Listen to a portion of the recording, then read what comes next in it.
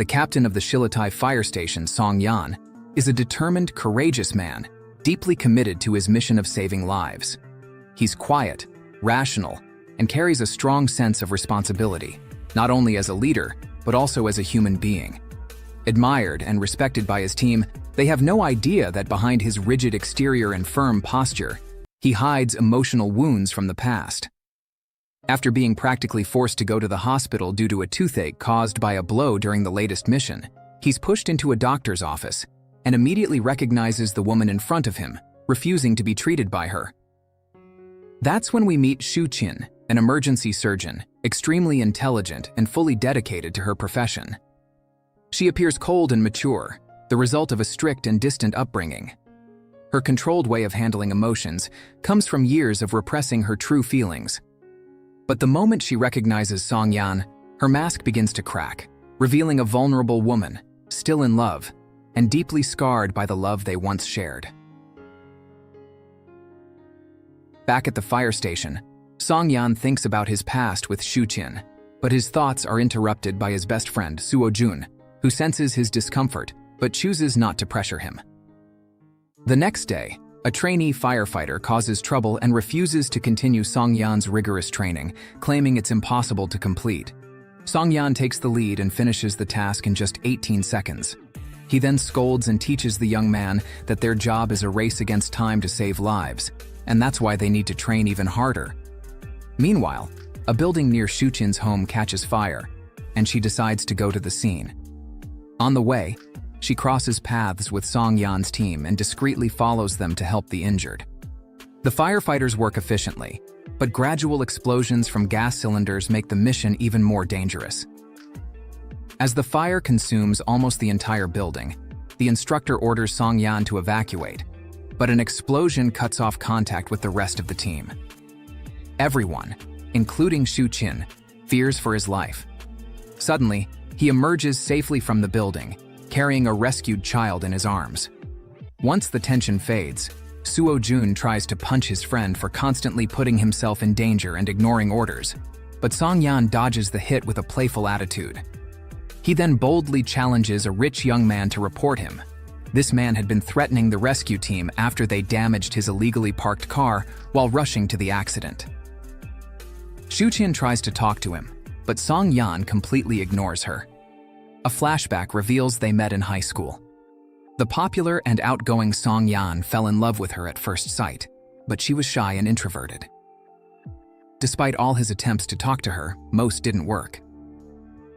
Later that night, Suo Jun and Song Yan talk about that past relationship. Suo Jun tells him he needs to decide whether to move on or let her back in. At the same time, Xu Qin also reminisces about their high school memories. Although she was quiet and shy, Song Yan was the only one who could break through her shell. She still keeps the box of sweets, the first gift he gave her. The other girls envied Xu Qin for getting close to Song Yan, but none dared to bully her because he protected her. The next morning, Song Yan is questioned by his superior due to multiple complaints, including not following orders and damaging private property. Li Meng tries to defend him, but Song Yan is forced to write a 3,000-word report to reflect on his behavior. Meanwhile, Xu Qin's co-workers gossip about her being from a wealthy and powerful family, crediting her hospital promotion to her background. She's no longer shy. In fact, she has become so confident that she comes across as arrogant. That night, she comes across a blocked road caused by an accident and rushes to help the injured. The police inform her that the ambulance hasn't arrived yet, but she freezes upon seeing that it's Song Yan and his team rescuing the victims. When the ambulance finally arrives, she tries to leave discreetly, but Song Yan notices her. While the injured are taken to the hospital, Suo Jun brings soup to Song Yan, who still hasn't eaten due to the toothache. Suo Jun reveals he's having a hard time with his family, and during an anonymous phone conversation, it's hinted that he's considering quitting or transferring. Song Yan senses something's wrong and tries to ask, but Suo Jun doesn't open up. The next day, while Song Yan pushes the rookies to their limits during training, Xu Qin continues her work at the hospital. Her colleagues still keep their distance, and when the hospital director proposes forming 2 emergency teams, everyone hesitates to join her team. A few days later, she decides to visit the places she used to go with Song Yan. And she remembers how happy, free, and whole she felt when she was with him. But now, all she feels is emptiness in her soul and sadness in her heart. She even goes to his home in a relatively poor neighborhood, but his cousin and aunt are not pleased by her visit. Song Yan's aunt seems a bit skeptical about Xu Qin's intentions, while Jai Miao reminds her of the pain Xu Qin once caused him. The aunt brings up all the blind dates she arranged for Song Yan and how he never showed up to any of them. Still furious, Jai Miao expresses her determination to keep Xu Qin away from her cousin, whom she considers like a brother. At the hospital, a seriously injured firefighter is brought to Xu Qin for emergency treatment, but just as she rushes to care for him, a couple starts causing a scene. The husband accuses her of negligence, despite the fact that his wife had already been treated for a minor injury that only required medication. When he lunges at Xu Qin, Song Yan steps in and intercepts the attack. While Xu Qin goes on to treat the wounded firefighter, Song Yan scolds his subordinates for not reacting fast enough when the man threatened the doctor. Then, he leaves before Xu Qin exits the treatment room, but she follows him outside with the excuse of wanting to thank him. Song Yan treats her as nothing more than an old schoolmate and makes it clear he would have done the same for any other doctor. When she invites him for coffee, he tells her to get in line, joking that there are already several women waiting to go out with him, clearly a tactic to push her away. Back in high school, Song Yan used to smoke a lot. When Xu Qin became his girlfriend, she gave him a lighter case with her face engraved on it, hoping that every time he reached for a lighter, he would think of her and stop smoking. After work, Xu Qin visits her family's home with her brother Yan Chen, where she discovers that her wooden sculptures have disappeared from her room. Upset, she confronts her mother about it. Chen Jin, her controlling mother, firmly orders her to give up such pointless hobbies, now that she's graduated from medical school. Xu Qin is instructed to engage in social activities within her elite circle, instead of doing volunteer work, which she actually enjoys. Just then, their cousin Yixiao arrives for a meal and seems to have a close bond with the siblings.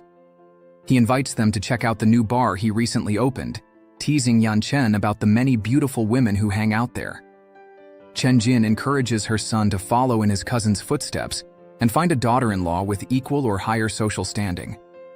She even gives each of her children an envelope containing photos of potential matches for blind dates.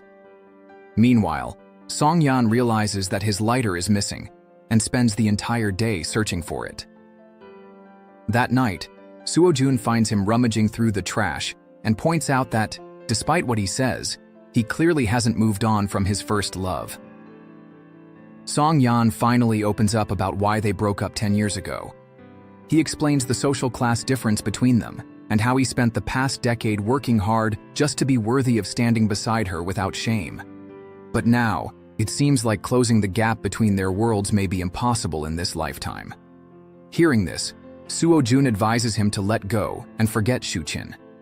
At the same time, Yan Chen presents two men for Xu Qin to choose from, making comments that suggest he suspects she is still in contact with Song Yan.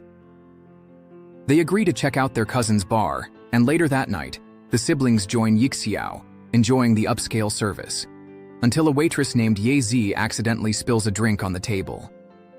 Unexpectedly, Yan Chen remains calm and doesn't seem bothered by the incident. He finds the waitress quite similar to his sister, and that seems to attract him. Xu Qin learns about a fire safety inspection scheduled for the building and eagerly hopes to see Song Yan among the officials. However, she's disappointed when Li Meng explains there's a separate department dedicated to prevention and building safety. Later, she tells Yixiao about her reunion with Song Yan, and he advises her to give up the idea of getting back together, as her mother would never approve of the relationship. After the talk, she heads to the restroom and sees a couple kissing, which reminds her of a party she once attended with Song Yan. At the time, he had gently covered her eyes after seeing a similar scene, knowing she felt embarrassed. Overwhelmed by nostalgia and longing, she goes straight to the fire station, hoping to see Song Yan. But he instructs the guard to say he's not there. Still, she notices him watching her from a distance. As Xu Qin walks away, clearly disheartened, Li Meng arrives and is confused to see her there, especially after they had just run into each other at the bar. Song Yan finally gets a long-awaited day off and returns home. His aunt tells him about Xu Qin's visit, but he coldly expresses his disdain for her. Another flashback shows them officially in a relationship, deeply in love. Song Yan had taken Xu Qin to meet his family and visit his home. She was charmed by the warm and welcoming atmosphere. And it was there, with guidance from Song Yan's uncle, that she discovered her love for wood carving. However, just days later, she abruptly broke up with him.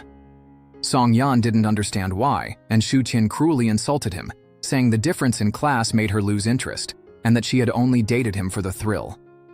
Song Yan realized she was lying and asked if her parents had forced her to end things, but she didn't answer and ran to the car. In truth, Xu Qin had been forced by her controlling mother to break up, and she cried bitterly as she watched him chase the car, unable to reach her. That night, Song Yan secretly snuck into her yard to leave a message on her window, asking her to meet him at the park. Sadly, she never showed up. The next day, Song Yan is called back to work due to a storm warning. Water begins to accumulate on the overpasses, and that night, Xu Qin's car breaks down on one of them while she's on her way to the hospital. The car starts to flood, and the doors are locked. Xu Qin calls emergency services, but as the water rises quickly, she panics. In the distance, she sees flashlights.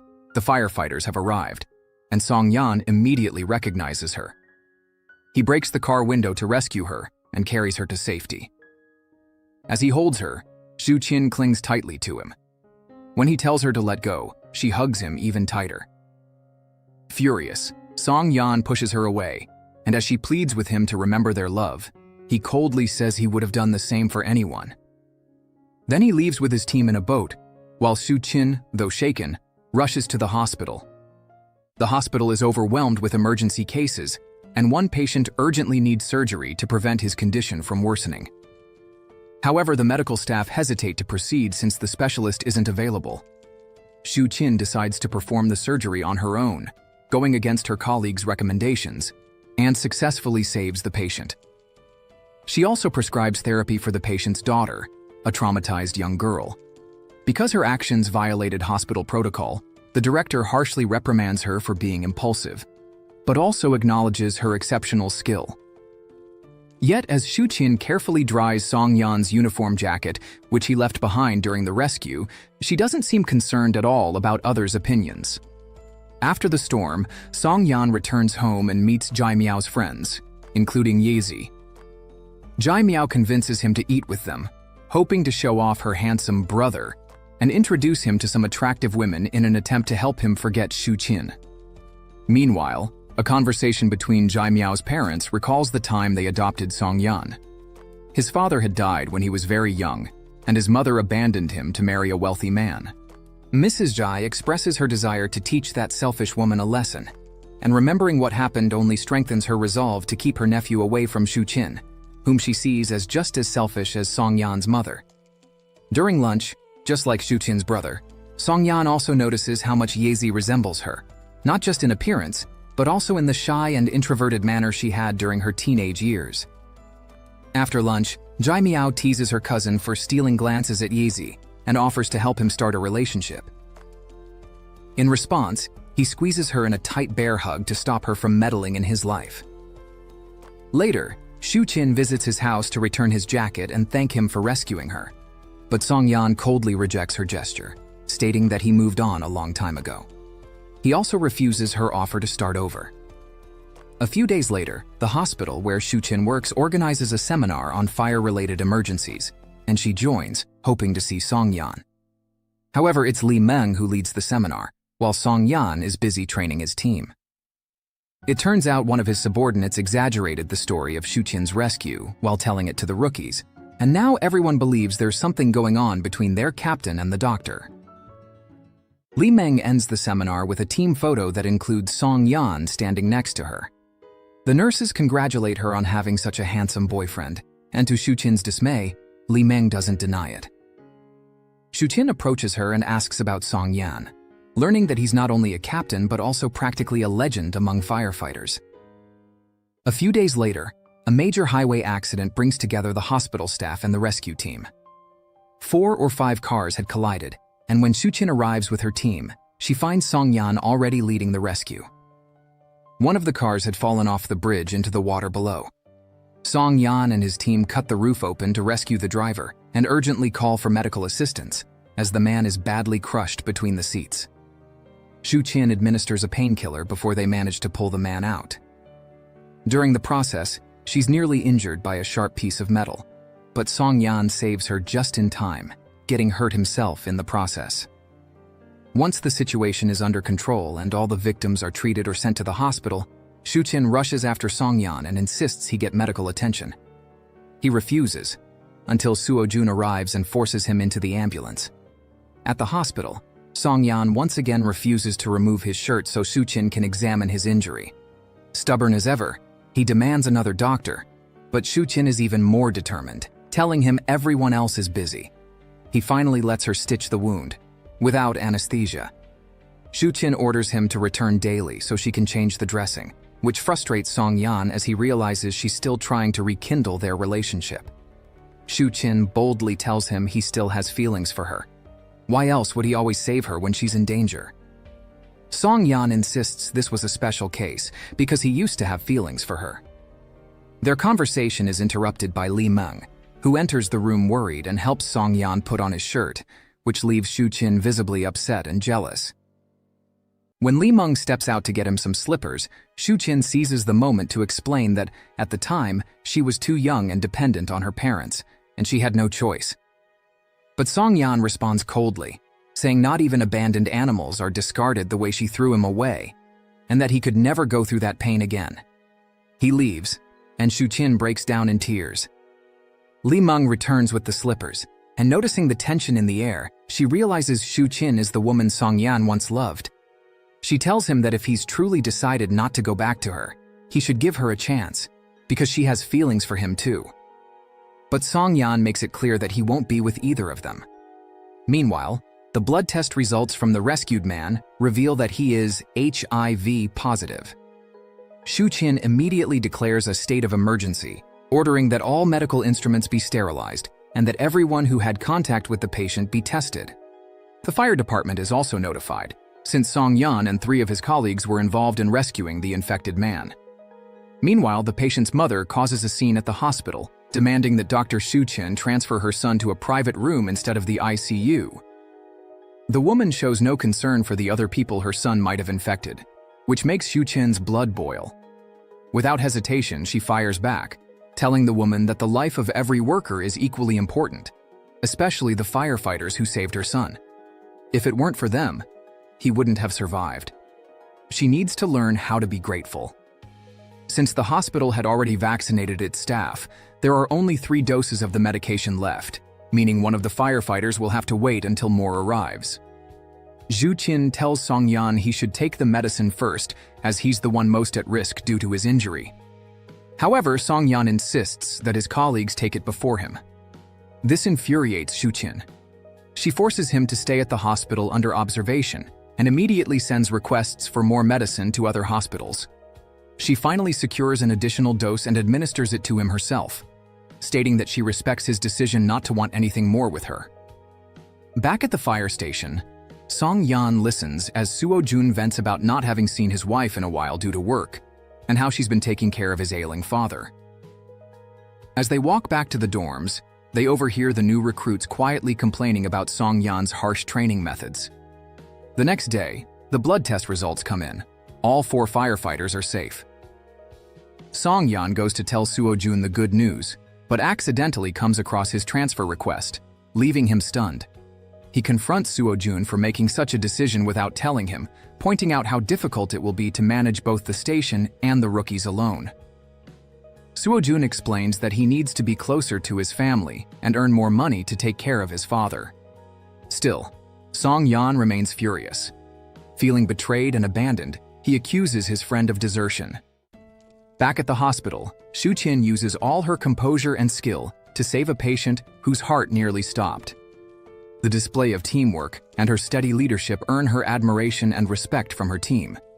Even Dr. Yang, the leader of the other team, who had doubted her, recognizes Xu Qin's talent. Later, Yang approaches her in the locker room and praises her for the excellent work that moved the patient's family to express their gratitude. Xu Qin responds that she's just doing her duty without expecting thanks, which only deepens Yang's interest in her. However, Xu Qin remains indifferent to forming bonds at work and doesn't open up. The next day, Song Yan takes out his frustration by pushing the recruits even harder in training. When Suo Jun tries to step in, he too is scolded, something that had never happened before. The subordinates notice it's the first time Song Yan has shown anger towards Suo Jun, even going so far as to ignore his attempts at reconciliation. Meanwhile, Yixiao meets with Yan Chen and brings up Xu Qin's recent reunion with Song Yan, noting that her feelings for him haven't changed. Yixiao says Xu Qin is very lonely and suggests that Yan Chen take her to his bar to introduce her to his ex-girlfriend Zhou Yan in hopes that they'll become friends. As Yixiao hoped, the two women hit it off right away despite having opposite personalities, even challenging each other to a drinking contest. Xu Qin emerges victorious, and as Yixiao carries them out, he jokes about blacklisting them from his bar. As Yan Chen escorts Xu Qin to her car, he bumps into Yezi, who apologizes for scratching his car with her bicycle. He tells her not to worry about compensation, and then takes his sister up to the apartment. After carefully putting her to bed, he settles onto the living room couch and recalls the first time he saw her. It's revealed that Xu Qin is his adoptive sister, and they are not biologically related. They met the night Xu Qin lost her parents in a car accident. Yan Chen's parents took him to the hospital to pick her up, and from that moment on, he became her older brother. He became instantly attached to her and would do anything to protect her, even secretly retrieving a toy their controlling mother had thrown away, defying her for the first time. The next morning, Xu Qin wakes up to find Yan Chen making breakfast. She tells him about her encounter with Song Yan and how he refused to give her another chance. Yan Chen listens quietly as she blames herself for everything and says she doesn't deserve love or recognition in life. A few hours later, Song Yan's team is dispatched on a mission. Xu Qin is surprised to see them at the entrance of her building. They're there to rescue a child hanging from the balcony just above her apartment. Song Yan safely rescues the child, and Xu Qin helps treat the boy's hand, which was stuck in the railing, while Song Yan holds the boy and watches her with admiration. When the child's parents arrive, they thank both of them enthusiastically. Xu Qin takes the opportunity while Song Yan is washing his hands to ask one of his subordinates for his contact number. He agrees, on the condition that she never tells the captain who gave it to her. Later, she offers Song Yan some tea as he comes out of the bathroom, and also helps treat a scratch on his arm.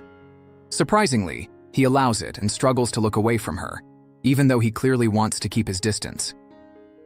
Xu Qin praises his skills in leadership, but he leaves before she can get any closer. She rushes to the balcony and shouts out, asking if he'll be free next weekend. But Song Yan completely ignores her. Even so, Xu Qin isn't discouraged and excitedly checks his contact profile.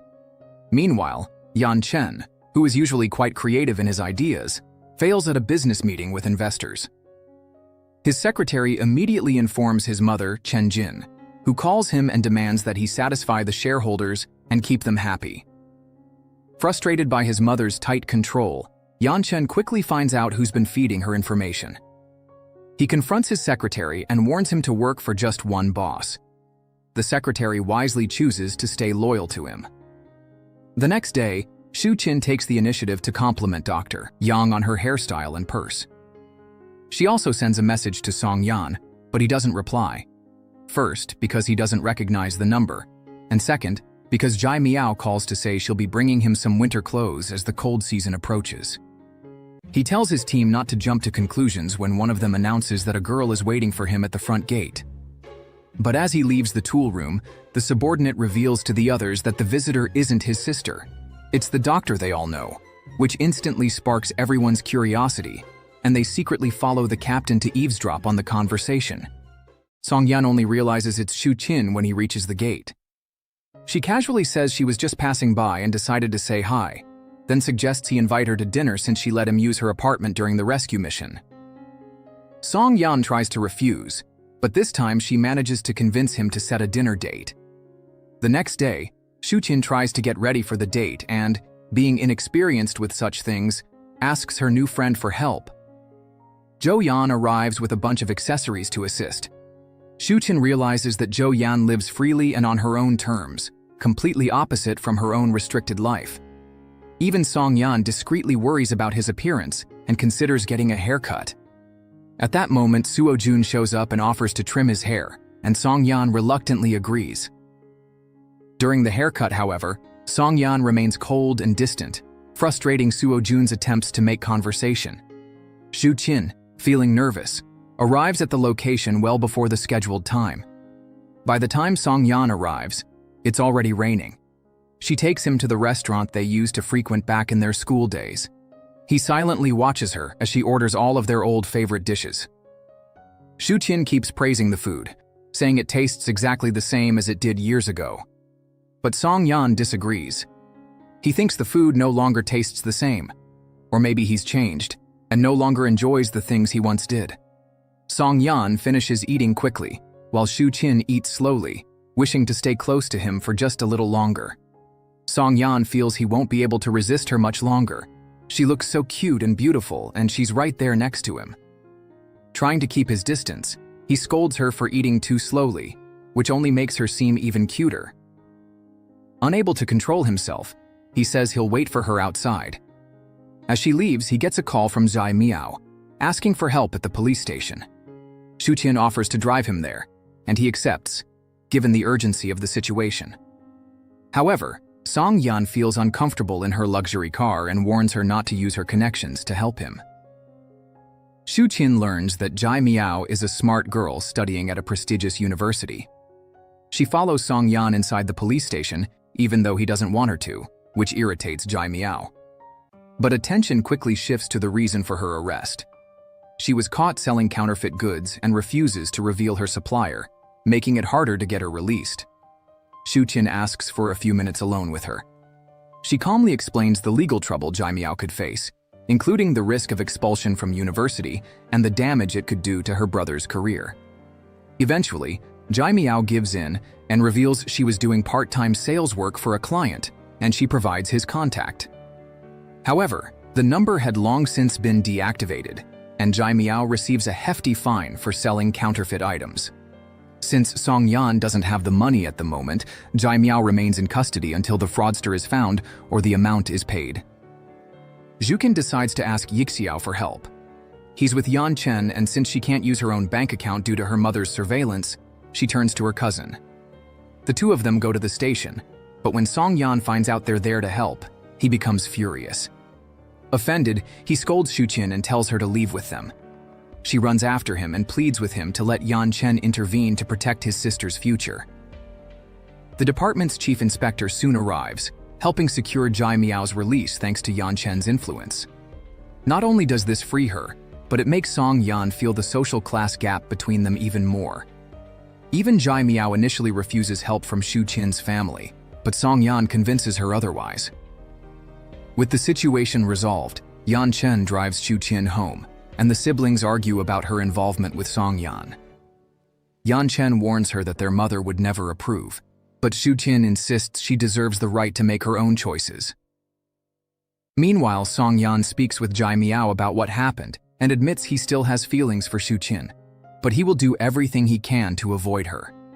Zai Miao, acting like a supportive sister, promises to treat Xu Qin better out of respect for her brother's feelings.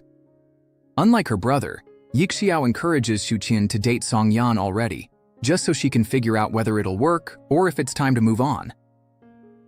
He tells her she can't keep hurting herself like this. Meanwhile, Song Yan's rescue team is dispatched to another emergency. A young woman is threatening to jump from a building. She was an ambitious girl who lost her job due to a cruel boss, and instead of support, she received only criticism from her family. Suo Jun tries to connect with her, sharing his own life experiences to build empathy, while the team prepares safety measures. He nearly convinces her to step back, but some bystanders start shouting insults, calling her useless and a disgrace to her family.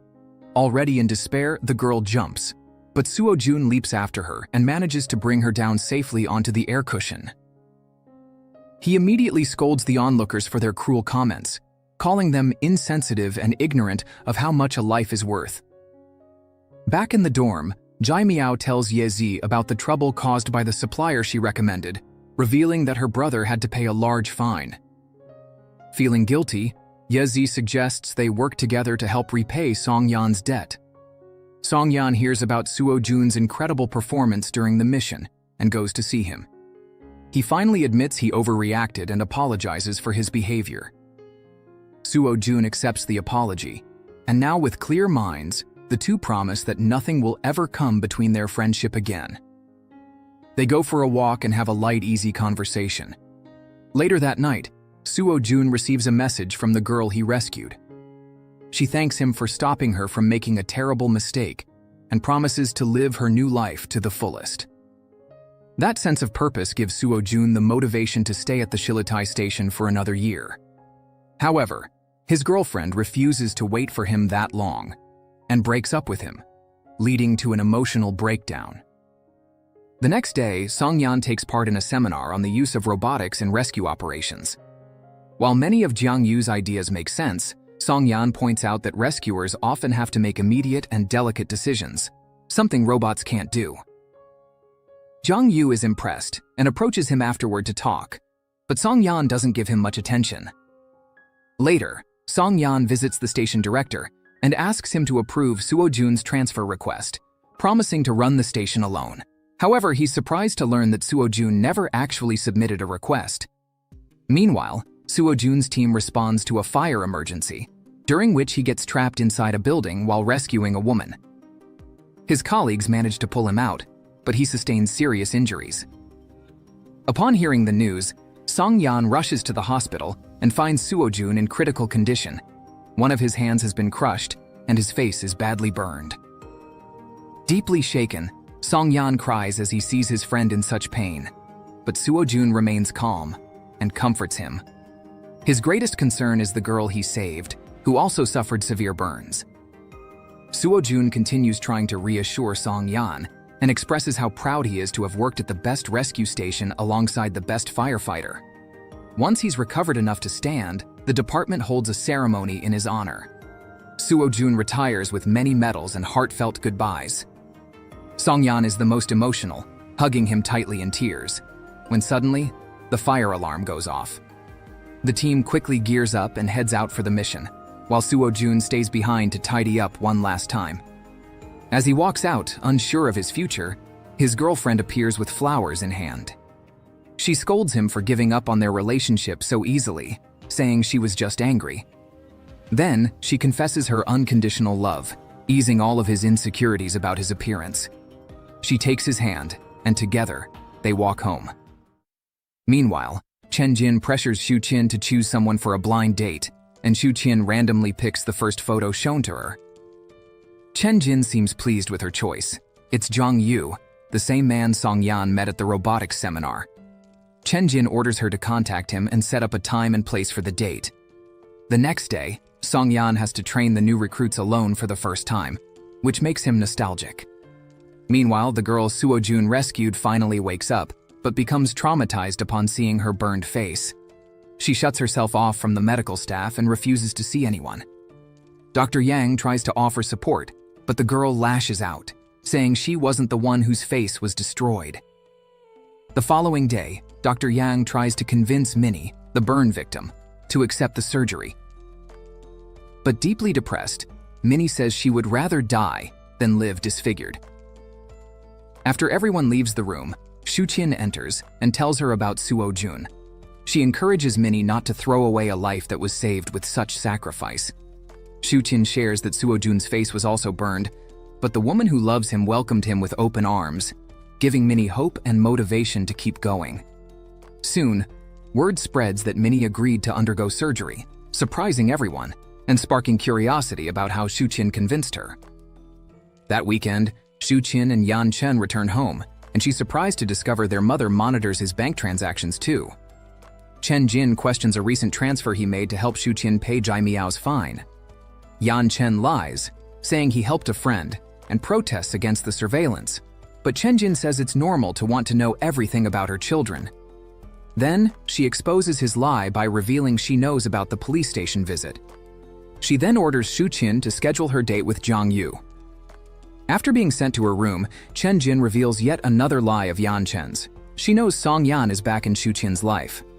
Later, Xu Qin meets with Jiang Yu, but they're just getting into their conversation when she receives a transaction alert from Song Yan, who returned the money she had lent him to help Jai Miao. She makes up an emergency at the hospital and leaves. Xu Qin tries to reject the money, but knowing he wouldn't accept that, she instead asks him to repay her with a dinner. Song Yan agrees without resistance. He seems to be considering giving her another chance and even tells his aunt about his decision to reconnect with his ex, which worries her. She fears he'll get hurt again. Xu Qin also talks to her mother about leaving the date early and subtly brings up the idea that she might like someone else. But Chen Jin calmly threatens her not to make her repeat the past. It's then revealed why Song Yan has treated Xu Qin so coldly. After their breakup, her mother sent her to study abroad.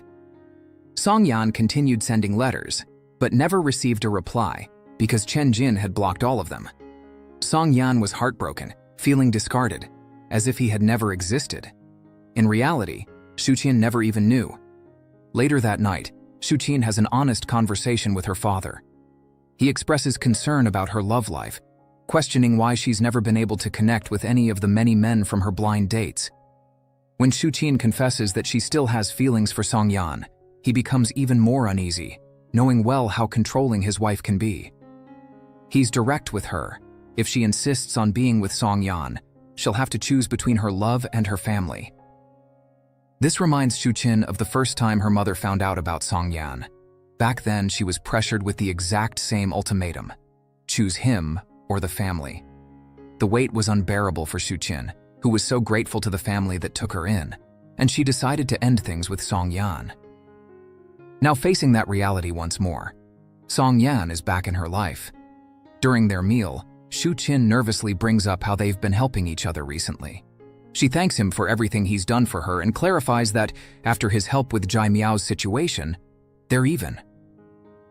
Song Yan, who already struggles to trust her again because of her overly logical way of thinking, doesn't argue much.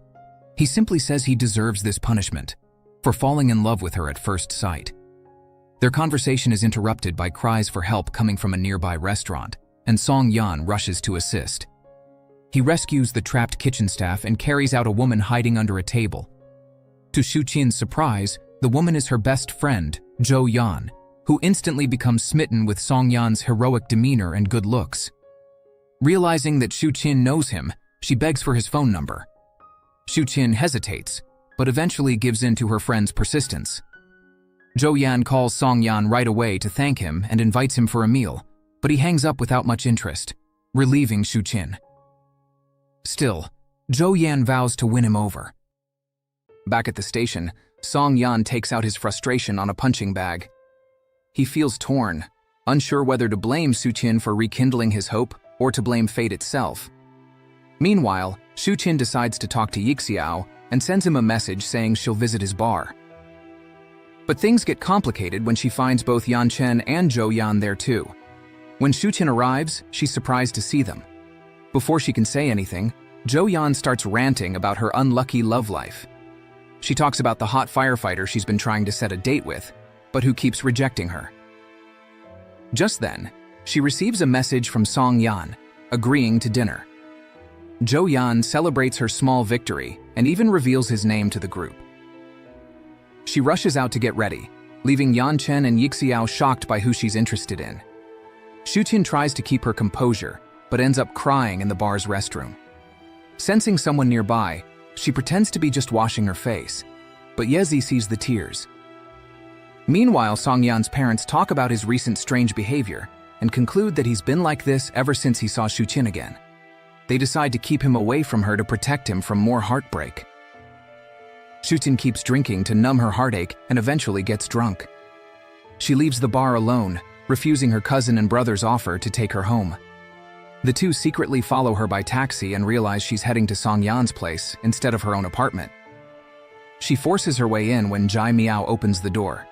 Jai Miao scolds her for barging in and demands that she leave her brother alone, now that he's decided to move on and go on a date.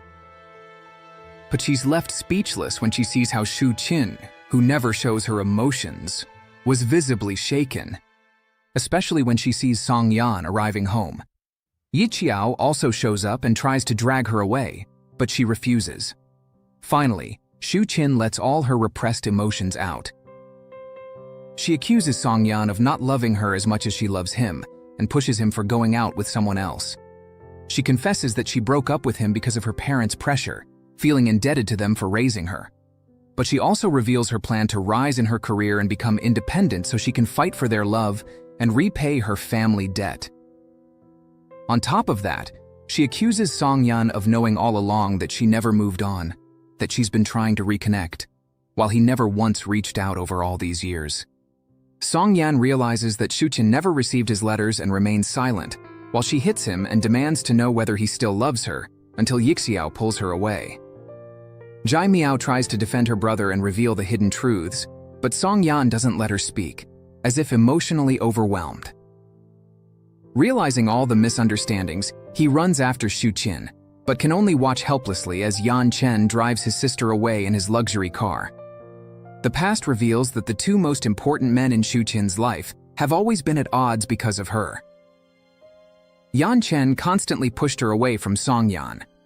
While Song Yan reflects on Xu Qin's emotional outburst, Yan Chen tries to take her to the family home, and Yi Qiao warns him to be careful with their parents. If they find out she's drunk, it'll be chaos.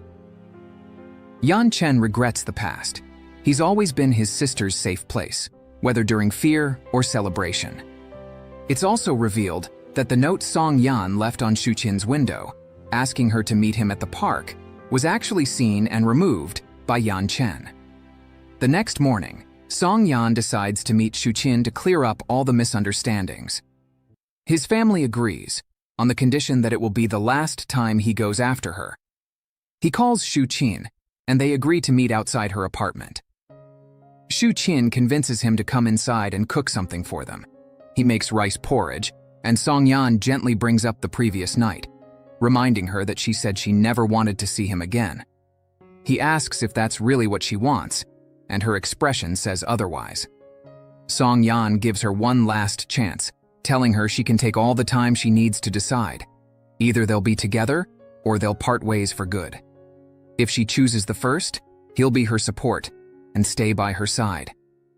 He then says goodbye, telling her he'll wait for her answer.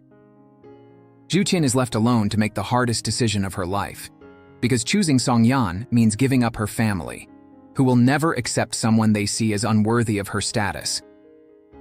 After much thought, she finally decides, and with tears in her eyes, she takes the bowl of porridge. Later, Yan Chen comes to pick her up and take her to the hospital. He notices her gloomy expression as she opens up, saying their lives are like wild animals in captivity. Freedom feels like a crime. She speaks of her helplessness under their mother's authority and says she doesn't deserve someone as good as Song Yan. When they arrive at the hospital, Yan Chen is visibly shaken by his sister's emotional state. He suggests they move to another country, but Xu Qin immediately refuses.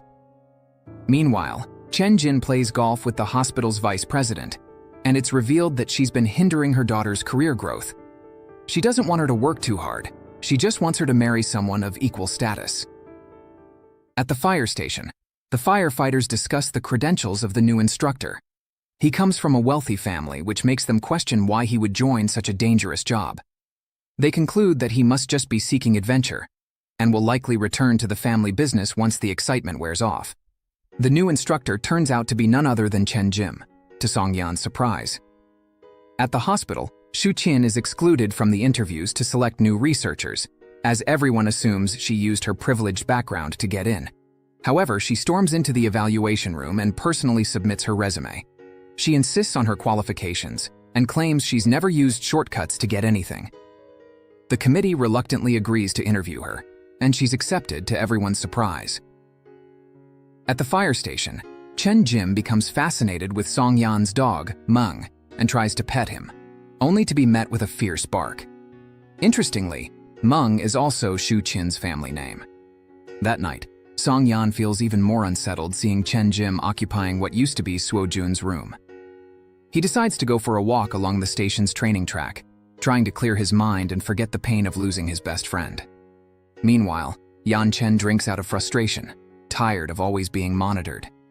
He feels the crushing weight of his mother's control. And now that even Xu Qin refuses to run away with him, it's clear she wants to stay and be with Song Yan.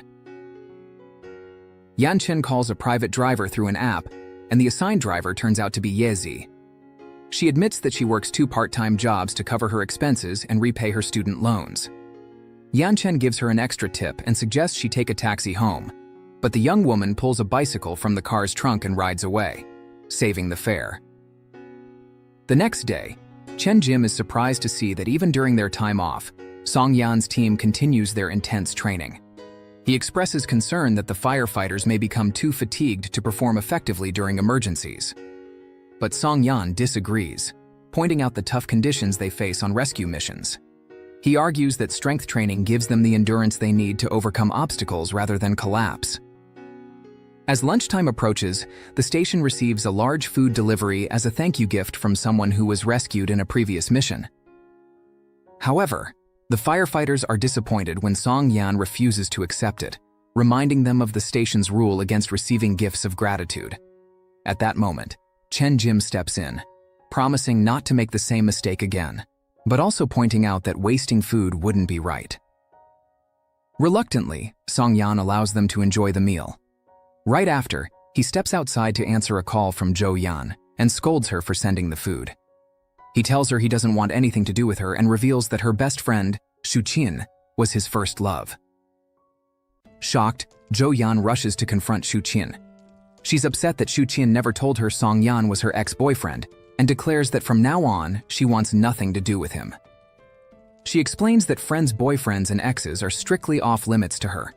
While Xu Qin apologizes for hiding the truth, Zhou Yan realizes the deep love still exists between them and encourages Xu Qin to fight for it, even if it means going against her family. Meanwhile, Chen Jim struggles with the younger recruits, as some of them refuse to acknowledge him as Suo Jun's replacement. They assume he'll quit soon due to his privileged background. On top of that, Chen Jim is unfamiliar with the intense training style enforced by Song Yan, as it's not something required elsewhere. To prove himself, he decides to join the recruits and runs the mountain trail with a heavy backpack. However, compared to the others, he struggles to finish the mission within the required time and falls behind. After everyone returns to the station, they realize Chen Jim is still missing. They wait a few hours but begin to worry as the weather suddenly turns bad.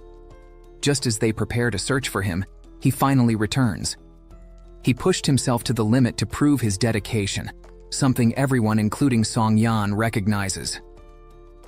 Chen Jim admits he wanted to show his resilience and commitment to the station.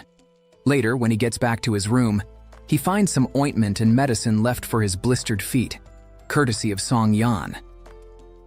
Meanwhile, Xu Qin returns home and finds her mother sitting in the living room.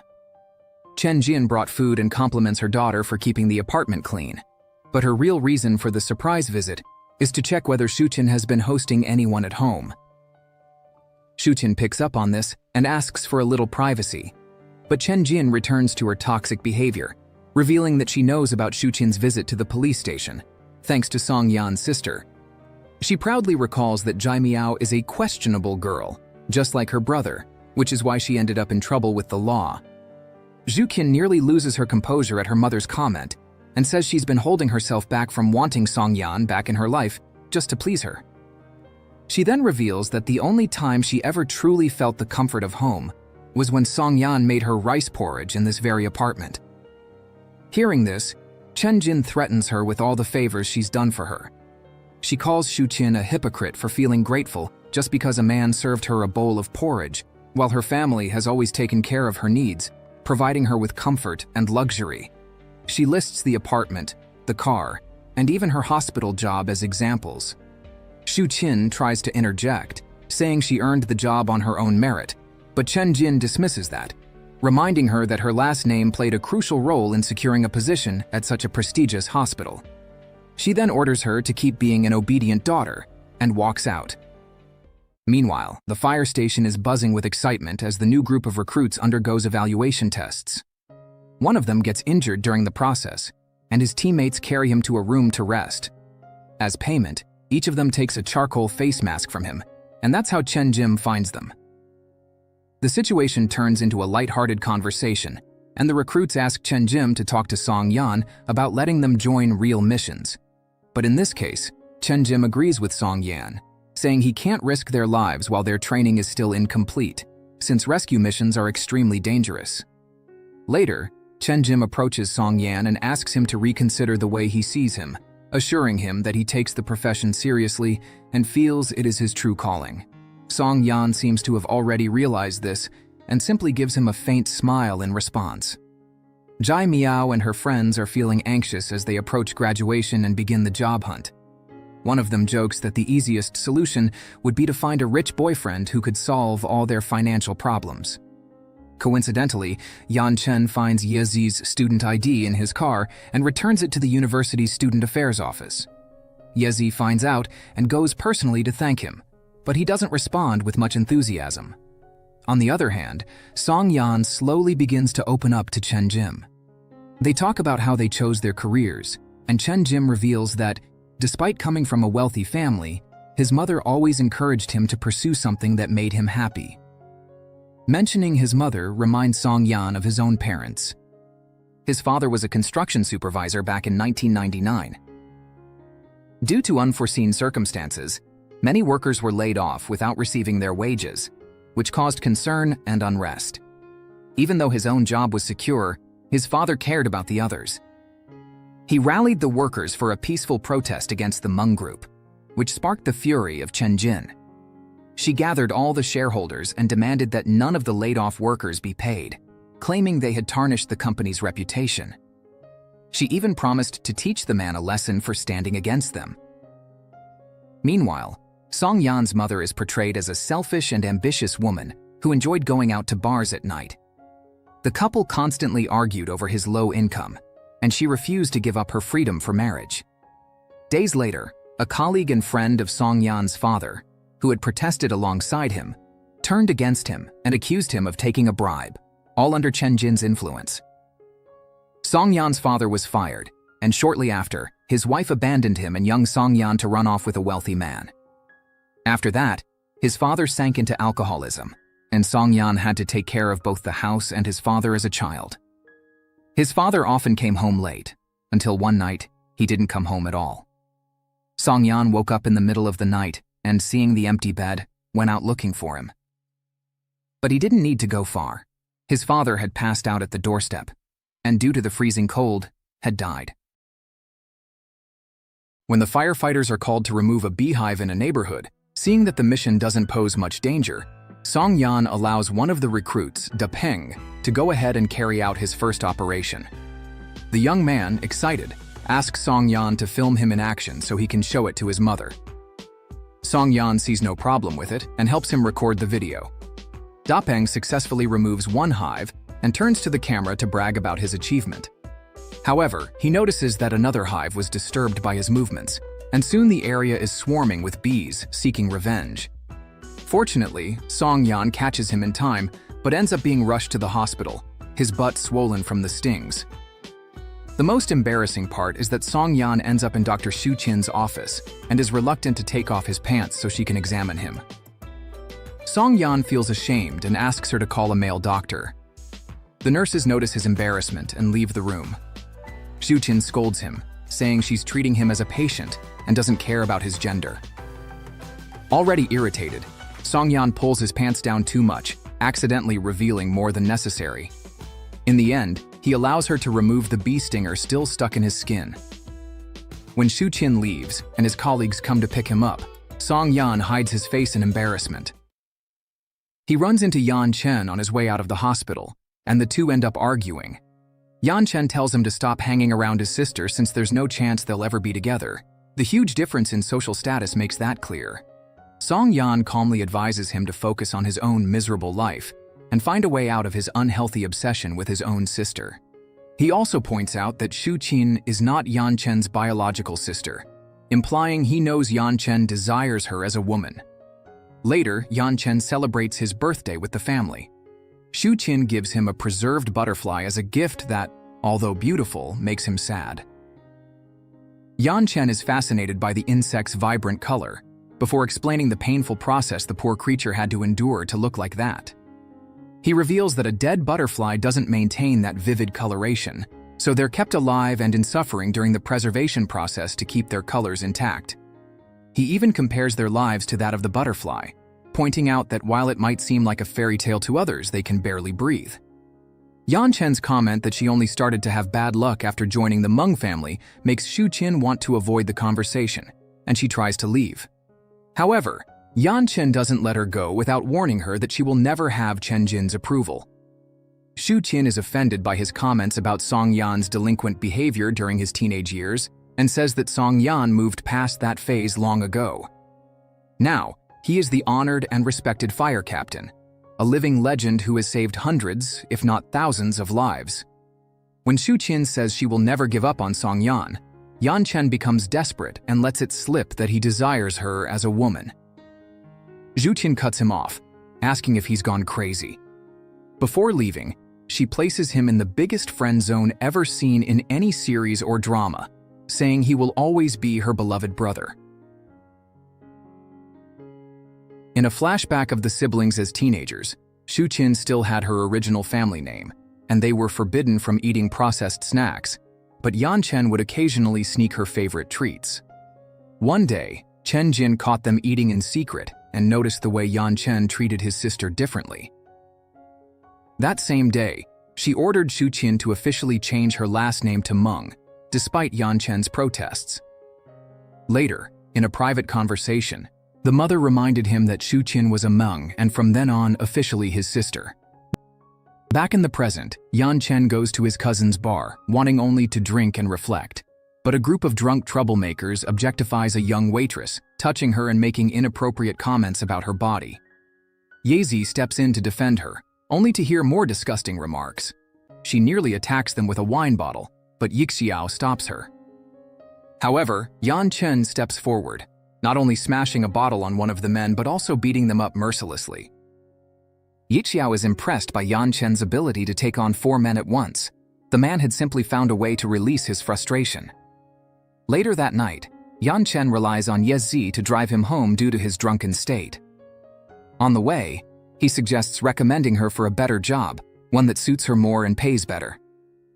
The girl seems surprised before stating she would never accept a job that went against her principles, but Yan Chen clarifies that it would be honest work. He wouldn't want to see her go down the wrong path. Meanwhile, the fire rescue station is dispatched to an emergency fire call in the middle of the night. The location is an abandoned building that was about to be demolished anyway. The team just needed to control the fire and prevent it from spreading to nearby structures. Although they were informed that the building had been evacuated, Song Yan decides to confirm by using a drone camera.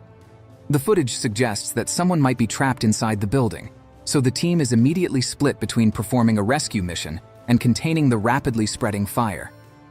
The young recruits are called into action for their first real mission, and the team is divided so that the veterans can guide the rookies properly. The firefighters finally find an unconscious elderly woman on the first floor and carry her out. However, Song Yan suspects there may be another survivor and eventually finds a little girl hiding inside a refrigerator.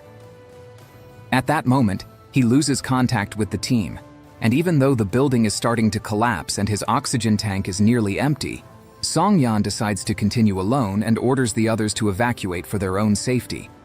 To everyone's relief, Song Yan also makes it out safe and sound. The little girl in his arms is immediately taken to the hospital and handed over to Dr. Song Yan's team returns to the rescue site to pack up the equipment and finish the operation. Jiang Yu delivers the sad news that the elderly woman they rescued earlier did not survive. She had inhaled too much smoke trying to protect the little girl. Song Yan praises his team, especially the rookies, for their hard work and announces he'll treat them to a good meal. The firefighters are taken to the same restaurant he used to frequent with Xu Qin. They enjoy the fried chicken, while Song Yan and the veterans tease the rookies for being smitten by the beautiful women who passed by. One of the young men had expressed a desire to have a girlfriend, and the others joked that he wasn't qualified since he had neither money nor status. That comment made Song Yan reflect on his own relationship with Xu Qin. Meanwhile, The rescued child's condition continues to worsen at the hospital. The doctors discuss what the best course of treatment would be. The approach suggested by Xu Qin seems quite risky, and the other doctors hesitate to take that route. The team explains that the girl was rescued by firefighters who risked their own lives. If something happens to her in the hospital, the media will publicly crucify them. Xu Qin, however, insists that the treatment decision must not be influenced by fear of reporters. Dr. Yang insults Xu Qin, saying she's only able to make such a bold decision because she doesn't care about the consequences. After all, the Meng family is more than capable of getting her out of any trouble. Xu Qin ignores the remark and stands firm in her decision. The next morning, she faces criticism from the senior surgeon for ignoring protocol. However, he admits that it was the right decision at that moment, and the little girl will wake up in a few hours, safe and sound. Xu Qin informs Song Yan about the girl's recovery, which makes him very happy, until Zhang Yu approaches him. The man seems quite inspired by Song Yan, and has a knack for reading his facial expressions. Right now, he's curious to know what bothered Song Yan during the meal that made him stop smiling so suddenly. Song Yan manages to dodge the question and continues refueling the emergency trucks. Sensing his discomfort, Zhang Yu changes the subject and shares that the girl they rescued was actually abandoned by her own mother, who chose to follow a wealthy man. This brings back memories of Song Yan's childhood. He had once followed his mother to her new wealthy husband's home and saw her being mistreated by her stepson, yet still humiliating herself to please him. The young Song Yan was left in tears as he realized he was nowhere near as important to her as her stepson. The rescued girl regains consciousness and finds Xu Qin by her side. She says she dreamt of being on a boat drifting down a river with her grandmother, but Xu Qin appeared like an angel and took her away. As Xu Qin leaves the room, she is surrounded by reporters who tell her about the girl's mother abandoning her and ask her to say something to encourage the woman to return to her daughter. Xu Qin refuses, believing the child will have a better life without such a selfish mother. Since the woman chose to give up the baby, she doesn't deserve to be called a mother. Song Yan, who heard everything, approaches her after the reporters leave and praises her for her courage in defying the odds to operate on the girl. He's clearly impressed by how confident she has become, while Xu Qin admires his bravery and leadership in successfully carrying out such dangerous missions. It's as if they are getting to know each other all over again. And better yet, falling even more in love with these new versions of themselves. Song Yan says he's there to return the toy the child was holding during the rescue, and Xu Qin takes him to her. He secretly watches as she hands the toy to the girl and plays with her. The scene reminds him of the time Xu Qin secretly followed him to see his mother. Song Yan had been deeply shaken by witnessing his mother being insulted by her drunk husband, yet still treating him kindly just because he was rich. Song Yan crumpled her photo and realized that woman was never really his mother. The young and inexperienced Xu Qin, trying to cheer him up, offered him money, having learned from her own mother that money solves everything. But of course, Song Yan refused. Later, Xu Qin asks Song Yan about his weekend plans, and he doesn't oppose her suggestions. However, they have to abandon the idea due to a phone call from Chen Jin, who pressures her to visit home over the weekend to meet her suitor, threatening to pull her from her job if she refuses. With no choice, since she still hopes to advance in her career to gain financial independence, Xu Qin ends up sitting with her mother and Zhang Yu's mother. The woman believes Xu Qin and his son have a lot in common. Xu Qin chose medicine over the family business, and he left the family company to become a firefighter.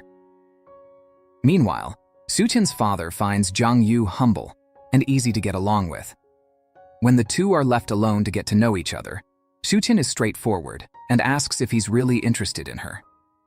Zhang Yu admits that he likes her and thinks she seems like a good person.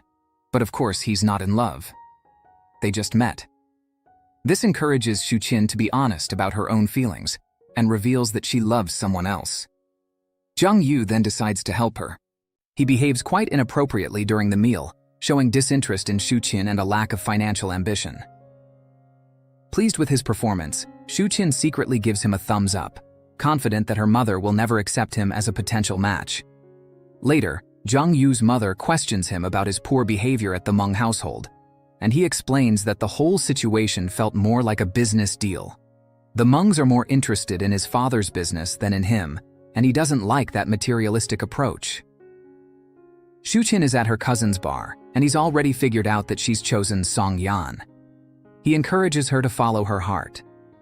Xu Qin admits that she wants to be with him, but since both of them have changed so much, she fears their love might only live in the past and that they could end up breaking up, something she wouldn't be able to endure again. Song Yan also seems conflicted about their future. Zhai Miao notices his sadness during breakfast and begins questioning him, despite their parents trying to stop her.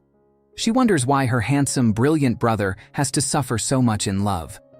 She suggests that he move on and forget Xu Qin for good, but Song Yan says his sister doesn't know the Xu Qin that he knows. She may take time to make a decision, but once she does, it's final.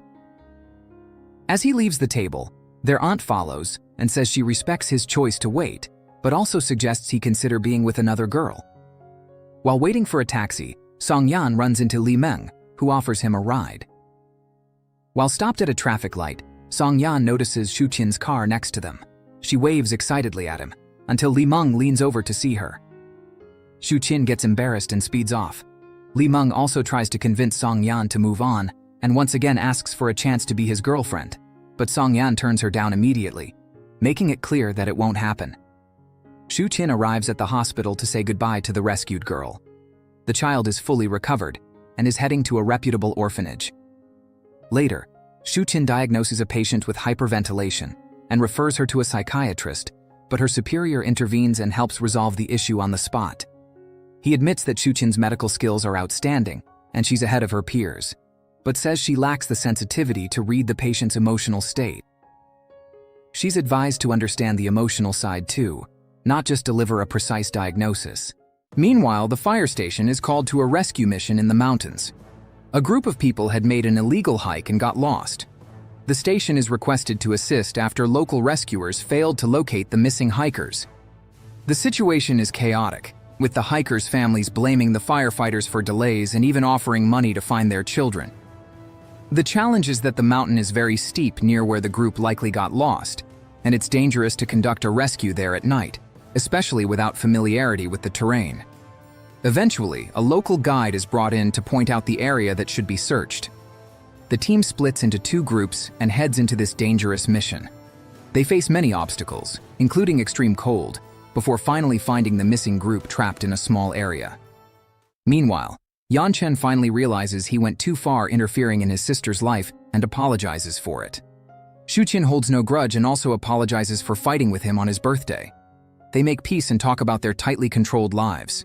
Xu Qin admires her brother's ability to adapt, even when he dislikes something. She, on the other hand, can't stand living with a choice that goes against her will. Back with the firefighters, they rescue the group of young people, but one of the girls appears to have a broken leg. She refuses to be moved, as any motion causes her severe pain. With no other option, Song Yan calls Xu Qin for instructions on how to administer first aid, so the girl can be transported to the hospital. Yan Chen, seeing that his sister is still involved with the firefighter, asks if she's made a decision.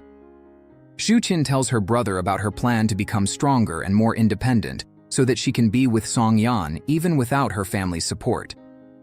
As the rescue team brings the youths back to base camp, a firefighter slips and falls down a slope. To make things worse, his foot gets trapped under a heavy rock that won't budge, even when Song Yan climbs down to help.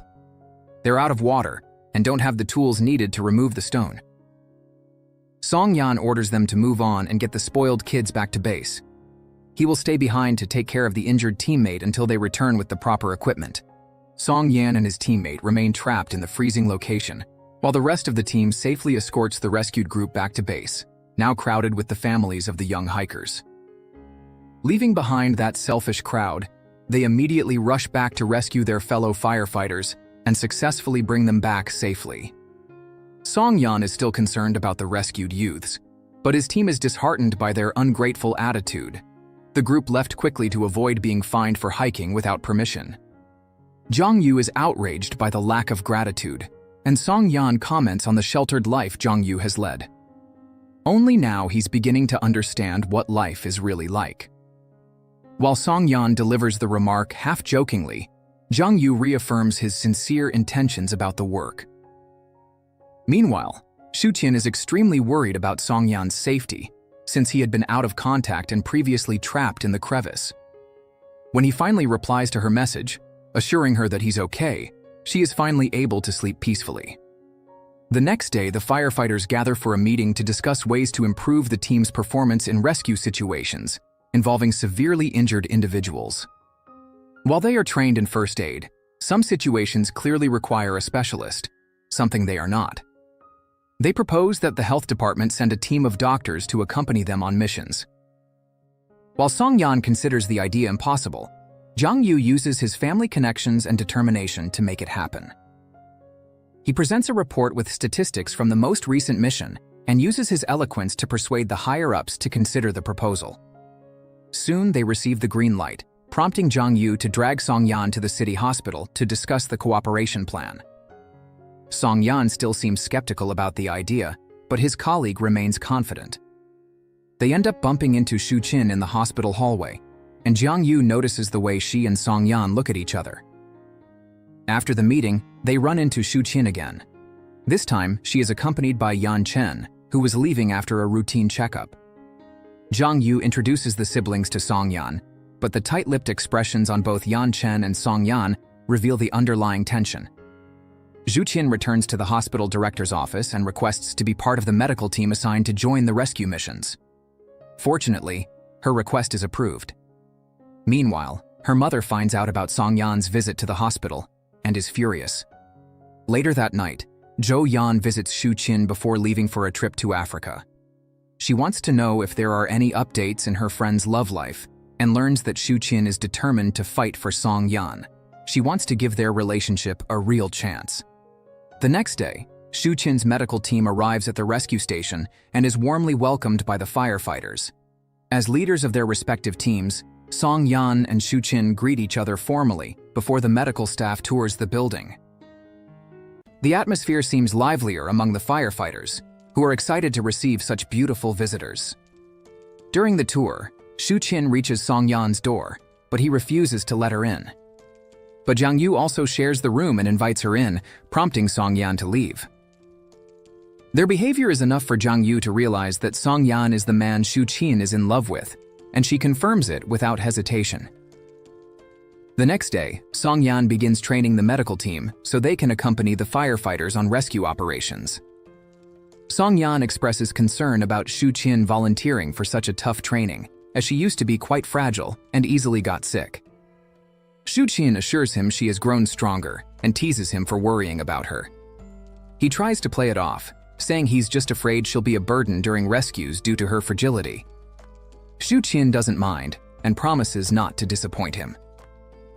As dinner time approaches, he finds her as the last one at the table and gently scolds her for still being a slow eater. He also orders her to finish all her food to withstand the tough routine, and she gladly complies. Meanwhile, Zhai Miao and Yezi are in a tough spot. Both are finding it increasingly hard to get decent jobs. Miao suggests Yezi become a streamer, taking advantage of her good looks. The nurses from Xu Qin's team come across a sweet gesture when they discover that one of the firefighters always stands guard outside the bathroom when the girls are showering, just to prevent any accidents. The next day, it's the medical team's turn to train the firefighters in emergency first aid. Xu Qin asks for a volunteer to demonstrate procedures in real time, and the firefighters, aware of the chemistry between the two, push Song Yan forward to be her test subject. Xu Qin uses him to demonstrate how to stop bleeding and handle choking incidents. Song Yan gets distracted while looking at her, but quickly becomes embarrassed when she asks him to take off his shirt. The nurses get excited upon seeing that his body is just as attractive as his face. One by one, Song Yan's colleagues touch him to familiarize themselves with the exact points for applying emergency techniques. He loses his patience and abruptly walks out, while Xu Qin's team sighs over his amazing physique. In the next stage, each medical professional is paired with a firefighter to train for emergencies like ladder climbing. Xu Qin is paired with Song Yan, but he orders a subordinate to take his place. The firefighter escorts Xu Qin to the top floor and prepares the ladder so she can descend quickly and safely. Xu Qin completes the task perfectly, but her team struggles, afraid of heights and injuries. One of the doctors even starts crying, much to her partner's dismay, Later, Song Yan finds Xu Qin at the gym, where she complains that he's been avoiding her. To keep up with him, she increases her treadmill speed until Song Yan has to personally turn it off so she doesn't hurt herself. He explains that he's only trying to avoid gossip, but Xu Qin says she doesn't care about that. As she's about to leave, she suffers a leg cramp from overexertion. Song Yan gently helps her back to the machine so she can sit and massages her leg, making her groan in pain. However, the suspicious sound draws the attention of nearby firefighters who were training. Once they understand what's going on, they pretend not to notice and return to their drills. Still, unable to resist their curiosity at seeing their captain flirting, they unintentionally ruin the romantic moment, and the two leave quietly. Ye lands a part-time job at an art gallery thanks to Yan Chen's connections. When her boss learns about her ties to such a wealthy businessman, he becomes curious about the real nature of their relationship. Ye's explanation, that she only worked at his cousin's bar, doesn't seem convincing, especially since it was Yan Chen's secretary who personally recommended her for the position. The man even offers her money to get closer to Yan Chen and invite him to a thank-you dinner, but she immediately refuses. Back at the rescue base, Xu Qin finds Song Yan walking his dog. The dog approaches her affectionately, prompting her to brag about being good with animals. However, Song Yan replies that it's only because they share the same last name, which makes Xu Qin furious. But when he runs and calls for Ming to follow, she ends up running after him, following his lead. That same night, the medical team faces their first emergency around midnight, when a packed bus loses control and flips off a hillside, coming to a precarious stop at the edge of a cliff. One of the passengers breaks free and tries to evacuate the bus through the rear door. He manages to save many people, but a few are still inside when the vehicle loses balance and falls into the ravine. The firefighters arrive quickly and are briefed about the accident and the possibility of survivors below. The injured are given first aid, while Song Yan and his team descend into the ravine to search for survivors. They find several wounded passengers in the wreckage and manage to rescue them. However, the hero who helped with the initial evacuation is still missing. His girlfriend, desperate, pleads with the team to keep looking. He is finally found several meters down, in much worse condition than the others. His vitals need to be stabilized before he can be transported to the hospital. By the time the rescue operation ends, it's already morning. The firefighters celebrate and take a well-deserved water break. Xu Qin shares a bottle with the man she loves, who praises her dedication, and she reveals that her courage is inspired by him. The mission ends with her helping Song Yan and his team capture the memory of this victorious day with a photo. Meanwhile, the injured are taken to the hospital in ambulances. The incident becomes a trending topic in the media, with several reporters interviewing survivors. Everyone praises the man who risked his life to save others, until two women show up at the hospital and drop a bombshell. They accuse the supposed hero of being a financial scammer who deceived several women, including themselves. The news spreads like wildfire and reaches the rescue base, which is soon surrounded by the press. The reporters want to interview the star of the operation, and Li Ming directs them to Song Yan. He tries to avoid the interview, but she encourages him. After all, this could help him get promoted. However, he redirects them to Xu Qin, telling them how she heroically saved lives. The journalists then decide to interview her instead, leaving Li Ming burning with jealousy. Meanwhile, Zhang Yu confronts Song Yan for subtly trying to highlight Xu Qin. We find out that he wants to remove the label of privileged rich girl from her and show the world that she's truly capable and doesn't need her family's influence. Li Ming interrupts them and shows the online rumors about the accident hero being a scammer. Song Yan notices Xu Qin's jealousy upon seeing him close to Li Ming and confronts her about it. He warns her to be prepared to see him with someone else if she takes too long to make a decision, and he decides to move on. Meanwhile, love begins to blossom among other members of the team. The hero is taken into police custody once his condition stabilizes. After a life of deception, he feels fulfilled for the first time after saving lives. His current girlfriend, torn by the fact that she too was scammed and lent him money, struggles to reconcile the deceitful side of him with the public hero image. Their story ends with Xu Qin helping her understand that people can be both good and bad at the same time. Li Meng inspects a burned building accompanied by Zhang Yu. Their mission is to identify the origin of the fire, but they are constantly interrupted by the factory owner, who insists the blaze was caused by an electrical short circuit. However, Li Meng finds traces of kerosene. The owner then calls his henchmen and threatens the two, demanding they write a report that would help him claim the insurance money. Their refusal leads to a physical assault by the criminals. Since they are prohibited from retaliating against civilians, they're at a disadvantage. Realizing the situation is escalating, one of the firefighters escapes with the evidence. When Song Yan finds out what's happening, he disregards protocol and jumps into the fight to defend his teammates, turning it into a full-on brawl. The factory owner tries to silence the matter with a bribe, but Song Yan won't allow it. Instead, he shouts his name and department, so the man knows exactly who he's dealing with if he dares seek revenge. Xu Qin doesn't hesitate either. When one of the henchmen threatens Song Yan, she pours a generous amount of medicinal alcohol on his wound, making him scream in pain and vow revenge on her too.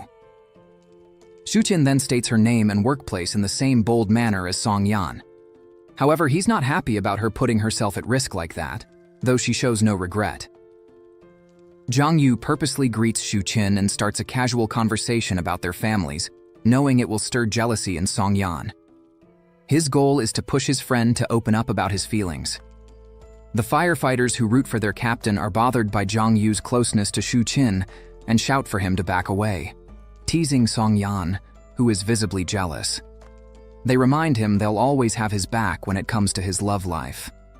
Before leaving, Song Yan can't resist taunting the factory owner, who's busy filing an official complaint against him.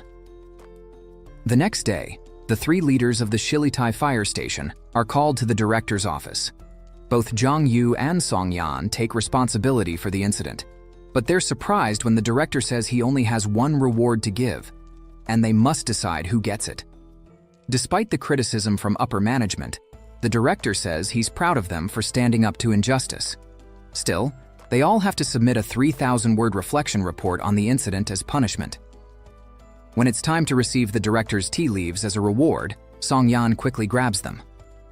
On the way out, Zhang Yu thanks Song Yan for helping the other day, but quickly shifts the topic to Xu Qin.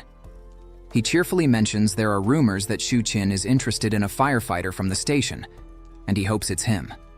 He thinks they'd make the perfect match, since he's good-looking and has a great personality, while she's serious and focused. Annoyed, Song Yan retorts that Zhang Yu's impression of Xu Qin is completely wrong, that she's the opposite of what he thinks. Zhang Yu then directly asks if he likes her. The persistent questioning irritates Song Yan so much that he finally admits it. Yes, he likes her. To Song Yan's surprise, Zhang Yu celebrates like he just won a challenge, thrilled that he got him to confess his feelings. Now that they're close friends, there's no going back. That night, Zhang Yu visits the junior firefighters, who are frustrated by how the situation was handled, blaming the department's strict rules against retaliation. He later returns to his room and tries to vent to Song Yan, now that they're best friends, but Song Yan ignores him. The next day, Song Yan gathers all the firefighters involved in the factory fire case and takes them to the police station to identify the men who attacked them. The criminals continue to mock the situation until they're informed that their punishment will be much harsher for assaulting firefighters on duty. 3 years in prison and double the fine compared to a regular fight. As the attackers panic, ready to beg and fall to their knees to avoid the sentence, the firefighters feel immense satisfaction and pride at the justice being served. The juniors return to the base with renewed spirits. Song Yan's firm stance in defending their honor proved that they are valued. And now, all the recruits look to their captain as the role model to follow. At night, everyone resumes the routine of cleaning the courtyard. They come across a few kittens, and some of the firefighters take it upon themselves to feed them. One of the kittens, however, seems down and refuses to eat, leaving them worried about its well-being. Xu Qin helps examine the kitten and assures them that it's just scared and will be fine with time. Seeing her care so gently for the animal, Zhang Yu suggests that she adopt it to keep her company at home. Xu Qin turns down the idea, saying she wouldn't have the time to take care of it. The conversation then shifts to Song Yan's dog, Meng, whom he announces he plans to put up for adoption soon. That hits a sensitive spot for Xu Qin, as it feels like Song Yan is getting ready to give up on her and move on. Yezi faces a new issue with her boss, the owner of the art gallery, who continues to pretend he cares about her while crossing boundaries and making her uncomfortable in various ways. Yezi can barely step outside for air without him following her, asking if she's okay and offering to take her out to dinner. Yezi notices that Yan Chen has stopped visiting Yixiao's bar, realizing that he only ever shows up when accompanied by his cousin. Yan Chen, meanwhile, decides to bring lunch to the hospital where Xu Qin works, only to be informed that his sister has been transferred and is now permanently stationed at the fire rescue base. That same sister is currently very busy discussing reports with Zhang Yu and Song Yan, while discreetly taking a few sips from Song Yan's coffee mug. Zhang Yu watches in astonishment as Song Yan hands Xu Qin another cup and then casually returns to drinking from his own mug, as if sharing like that were completely normal for the two of them. Witnessing the couple's interaction, Zhang Yu remarks that this is no time for flirting. There's an important matter at hand. He informs Song Yan that the firefighters want to return home and visit their families during the upcoming holiday. However, the request seems impossible to grant, given that autumn is approaching, a season when forest fires are more likely to occur. Seeing this, Xu Qin proposes a touching solution. The next day, everyone finds their favorite meal in front of them, lovingly prepared and sent by their families. Zhang Yu stands up to share the news and plays recorded messages from their loved ones. The atmosphere instantly becomes warm and cheerful, prompting Song Yan to praise Xu Qin's wonderful idea. She teases him for thinking she's a cold person, but he surprises her with a sincere and heartfelt reply. He says he knows that her cold exterior is just a shield to protect the sweet Xu Qin he knows. The firefighters are called out again, this time to rescue a man trapped under his furniture. He barely manages to make a call for help, and they have to break down the apartment door to reach him. Once they free the man, something about him seems off, and they immediately call the medical team. Although he appears fine aside from slightly high blood pressure, Xu Qin notices something strange and suggests taking him to the hospital. However, he locks himself in his room and refuses to go, threatening to file a formal complaint if they try to force him. At Xu Qin's request, Song Yan decides to break down the door. Sure enough, they find the man unconscious. He is rushed to the hospital, followed closely by his family. Just like the man, his relatives refuse to believe anything could be seriously wrong. They accuse the medical team of being inexperienced and allow the media to cover the case. At that moment, Song Yan steps forward to silence them in front of the reporters. With firm authority, he tells them to wait for the diagnosis instead of acting like healers. If their interference causes any delay and harms the patient, they will be held accountable. The warning scares them, and they back off. Li Meng, who has been by Song Yan's side the entire time, watches in admiration at how love can change a person. She can hardly believe she's seeing Song Yan face the media for the first time. And yet, she commends his actions. The patient's diagnosis confirms exactly what Xu Qin had suspected. He had a life-threatening condition, and if it hadn't been treated immediately, it could have been fatal. An emergency surgery is performed to resolve the issue, and his parents and siblings offer a shy but heartfelt thanks to everyone involved. The hospital director is so impressed by Xu Qin's medical skills that he finally decides to seriously consider promoting her. He orders her to finish her training with the firefighters as soon as possible and return to the hospital. Back at the station, Xu Qin meets Song Yan, who gives her a sweet and thoughtful gift, a small aquarium with its own ecosystem. He comments that the fish match her lifestyle. Immediately, Xu Qin expresses the desire to give him something that also suits his temperament. Song Yan smiles, hopeful, but that feeling quickly turns into disappointment when he finds a cute little turtle on his desk. The girl he likes gave him the animal, wishing him a long life like a turtle's. However, he feels a bit let down, wondering if she sees him as slow, and playfully teases her by thanking her for the food she sent for his dog. A few days later, Song Yan is tasked with doing the station's grocery shopping and takes a colleague with him to the market. Unbeknownst to them, Xu Qin is also in the same supermarket with her brother. Yan Chen is concerned about her health and expresses dissatisfaction with the exhausting life she's chosen. He doesn't seem entirely convinced when she insists it was her own choice. Things escalate when they run into Song Yan, who orders Xu Qin to return to the station before report time. This leads to a heated argument between Song Yan and Yan Chen, who believes the medical team is under no obligation to treat him like their superior. Xu Qin's battle between heart and reason intensifies, and this time she chooses to follow her heart.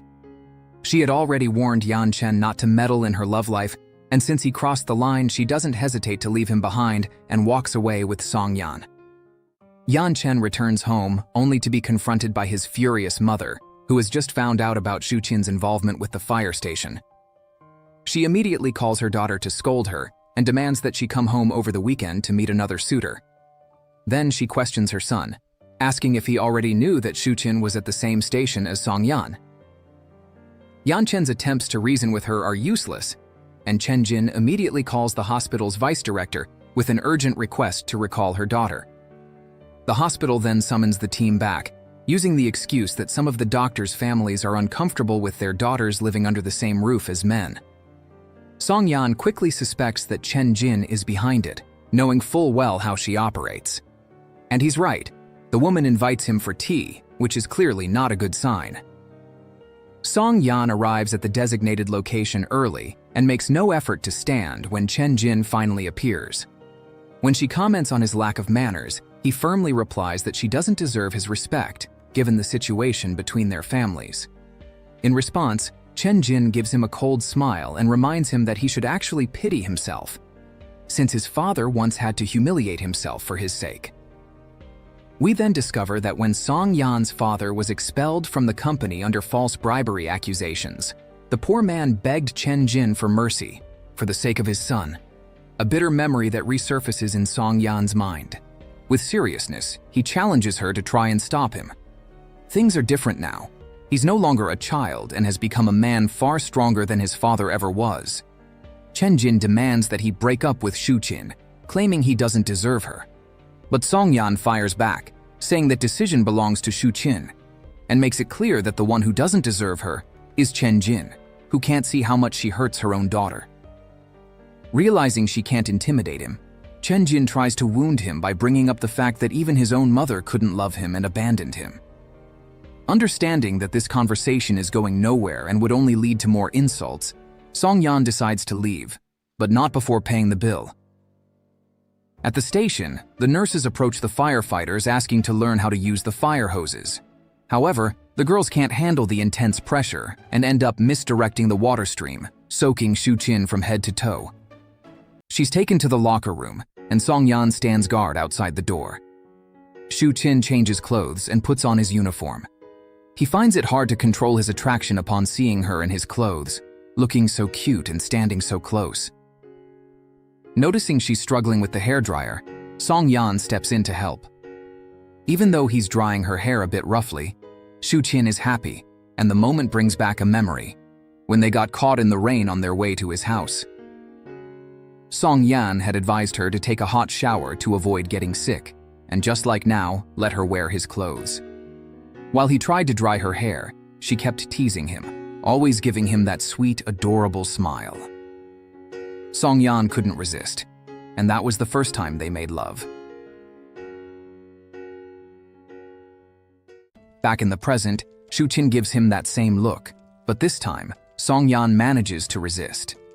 Xu Qin tries to break the tension and asks how his college entrance exam went, since they lost contact after high school. She says she wants to make up for the 10 years they lost. However, Song Yan replies coldly that she doesn't need to worry. Time has passed, and it can't be made up, even if they both wanted to. His reply makes him seem insensitive, and Xu Qin complains about his words. She's there at the rescue station, defying her own family, because she wants to reconnect with him. But Song Yan doesn't seem to acknowledge her efforts. He points out that there's a line between them that can't be crossed, and given their demanding careers, it's impossible for them to see each other often. While she was making her decision, he also reflected and decided it would be best for them to go their separate ways. Xu Qin finally snaps and says that in that case, it's better if they don't see each other anymore. She grabs her clothes and storms off. Coincidentally, it's the medical team's last day at the station, and the firefighters organize a farewell dinner for them. Song Yan is forced to attend against his will, thanks to Zhang Yu, who drags him there. The atmosphere at the table is lively. Everyone seems to have dropped the formalities and are chatting freely. Seeing that everyone is engaged in conversation except Song Yan, a young nurse asks if he's not talking to her because he already has a girlfriend. That opens the door for one of his subordinates to reveal that Song Yan has been saving himself for his first love from 10 years ago. The revelation shocks everyone, especially the girls, who didn't expect such a soft side behind his tough exterior. Everyone, except Song Yan and Xu Qin, becomes curious and starts bombarding him with questions about the girl's whereabouts. Cornered, Song Yan decides to lie, saying the girl is studying abroad and doesn't care about his feelings. Already hurt, Xu Qin becomes even more upset upon hearing him deny her feelings. The truth is, both are clearly being passive-aggressive. She follows him around like a puppy but doesn't give him a direct answer, while he pushes her away, yet keeps waiting for her. In the middle of the argument, the two clash over the idea of honor in their professions. Xu Qin says that being a doctor or a firefighter has nothing to do with heroism. It's simply about doing their jobs, just like any other profession. Song Yan disagrees, saying these careers are noble because everyone there chose that path despite how difficult and dangerous the work is, and many in his field lose their lives trying to save civilians. The debate becomes more heated until Song Yan asks her for a private conversation. Outdoors, he vents his frustration, saying that most of his colleagues chose this job out of passion, and he won't allow her to disrespect them in front of him. Furious, he says he was wrong to think she was cold only on the outside. Now he sees how selfish and lacking in empathy she truly is, just like 10 years ago, still believing that money is the main goal in life. Xu Qin is hurt by his words, but her explanation, that she was only trying to be rational, angers him even more. Song Yan believes that her intelligence and logic make her blind to other people's feelings.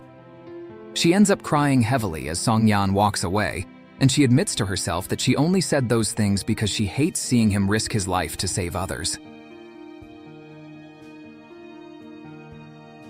As the moment of departure approaches, Xu Qin takes one last walk through the station. She's surprised to find the lighter she once gave Song Yan, carefully kept inside one of the fire trucks. Its presence acts like a balm on her wounded heart, a sign that, in some way, she had always been a part of his life. Later, she apologizes to all the firefighters for her harsh words before leaving for the hospital. The firefighters, however, reassure her that they didn't take it personally, because living alongside her helped them see the sincerity in her intentions. The fire truck departs to take the medical team back, marking the end of this beautiful collaboration.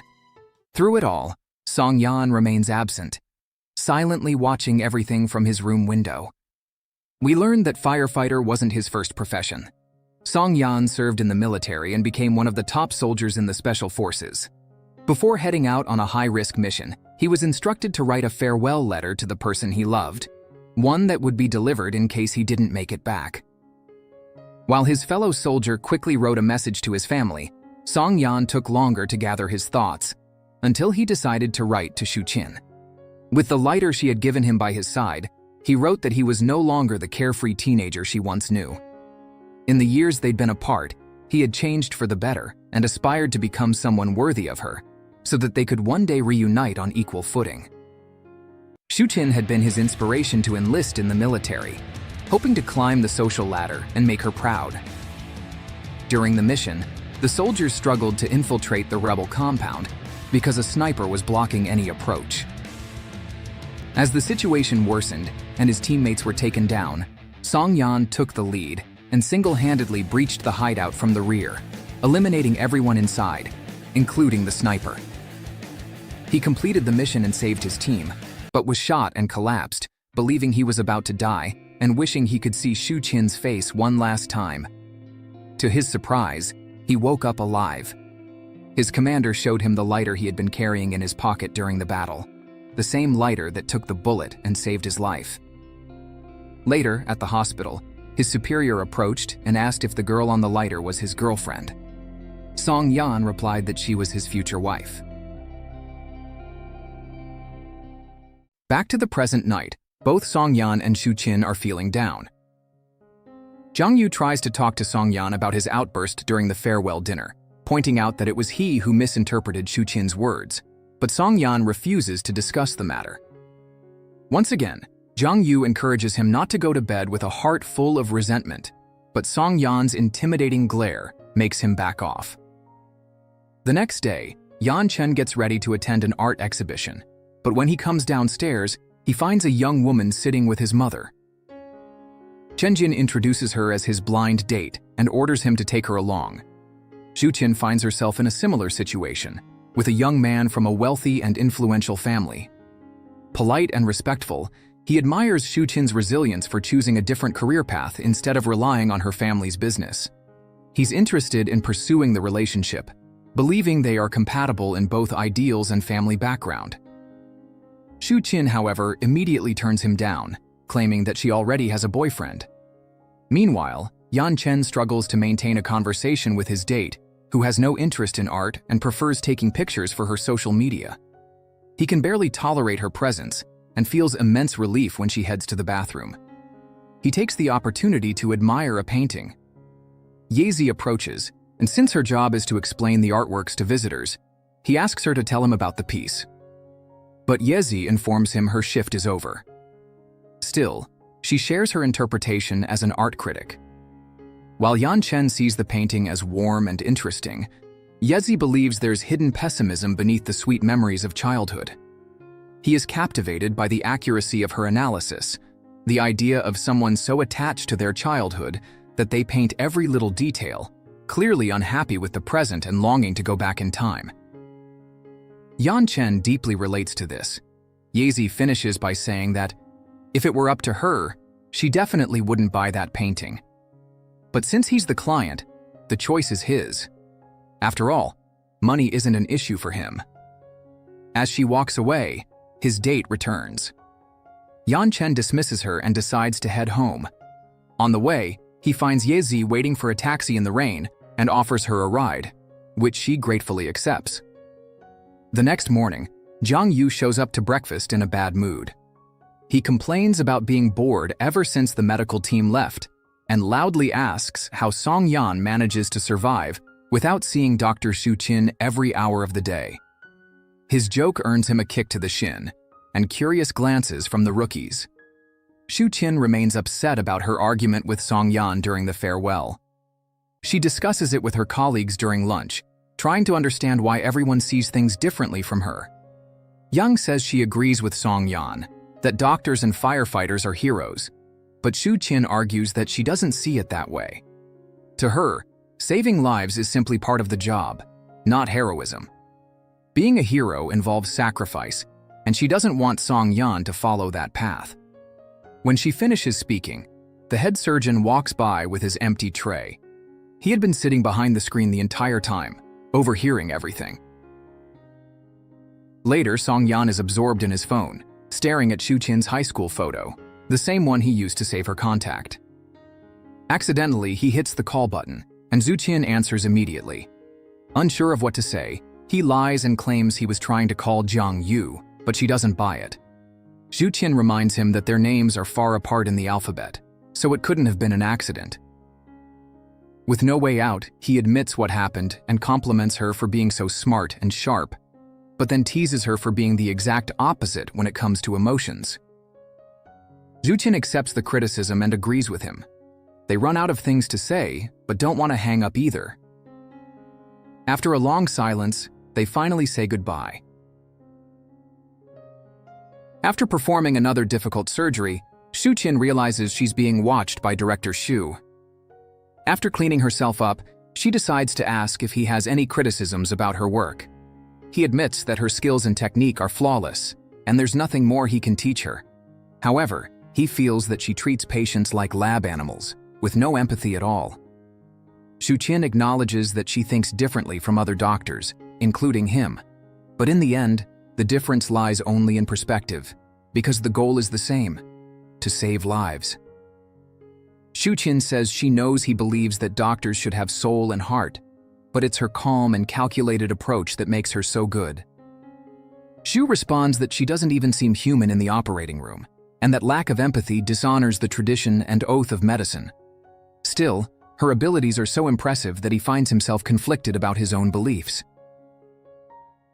To Xu Qin's displeasure, she's informed about a fire drill that will take place at the hospital, and she's been chosen to play one of the victims who will need to be rescued.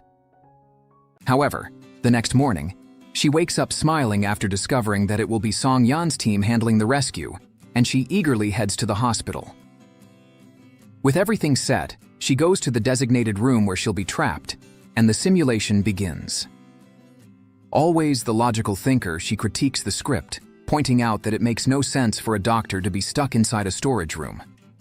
The firefighters and Song Yan quickly divide the team into 3 groups: staircase management, fire control, and search and evacuation. Xu Qin hears people rushing outside, but no one comes to rescue her. Until finally, Song Yan appears. She complains about the delay, and he scolds her. After all, amid the chaos, how was anyone supposed to find her if she didn't even call out for help? To make matters worse, Song Yan also sees 3 nurses sneaking out of the bathroom, trying to avoid participating in the drill. Xu Qin asks if he's going to get her out now, but Song Yan decides to punish her, saying the building has supposedly been on fire for half an hour. So, she's already dead and should stay there.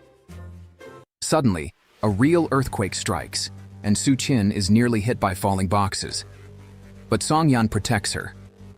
He realizes that the epicenter is far away, but they still felt the tremor, meaning it must have been a large quake and likely caused serious damage. He immediately leaves the room and orders his men to regroup. There's a lot of work ahead. Before going, he notices broken glass on the floor and picks Xu Qin up in his arms to carry her out safely. She's so charmed by the gesture that she nearly forgets to follow his order to move to an open area. The firefighters quickly need to return to the station and get ready, while at the hospital, everyone rushes to move the injured and hospitalized patients to open areas to stay safe in case another earthquake occurs. When cell phone signals return, everyone is shocked. It was a massive 6.5 magnitude earthquake in the municipality of Wangchuran. The firefighters hurry to get to the site as quickly as possible, because every second counts when it comes to rescuing and saving lives. At the hospital, the doctors are also informed about the severity of the situation and that the best firefighters have already been sent to Wangxiang. However, there will also be many injured and even deaths, so the hospital will also need to send its best doctors and nurses to help. All the team leaders, including Xu Qin, immediately volunteer to work alongside the firefighters to save as many lives as possible. Unfortunately, the firefighters' road is blocked by landslides, and Song Yan orders that only the drivers stay with the vehicles while the rest of the team follows him on foot. The path is tough, but they can't stop. Every second is precious. It's at that moment that Jiang Yu understands the importance of the intense training that Song Yan imposes on his men, and why the Shilitai station always stands out among the rest. Even carrying heavy equipment, thanks to their excellent physical conditioning, they quickly reach their destination. They are stunned by the scale of the destruction, but have no time to mourn. The city's municipal secretary runs up to them and informs them about the temporary shelter set up at a school. However, many people are still missing, and Song Yan asks him to guide them to the location. Meanwhile, on their way there, the doctors are informed of the situation through videos sent by the firefighters. Yan Chen learns about the mission his sister is on and calls her, worried. Xu Qin promises she'll be fine and will keep in touch. Song Yan puts one of his teammates in charge of locating victims using a drone and divides the rest into rescue teams to spread out across the area. Soon, they start finding and rescuing victims buried in the rubble. When the doctors arrive, there is no time to rest, as there are already numerous people rescued by the firefighters who need medical attention. Xu Qin, being one of the best surgeons, if not the best, is in charge of the most critical patients. When she speaks kind words, inspired by what Song Yan would say, to comfort the injured surgeon who fears losing his hand, the young man replies that the same words were spoken by the firefighter who saved him, making her realize it was Song Yan himself. The nurses are surprised. It's the first time they've seen Xu Qin show empathy toward a patient and try to comfort him. The area where Song Yan is working has been fully searched, and everyone there has been rescued. Since they've been working non-stop for over 10 hours, Song Yan tells his team to take a 10-minute break. However, strangely and desperately, Xiaozhang ignores the order and continues searching for victims in the rubble. Song Yan tells him to stop, but he refuses, until Song Yan pulls him back and gives a direct order to rest. With tears in his eyes, the firefighter pleads with his captain to let him keep going. Song Yan almost loses his patience, but realizes something is wrong. When he asks what's bothering him, Xiaozhang reveals that he was informed his house also collapsed, and since then, he hasn't been able to contact his missing mother. Song Yan promises to call in the detachment to search for her, but new tremors hit and they must quickly evacuate the area. Fortunately, the tremor isn't strong enough to interrupt Xu Qin's surgery. She remains focused, and despite multiple ruptures in nerves and tendons, she manages to save the patient's hand. Everyone is amazed. Due to the severity of the injury, they believed amputation would be inevitable. It's almost as if Xu Qin is capable of performing miracles. Sadly, there's no time to celebrate or rest. Another injured person, this time with an open fracture, needs her attention. As she rushes with her team to operate, she crosses paths with Song Yan.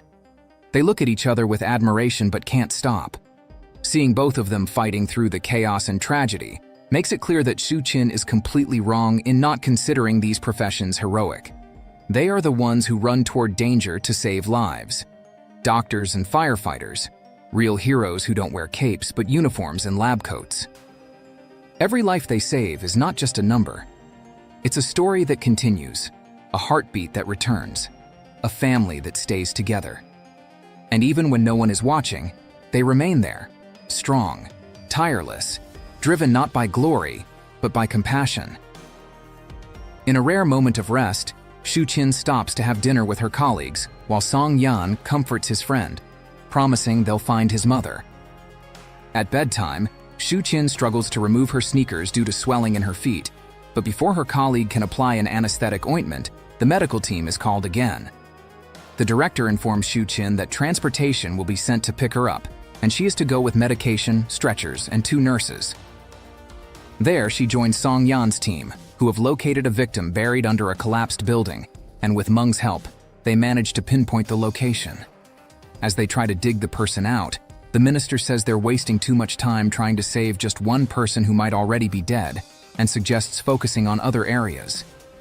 Song Yan doesn't respond and simply asks his men, "What is the Shilitai firefighter's oath?" They all shout in unison, proudly declaring their promise to never leave anyone behind and never give up on a life. Watching Song Yan carry those heavy pieces of debris on his back makes Xu Qin remember the time he saved her, when he had to push the car alone to get her out from under the water. She knows that's his nature, that he's a true hero, but she doesn't like it. She doesn't like the idea of him being willing to sacrifice himself to save others. She wants to help him, but Song Yan tells her to stay back. She's there to use her medical skills, not to help him lift rubble. They finally find the victim, and Song Yan leads Xu Qin to her. The woman is injured but appears to be stable. They place her on another firefighter's back, and he carries her out. Song Yan continues searching, and Xu Qin follows him. They come across another victim, who unfortunately is already dead. Xu Qin immediately gives up and says they need to go back, but Song Yan is more observant and notices that the woman died while protecting her belly. She was pregnant. Xu Qin immediately returns and confirms that the baby is still alive. With Song Yan's help, she prepares to perform a cesarean section. A nurse is called to assist her, and thanks to Xu Qin's composure and emotional control, the operation is a success. The baby is saved. Everyone rejoices when the umbilical cord is cut, and the baby starts crying. For the first time, we see Xu Qin genuinely moved by something, or someone, that isn't Song Yan. In that moment, amid the rubble and the pain, hope was born. A baby who lost his mother before even opening his eyes to the world, but who gained a new chance at life thanks to the brave hands that didn't give up. As the nurse walks with the newborn in her arms, the firefighters reach out, not just to hold him, but as if welcoming him into the world. With teary eyes, and hearts full of gratitude for that breath of life in the middle of the darkness. When the baby is placed inside the ambulance leaving safely for the hospital, silence gives way to quiet smiles, tight hugs, and tears of relief. While hearing his men celebrate life, Song-yan notices that Xu Qin is shaken. He praises her for saving a life, but she feels guilty, because if it weren't for him, she would have just abandoned that woman's body, and the baby would be dead now.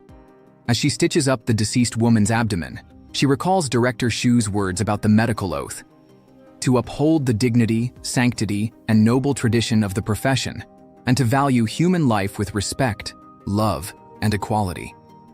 Something she had completely neglected until now, relying solely on her skills and forgetting the meaning and importance of life itself. Song-yan asks her to return to the base, as he and his men will move on to another area. However, just as she is about to leave, Song-yan suddenly collapses and vomits from extreme exhaustion. Xu Qin rushes to get him some food.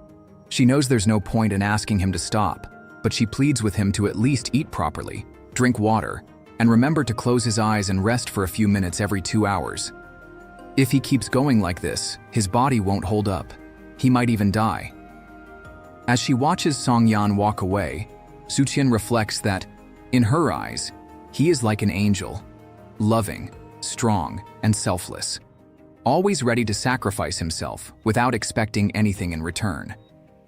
The baby they saved becomes known as the miracle child, and reporters broadcast the story of Dr. Xu Qin, the doctor who saved him.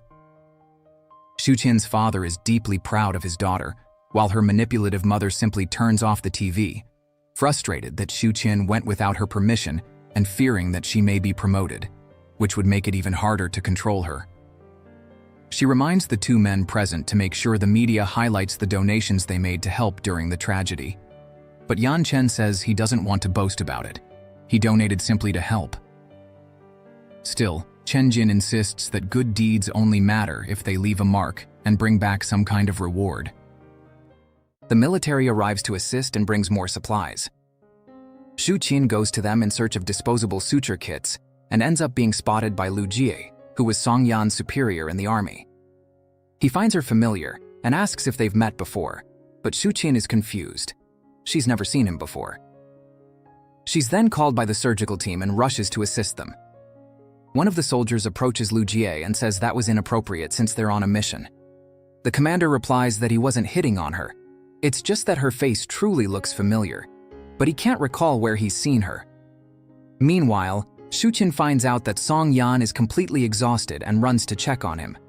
She finds him sleeping in the storage compartment of one of the fire trucks.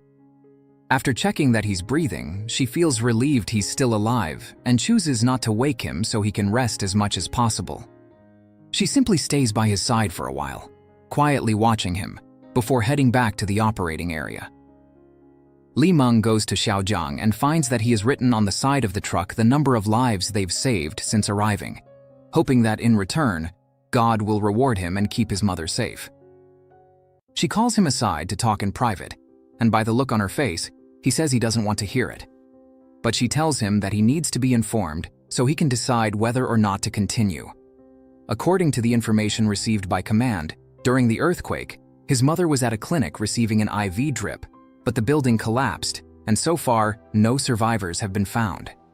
He breaks down in tears and refuses to believe his mother is dead. He doesn't know what to do. His mother was all the family he had left, and now he feels completely alone. She informs the rest of the team, but there's no time to console him. They're called for another search and rescue mission. Li Meng asks them to go ahead but tells them to leave Zhang out of this mission. However, just as they are preparing to leave, Zhang shows up, swears he's okay, and insists on helping them. While the doctors were commenting on the hard and dangerous work of the firefighters, another earthquake strikes. The Shilatai firefighters manage to get out in time, but Meng starts barking anxiously at the rubble.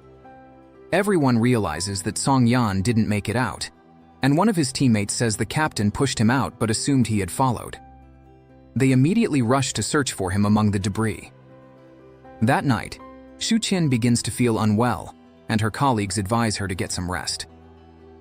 A nurse arrives with more supplies and informs them that the nursing home collapsed again.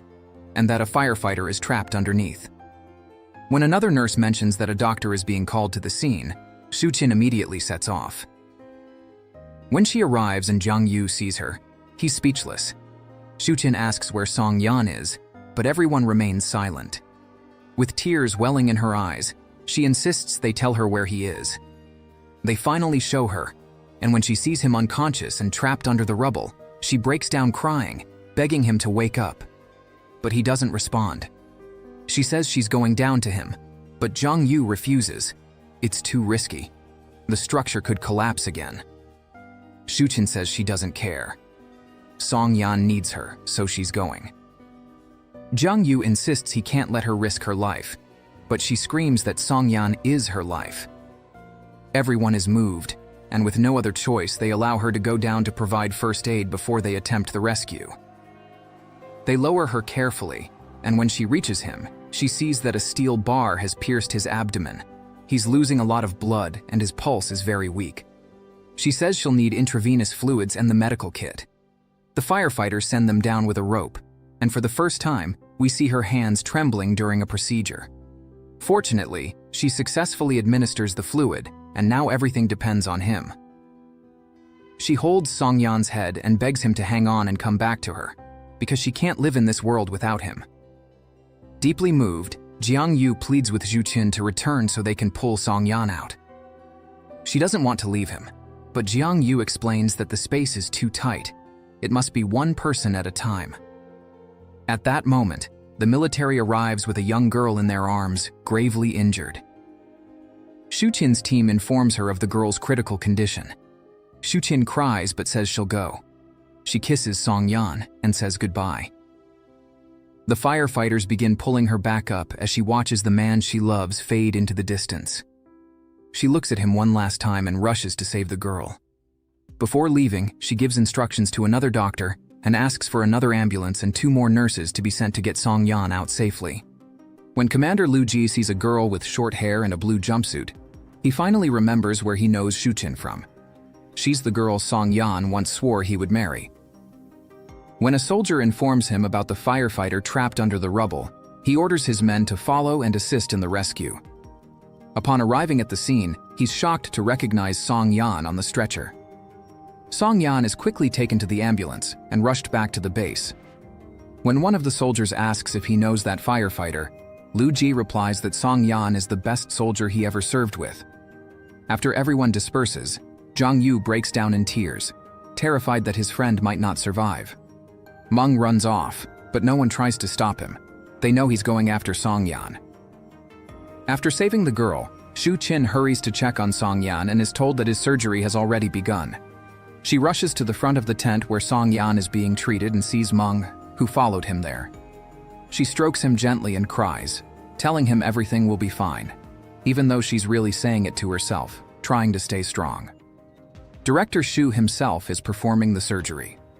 As Xu Qin waits outside with Meng, she remembers the happy moments she shared with Song Yan when they were dating, and also the moments they shared after reuniting, wishing with all her heart that this won't be the last time. The next day, as soon as Xu Qin finishes a surgery, she runs to Song Yan's tent but nearly faints when she sees a stretcher with a lifeless body covered by a sheet. It's as if the ground beneath her gives way and her world collapses.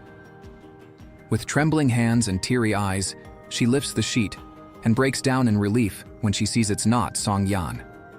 She runs around searching every tent until she finally finds him and realizes the surgery was a success.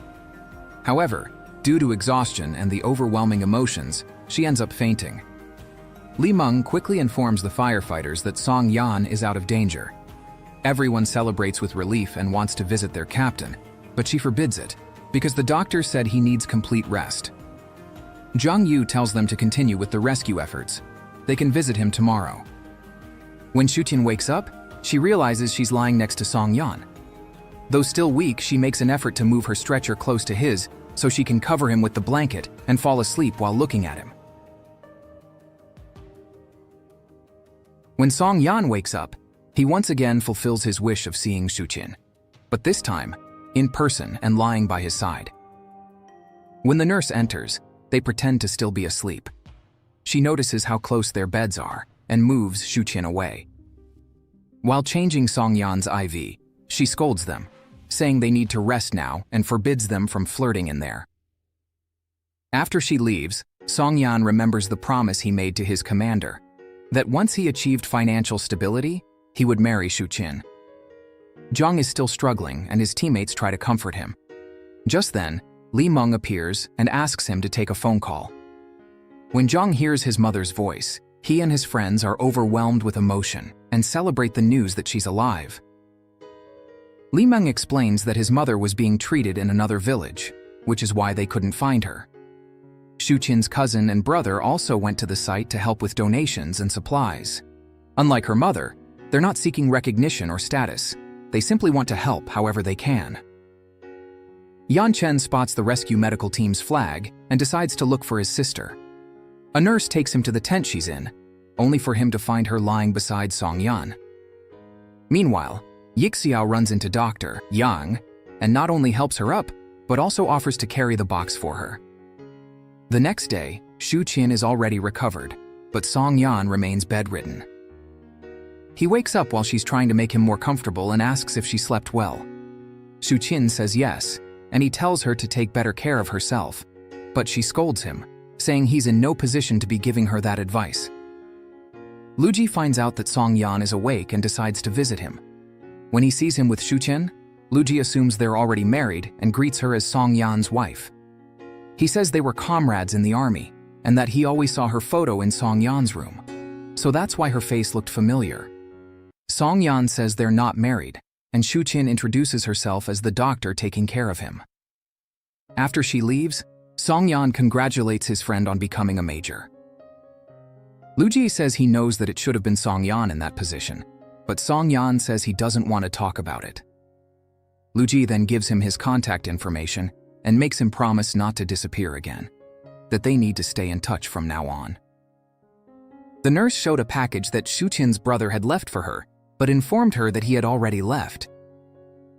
She calls her brother and asks why he didn't visit her. Yan Chen only says he had to leave suddenly to take care of some business, but after hanging up, Yixiao says he doesn't understand why Yan Chen is lying to her, or why he didn't want to see her before they left. Meng and the firefighters went to visit Song Yan. His teammates can't understand how he looks even more handsome after surgery. Maybe it's because it's the only way he'd ever actually rest. They tell him that the rescued baby and Xu Qin have become famous. They also mention that the baby's father is a soldier and show him the video of the first time he met his child. They tease Song Yan, saying that Xu Qin cried more than any of them when she saw him buried under the rubble, and that the two of them would make a beautiful couple. Later, the nurse removes Song Yan's IV and tells him he's allowed to walk now, but only for 30 minutes before returning to bed. However, before he heads out, one of his teammates returns, again to talk about Xu Qin, but this time, seriously. He says it's clear to everyone how deeply she loves him, and reveals that she was the first person to go down to rescue him. When they tried to stop her, she said Song Yan was her life, and that without him, she couldn't live.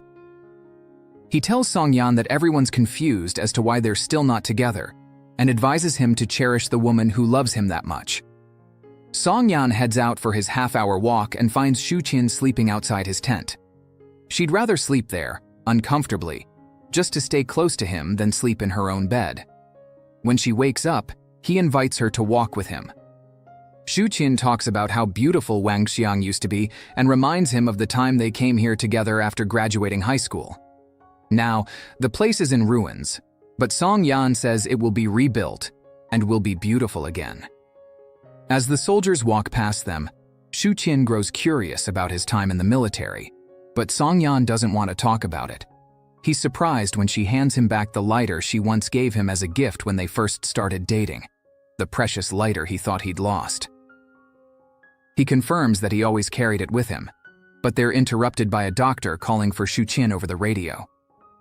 Before leaving, she turns to Song Yan, and this time, with firmness and conviction, she tells him that when they return home, they are going to start dating.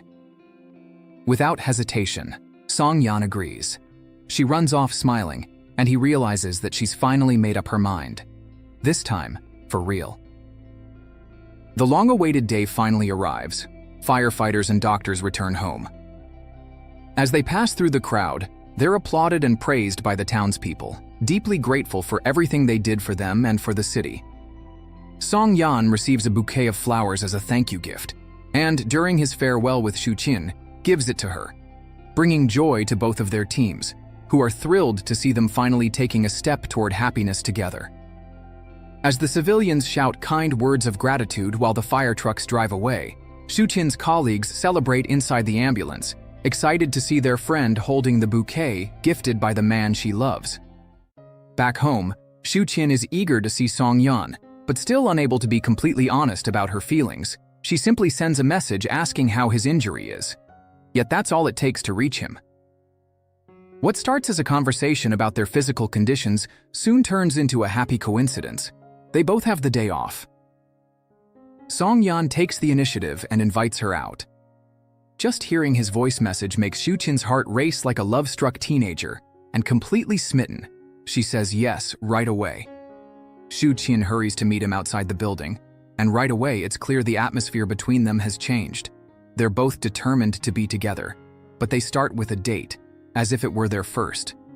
Song Yan wants to take her to the movies, but this time they'll go by subway. Since she's not used to it, she struggles to scan her card at the turnstile, and he has to help her. Song Yan asks what she keeps staring at, and since Xu Qin only knows how to express herself logically, she says that place is a perfect interpretation of the math problem they once faced. Curious, Song Yan asks her to explain further. She tells him that, just like those two parallel train tracks that cross at a specific time and place, they too were meant to meet. Xu Qin confesses that every time she thought of him, she would just mourn the 10 years they lost. Now, she wonders if their lives are like those lines, joining and parting, meeting and separating again. So she says she won't dwell anymore on what they've lost, but instead give herself fully and treasure every second she can spend with him. Worried that it's her first time on a train, Song Yan protects her, making sure she's safe and comfortable in the little space he cleared for her. At first, Xu Qin is concerned about the shoves he receives from others, but soon she starts hoping someone pushes harder, so he'll be even closer to her.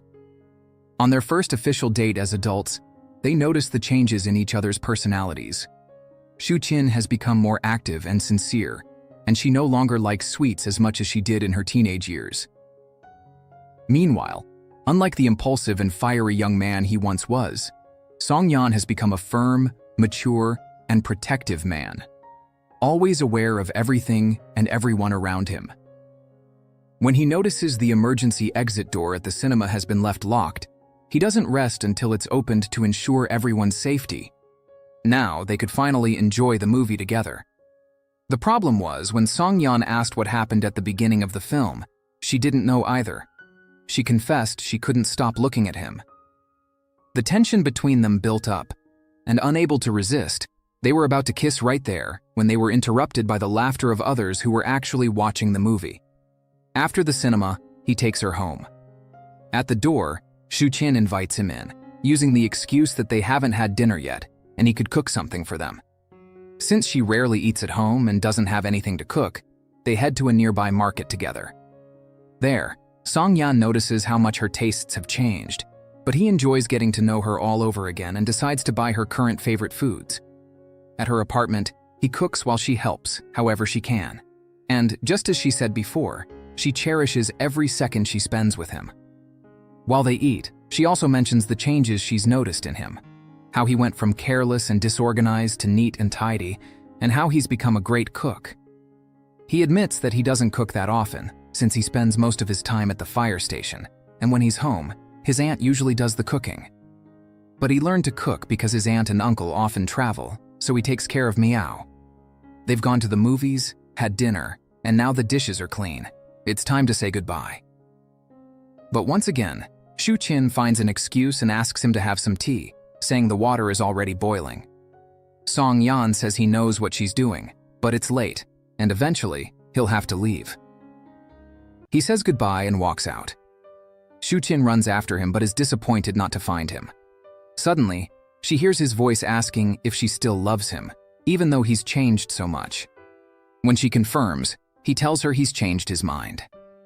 She doesn't need to promise to stand by his side. She doesn't need to go against her family to be with him. After all this time, after everything they've been through, they still love, desire, and cherish each other. The future doesn't matter. What matters is now, this night, and they should be together. Moved, Xu Qin says she never imagined him saying such direct words. But since she doesn't answer his question about spending the night together, he says goodbye and tells her to call him when she's ready. Xu Qin runs to him and embraces him, saying she doesn't want just this night. She wants the rest of her life with him. They should get married and be together forever, starting tonight. Back in her apartment, their kisses were like flames, fiery and intense, slowly burning away all the pain and distance between them. He, the firefighter who always knew how to handle fire, now consumed by the one flame he never wanted to put out. And she, the doctor used to stitching wounds, finally found the antidote to heal her own. The next morning, Xu Qin is radiant, washing up in front of the bathroom mirror, while Song Yan waits for her in the living room so they can watch the sunrise and the falling snow together. Taking advantage of her openness, Song Yan asks what kind of house she'd like once they move in together. Xu Qin replies that her taste hasn't changed. Just like before, she loves homes like his uncle's, simple, cozy, with a small courtyard for plants. Song Yan is still on leave due to his injury, but Xu Qin needs to return to work. So he prepares breakfast for her, and as they talk, she asks what he plans to do while she's away.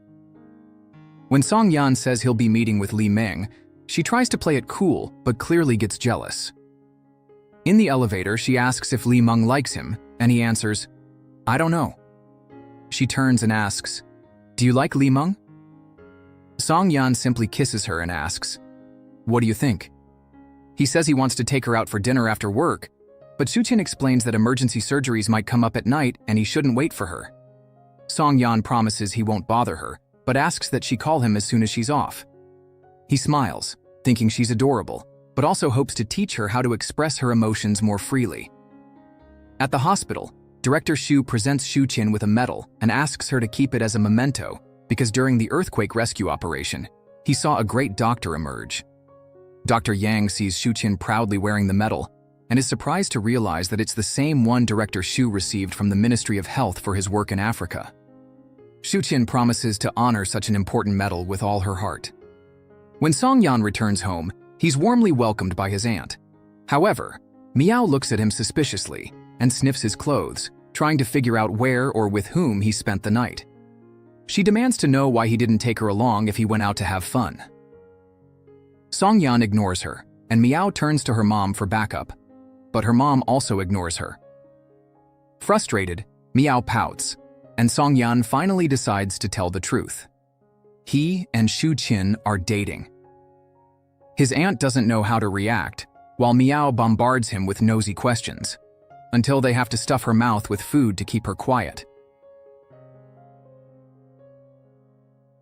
Back at the station, Song Yan helps Li Ming carry some supplies, but admits he's still not fully recovered and won't be returning to active duty for another week. He's only there to discuss the team's psychological condition, as he noticed some firefighters who took part in the earthquake mission seem mentally shaken. Li Ming says she's aware of that. Zhang Yu had already mentioned it to her. Since she also has a degree in psychology, she promises to check on them. But before that, she asks if she can be nosy. Song Yan says she can ask anything she wants, so she asks about him and Xu Qin.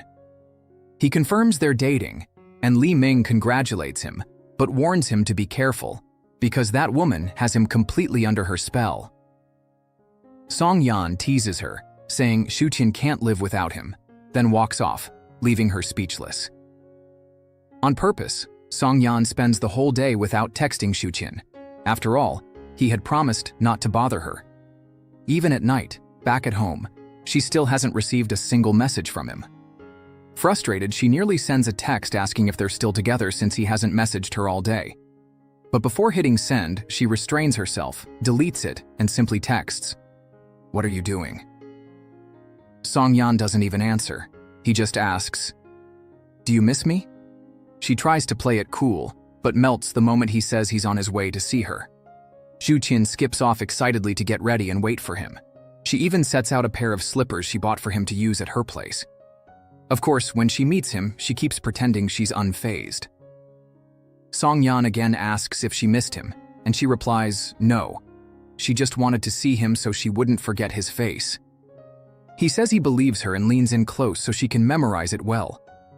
Xu Qin tries to kiss him, but he pulls away and once more asks if she missed him. Still hiding her feelings, she insists she didn't. So Song Yan says he'll leave since she doesn't miss him. She can't handle even 2 steps of distance before finally admitting she missed him a lot. Song Yan embraces her and gently scolds her to be more honest with her feelings. He walks her to her car and gives her an emergency hammer, something that would have helped in the tunnel incident. He shows her how to use it to safely break the car window. He also gives her a small fire extinguisher and teaches her how to use it in case of an emergency. Meanwhile, Li Meng is working with the traumatized firefighters, helping them understand that neither the victims nor their injured colleagues were their fault. She wants them to watch footage from the humanitarian efforts in Wangchuran so they can begin processing the trauma before returning to duty. Being traumatized is terrifying. That's why people often try to avoid their trauma, but problems aren't solved by avoiding them. They must be understood first, so they can be faced and overcome. As the videos begin, the painful memories deeply affect the firefighters, and they avoid looking at the screen. But with support from one of their teammates who encourages them to face it together, they slowly open their eyes and fight to overcome, rather than be overcome by fear. Li Meng reminds them to focus on their breathing during these moments. After the first therapy session ends, Jiang Yu thanks her for the help. Li Meng replies that she's just doing her job. Before she leaves, he hands her a letter. She jokes about what century they're living in. But after he walks away and she reads the heartfelt message, she realizes it was him who had been quietly taking care of her ever since the earthquake mission. When she calls out to him and he answers right away, she smiles and thanks him. Back to our couple, Xu Qin is still jealous and asks how the meeting with Li Meng went. Song Yan teases her, saying she seems very interested in his work, but Xu Qin says he and Li Meng seem very close. Song Yan takes the opportunity to tease her again. Bringing his mouth close to hers, he asks if she's jealous. Xu Qin insists on not expressing her feelings and denies it. Song Yan reminds her that she was the one who said she'd be working late and told him not to wait for her. Since he had promised not to bother her and would just wait for her to call, that's exactly what he did.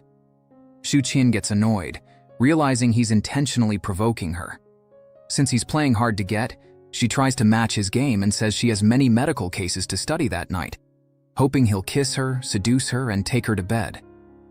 But Song Yan simply promises not to disturb her and wishes her a good night's sleep as he leaves. Frustrated, back at her apartment and realizing he didn't follow her, she angrily kicks the slippers she had bought for him, furious that she won't be spending the night with him. When the doorbell rings, she rushes to answer it. Song Yan comes in and hugs her, laughing for having tricked her. Xu Qin gets even more annoyed and tries to push him away, but he pulls her back and pins her against the wall. He admits he was curious to see how long she could go without expressing what she was feeling, but promises to stop teasing her. Song Yan says she's changed in that regard too. Now she holds everything in. He says she's becoming more self-centered. After getting a kick to the shin, he resumes teasing her, this time with soft touches and sweet words, ending in another passionate night of love. Before falling asleep, cuddled together in bed, Song Yan gently scolds her for getting mad that he didn't text or try to convince her because he knows she's afraid he'll think she's spoiled or moody. He tells her to stop with that right now because they're going to get married and live together soon. So she needs to open up and be honest. Otherwise, she'll never feel at home with him and will keep feeling suffocated and trapped like she did when she lived with her mother. Xu Qin admits she envies girls who can communicate with just a look, because if she had that ability, she could show him when she's happy or sad without having to speak. Song Yan comforts her, saying she doesn't have to worry about that, because to him, she's like an open book. In the morning, before parting ways, Song Yan asks what she'd like for dinner that night, and she tells him to surprise her. Gently squeezing her soft cheeks, he promises to surprise her every night after they're married. As he puts on his jacket, Xu Qin recalls the bullet scar she saw on his back and wonders what he went through in the army. She tries to bring up the subject, but he brushes it off, saying it's just a common scar he got while working as a firefighter. When she points out that it looks like a gunshot wound, he jokes that she has a vivid imagination and lies, saying it's from a piece of shattered glass.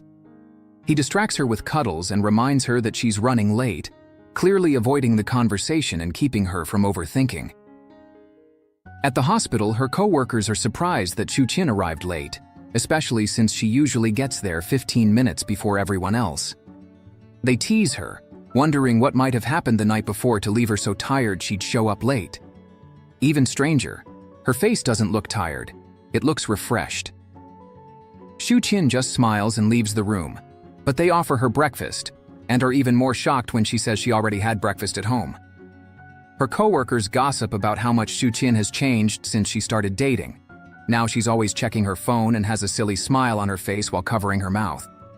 Xu Qin walks back in and says she heard everything, calling them gossips. That night, she and Song Yan go to the mall. While having dinner, Yixiao spots them and decides to say hello.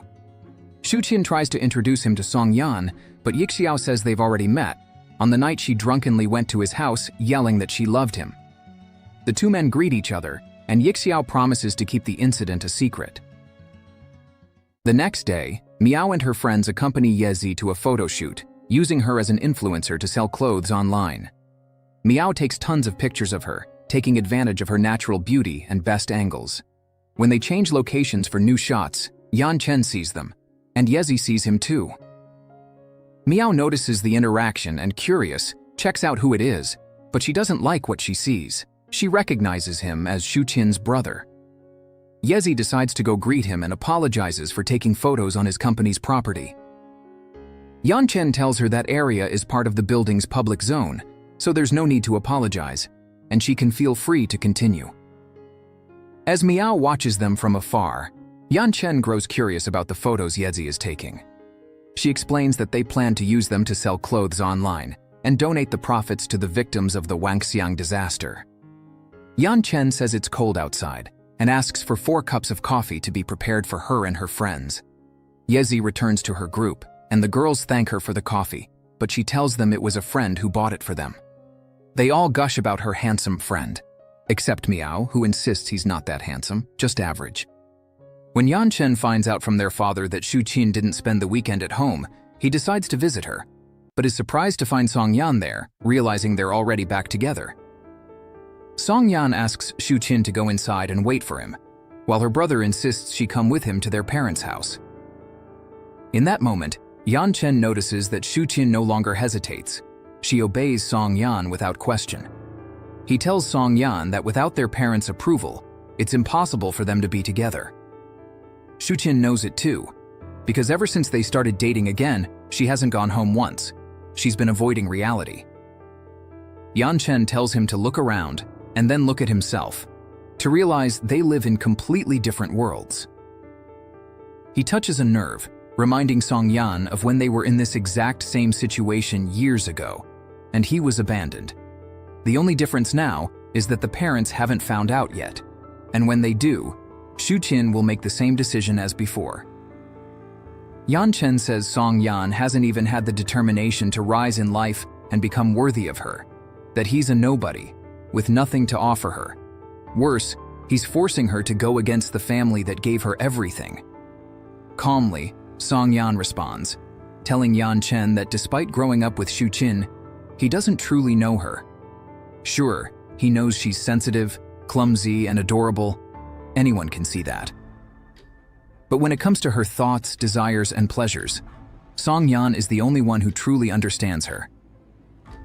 10 years ago, Yan Chen hated him because he thought Song Yan was leading his sister down a bad path, without realizing it was Xu Qin who begged him to take her to bars, where they drink and smoke. She started fights, and he used his fists to defend her. She craved excitement, danger, freedom, madness, and he loved giving that to her. Her family suppressed her while he set her free. Her family suffocated her, and he gave her pleasure. Even if Yan Chen weren't her brother, he still wouldn't stand a chance with her. because it's only with Song Yan that she feels alive. Song Yan says that when they broke up, Xu Qin was a dreamer, happy, and full of life. 10 years later, he found someone sad and empty, barely human. She had been so repressed, she turned into a shell without emotions. Because Yan Chen doesn't know her, Song Yan decides to introduce her. Xu Qin may seem cold and indifferent on the outside, but in truth, she's a coward. No matter how good she is at pretending to be strong, she's always scared, always anxious. Even if she were on the edge of a cliff ready to jump, she'd never complain or ask them for help. But she'd run into Song Yan's arms the moment she saw him. Xu Qin sees them as her family, but the Meng family sees her as nothing more than a pawn, someone to be married off to a man she doesn't love, just to benefit the family business. Yan Chen swears he'd never use her like that. Song Yan says he believes him. But what about their parents? Would Yan Chen go against them to protect her? As Yan Chen falls silent, Song Yan gently asks him to leave and to stop tormenting her along with the rest of the family. She's not running from reality. She's running from the prison they've locked her in. Back at her apartment, Xu Qin worries that they might have fought. Song Yan tells her she can go downstairs to say goodbye to her brother, but instead, she just closes the door. Song Yan pulls her gently against the wall, and they stare deeply into each other's eyes in silence until he lifts her into his arms, carries her to the bed, and gives her the pleasure she desires. Meanwhile, Yixiao finds Yan Chen drinking alone, looking depressed. He asks what's troubling him so much, and Yan Chen tells the story of two caterpillars living together in a dark, suffocating cave. They couldn't escape, but at least they had each other. One day, however, one of them began to change, eventually becoming a butterfly and flying away, while the other remained in the cave. She now had no light, no freedom, and no one by her side. Yixiao understands he's talking about Xu Qin and how they both once shared the oppression of their mother. Yan Chen is scared because Xu Qin is breaking free and chasing her own happiness. But to achieve that, the pressure she and Song Yan will face will be 1,000 times greater than his. So he should stop being a coward and become a butterfly too. Because once he dares to fly, he'll realize the world is full of possibilities, and he'll find other butterflies beyond Xu Qin. Later, Yizi brings hot water to Yan Chen, but he refuses it and asks for the strongest drink the bar has. Yixiao sees her bringing it and scolds her. She says Yan Chen paid for the drink and promises to take care of him if he gets drunk. But Yixiao sees through her intentions and tells her to get rid of those unrealistic ideas.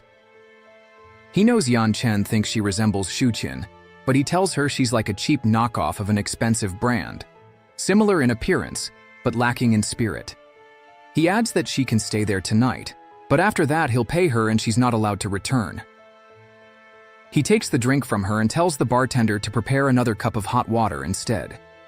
Yizi is deeply hurt by Yixiao's humiliating words, while he goes over to Yan Chen and tells him it's time to go, revealing that he's ordered the bar to stop selling alcohol to him. When the ride service arrives to take Yan Chen home, Yizi is already waiting outside. On the way, Yan Chen gets sick, and Yizi pulls over to help him. After vomiting on the sidewalk, he worries about the mess he made and the trouble it'll cause for the cleaning lady. Yizi asks why he's so sad, but Yan Chen only says he has no reason to be happy. She asks what would make him happy, and he cries, saying he'll never be happy. The next morning, he wakes up in an unfamiliar room. When he steps outside, he finds himself in a small, messy house. Yizi walks in and says she brought breakfast. Yan Chen asks why he woke up at her place and why she didn't take him to his house as listed on the app. Yizi tells him to calm down. It's not because he's handsome and rich that she'd try to take advantage of him. She reminds him that he was the one who asked to go anywhere but home, because he felt suffocated there. Not knowing where else to take him, she brought him to her place. He apologizes and says he'll leave, but Yizi asks him to at least eat the breakfast she bought. He's the type of man who cares about a street cleaner, but now he's not showing any respect or courtesy toward her, someone who helped him. She bought him a toothbrush and shows him where the bathroom is. He thanks her, and after brushing his teeth in the bathroom filled with her underwear and other clothes, Yan Chen returns and joins her for breakfast. Curious, he asks how she's doing with her student loan payments and rent. Yezi says she's managed to pay off almost everything, and as for the rent, she's gained more followers and is making more sales now. Since she's close to graduating, she decided to rent the house with a friend to avoid the stress of finding a place when they have to leave the dorms. Song Yan also prepares a beautiful breakfast for him and Xu Qin. While serving her, he mentions that his medical leave is ending, and he'll soon return to work, which saddens her because they'll see each other less. But he reassures her, saying he'll come back to her house on weekends, which brightens her mood. Additionally, he tells her that in the future, they'll see each other even more because local employees who are married receive additional days off. Their dreamlike morning is interrupted by a call from her mother. Chen Jin asks what she's doing, and Xu Qin says she's getting ready for work. Chen Jin comments on how she hasn't been visiting the family anymore. And once again, the controlling woman insists that Xu Qin work less and focus on finding a suitable match that fits their social status.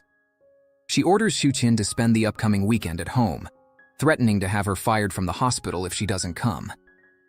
Xu Qin breaks the bad news to Song Yan, but he doesn't pressure her.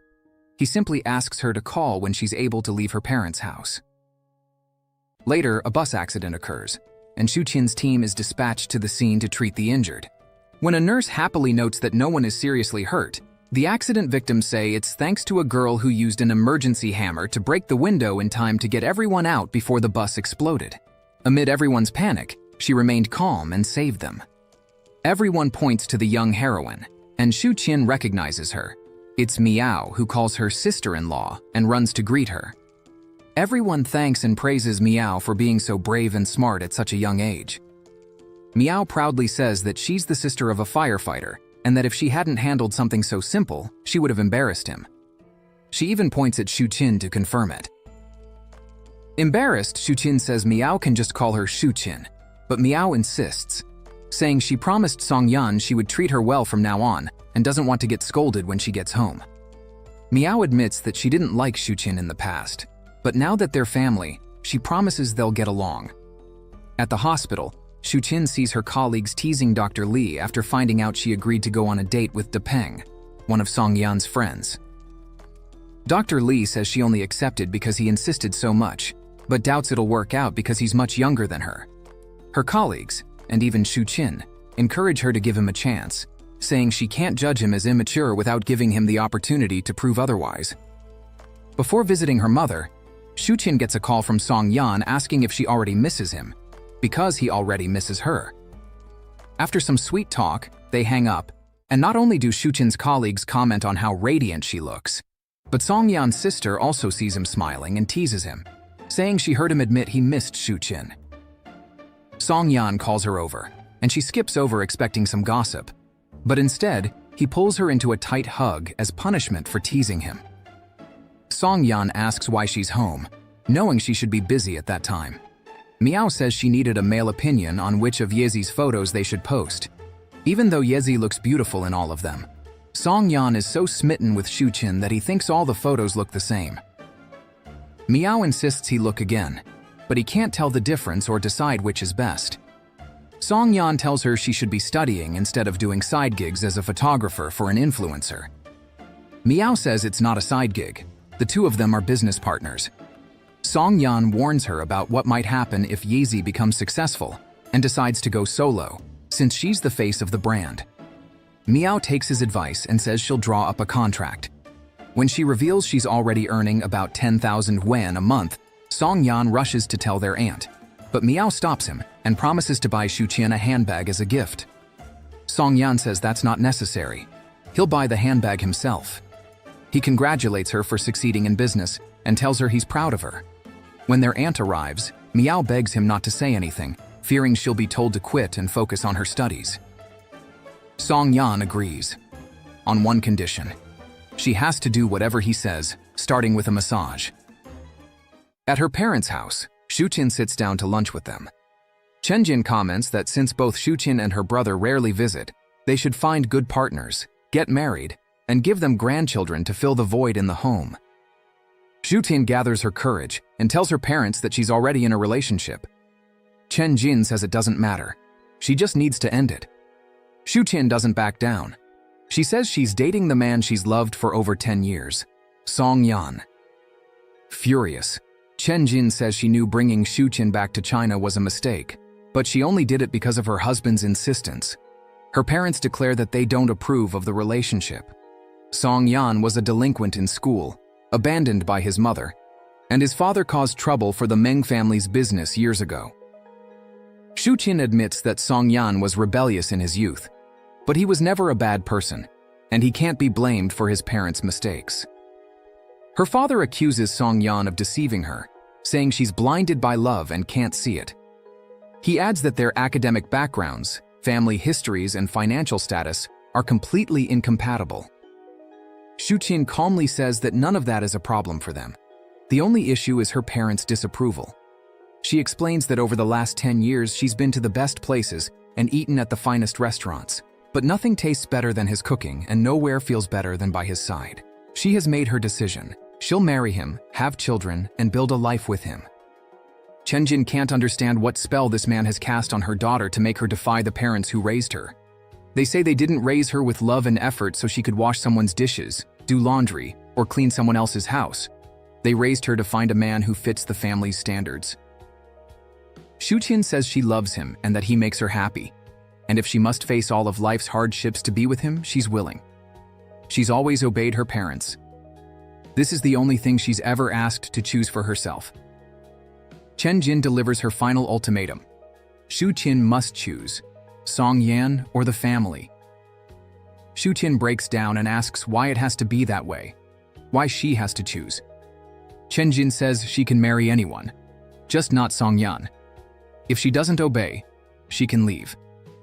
Crying and seeing her father remain silent, Xu Qin takes out her car keys, house key, phone, and credit card from her purse and places them on the table, showing her decision. Chen Jin asks if she's really going to abandon her parents and brother for some man.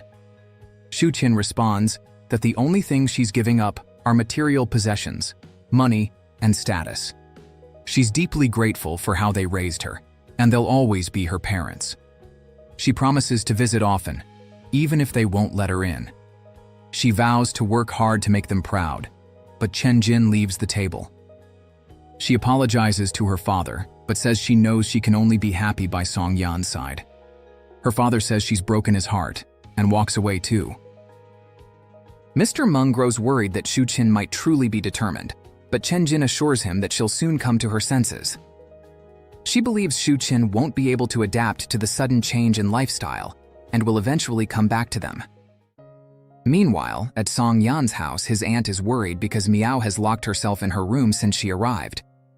Song Yan covers for her, saying she's probably studying.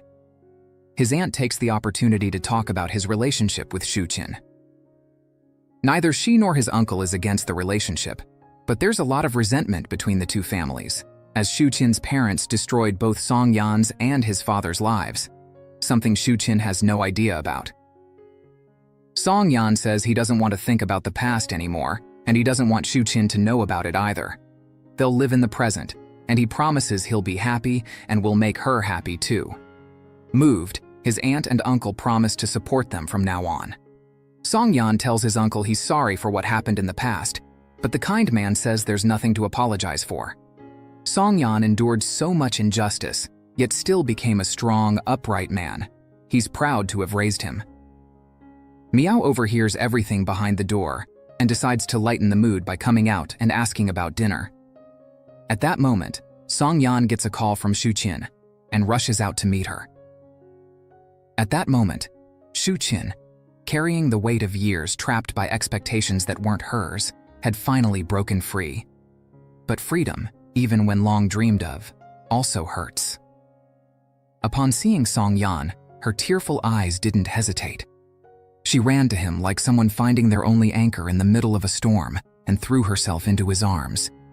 And he, who had always waited for her in silence, embraced her with the strength of someone who had vowed never to leave her alone again. There, in that tight embrace, there was no more past, no more guilt, only two souls, broken, yet choosing each other once again. Xu Qin tells him she doesn't want to stay in her apartment anymore, and Song Yan says she'll live with him now.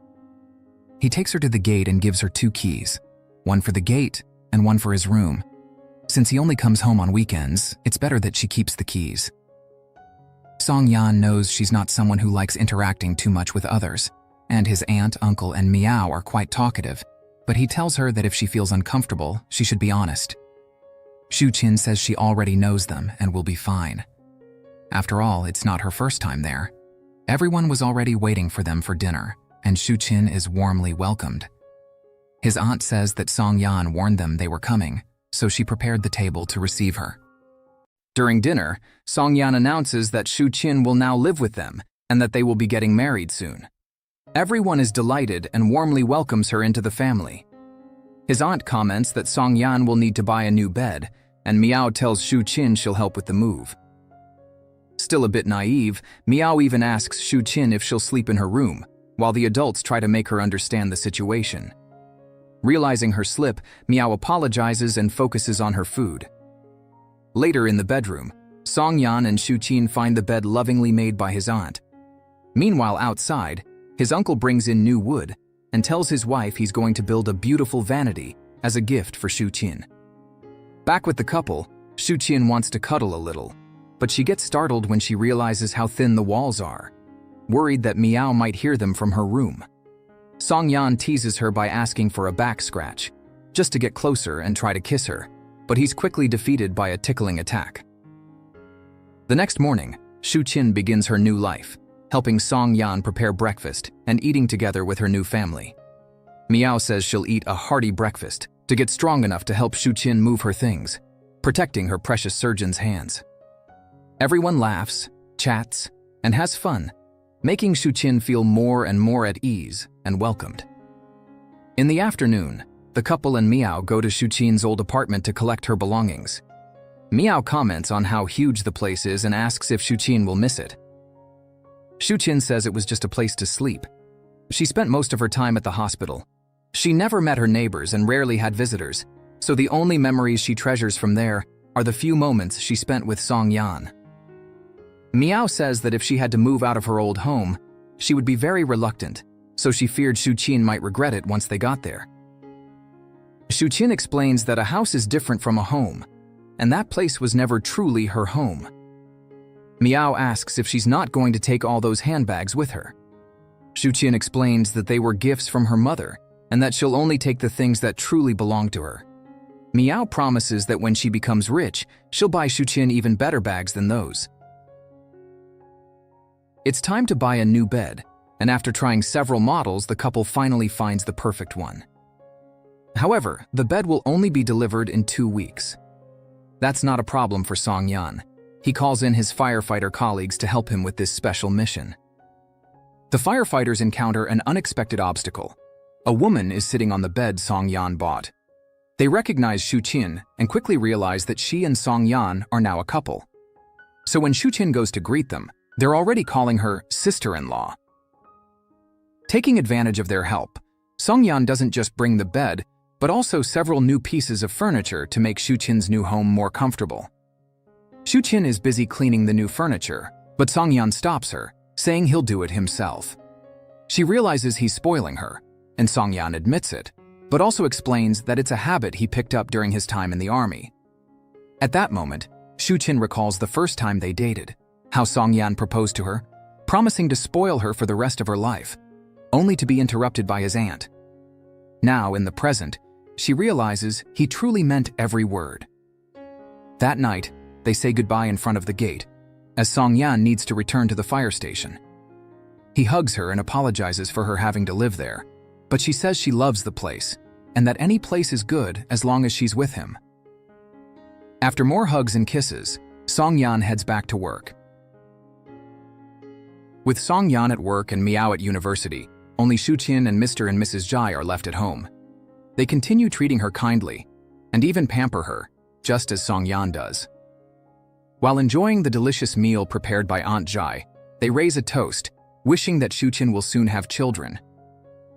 Since his sister is no longer available, Yan Chen takes Ye Zi to a classical music concert, very sensitive. Yezi ends up getting emotional during the recital. After it ends, while Yan Chen remains seated because he doesn't like being in crowds, Yezi asks why he invited her. Yan Chen simply says the other person couldn't come, and it would have been a waste of a ticket. Since he gifted her this symphony, Yezi says she'll take him to a live music venue next time. She wants to take a taxi home, but he insists on driving her. In the car, Yezi is tying her hair back when she notices a photo of Yan Chen with his sister. Realizing his feelings for Xu Qin are different, she lets her hair down, hoping to resemble Xu Qin a little more. Meanwhile, Song Yan calls Xu Qin, worried that she might still be awake, knowing she used to take sleeping pills before they got back together. Xu Qin assures him she's fine, just still getting used to being there without him. To cheer her up, Song Yan shares some good news. Meng did exceptionally well in his training and was praised by the trainer. Now he spends the whole day wagging his tail proudly. When Xu Qin lies in bed, she notices Song Yan's scent still lingers, and that comforts her. She tells him he can go to sleep, promising she'll be okay.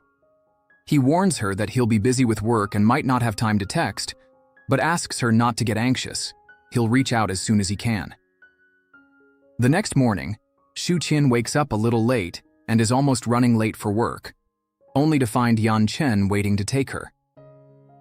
During the ride, they have their first conversation about her decision to stay with Song Yan. Xu Qin explains that she didn't turn her back on the family, as their mother claimed. Yan Chen asks if she's happy, and true to her nature, Xu Qin says she's happy when she's with Song Yan. Yan Chen gets frustrated, upset that her happiness depends so much on someone else's presence, and questions how long she'll endure this lifestyle when Song Yan isn't around. When they arrive at the hospital, Xu Qin asks her brother to help convince their mother to reconcile. Yan Chen says love must have clouded her thinking, because it's impossible to change their mother's mind. And even if it were possible, he wouldn't help her, because he doesn't agree with the path she's chosen. Xu Qin knows her brother is more sad than angry. Later, while driving back, he receives a message from her wishing him happiness too. This makes him soften, and he eventually accepts Yezi's invitation to go to the live music venue. Although he doesn't like the environment or the music, he enjoys Yezi's company. They talk about hobbies and other things, and Yezi ends up suggesting they go to his house. But Yan Chen refuses, prompting her to call him too proper. As they walk together after the show, Yezi points out that she's told him everything about herself, but he hasn't revealed much. Yan Chen shares that he collects butterflies as a hobby and once dreamed of becoming an entomologist. When he mentions the room where he keeps his collection, Yezi asks to see it. Yan Chen quickly realizes her intentions and firmly states that he won't take her to his house. She changes the subject and talks about studying biology and looking for a job related to it, but admits she might not pursue it, since her influencer career is earning her about 20,000 yuan a month. She also confesses that competition is fierce, and she doesn't think she's pretty enough, so she's considering plastic surgery. She asks for his opinion. Being so close to her stirs Yan Chen's feelings, but he steps away to maintain control and tells her it's her decision, not something he should influence. When Yezi returns to the dormitory, she finds her friend and business partner Miao upset. Yezi apologizes for not answering her calls, explaining that the bar was too noisy and she didn't notice. Miao says that at this rate their partnership won't work. She wasn't calling just to chat. It was a serious work matter, and this wasn't the first time Yezi ignored her. Yezi apologizes again, but Miao says it no longer matters. From now on, Yezi will just handle taking the photos, and Miao will take care of everything else without consulting her. Their friends think this is unfair, and scold Yezi for not contributing as agreed, leaving all the heavy lifting to Miao. They advise Yezi to quit her part-time job and focus solely on their influencer career. Yezi agrees and promises to devote herself entirely to the influencer business. Finally, the big day arrives. The annual firefighting competition between stations, and Shilatai Station, led by Song Yan, puts on an absolutely stunning performance. Physical preparation, organization, speed in action, and even in the athletic competitions, everything is flawless. After some time, we see Suo Jun again, who, through a video call from Song Yan, learns that Shilitai has won the competition. Song Yan says the trophy, the Guardian's Cup, is also his because Suo Jun helped him a lot with the team's training. Quoting the phrase, "There are no weak soldiers under the leadership of a skilled general," Suo Jun says that having Song Yan as his captain for so many years was his true honor. Song Yan tries to get sentimental, saying he still misses having Suo Jun by his side, but Suo Jun immediately cuts him off, saying he's well aware Song Yan now has a loyal, understanding instructor on the field, and a beautiful woman who loves him waiting at home. So there's no point pretending he's sad. They end the call with Song Yan sending him a photo holding the trophy, and Suo Jun congratulating him for keeping the Guardian's Cup in Shilitai. Later, when Zhang Yu enters the room, he's surprised to find Song Yan waiting for him to play the game he used to only play with Suo Jun. Zhang Yu is overjoyed, because he knows it means Song Yan finally recognizes him as a true friend. The weekdays pass, and our couple struggles to communicate due to their busy work schedules. When Xu Qin has time for lunch, Song Yan is out on a mission. When he returns, she's attending to patients. And when they finally manage to talk over the phone, an emergency arises, and he has to rush off. By the time he returns and finishes his report, she has already fallen asleep waiting for his call. At the hospital, the nurses gossip that Xu Qin's name has been added to the list for the research team, and she's likely to be selected since she's already part of Director Xu's team. He's been personally mentoring her, so it's probably already decided. They notice Dr. Yang in the room, and knowing that she also wanted the position, they speculate that Xu Qin's advantage must be due to the Meng family's influence. However, Dr. Yang herself steps in to defend Xu Qin, reminding everyone how crucial she was during the earthquake response, performing exceptionally well. She firmly states that Xu Qin earned her spot purely on merit and scolds the nurses for spreading malicious rumors. Meanwhile, while analyzing their social media data with Miao, Yezi receives a message from Yan Chen inviting her to lunch. Miao notices her friend's excitement, and not knowing the invitation is from Yan Chen, enthusiastically offers to help her with her makeup for the date. While Yezi goes to the bathroom to wash her face, Miao finds a very expensive ticket for the Yangcheng Theater's classical music performance in Yezi's locker, and wonders why she's been attending such high-class events. Yezi arrives at the restaurant, where Yan Chen had reserved a private space just for the two of them. When the franchise owner found out that Yan Chen was dining at one of his restaurants, he immediately rushed over to flatter him, completely unaware that he was actually bothering him. The man had been ignored for almost a year, constantly requesting a meeting, but Yan Chen always dismissed him. Now he didn't want to waste the opportunity. He started talking about a new business venture that would supposedly bring a lot of profit. He explained that many young girls dream of becoming influencers, but lack the resources to stand out from the competition. The idea was to create a company that would sponsor them under binding contracts. They would then be used to promote their companies and generate revenue through sponsorships and advertising. Yan Chen asked Yezi for her opinion, and she said it could be a very profitable business, but it was also exploitative and opportunistic. The man argued that if they didn't do it, others would, so they shouldn't miss the opportunity. Yan Chen said that if he ever did something like that, it would bring dishonor to his family, and firmly rejected the offer, leaving the franchise owner frustrated. Yezi praised Yan Chen for being such an upright and honorable man. At that moment, he received a message from Xu Qin asking him to pick up some medicine for their parents, so he had to leave, making Yezi sad because she had wanted to spend more time with him and they barely had a chance to talk. When Yan Chen picked up the medicine, he realized Xu Qin was without a car and asked how she was getting to work. Xu Qin explained that she was riding her bike to the subway, which took her close to the hospital. Concerned, he told her that if she needed anything, she could ask him, but Xu Qin assured him she was fine and said goodbye. Upon receiving the medicine her daughter sent and learning about the conditions she was living in, Chen Jin invites Xu Qin to go shopping together, planning to manipulate her by reminding her of the comforts that money can bring. Hoping to reconcile with her mother, Xu Qin agrees. Chen Jin takes her to luxury stores, just so she can see the expensive clothes and handbags she likes, things Song Yan could never afford. Meanwhile, Miao is also at the same mall, accompanying her brother, who came to buy a new handbag for Xu Qin. They stop to buy makeup too, and Song Yan buys all the shades, but none for Miao. After feeling humiliated in the fancy store, Xu Qin has to endure hearing her mother belittle her, making it clear that she will never accept her back as long as she's with Song Yan. As they leave the mall, a man in a luxury car is waiting for them. Yet another heir, Chen Jin, hopes to push on to Xu Qin. Before getting into the car, Miao calls out to her sister-in-law. The man finds it odd and questions why she called her that. Miao explains that Xu Qin is dating her brother. Chen Jin intervenes, insisting that Xu Qin has no boyfriend.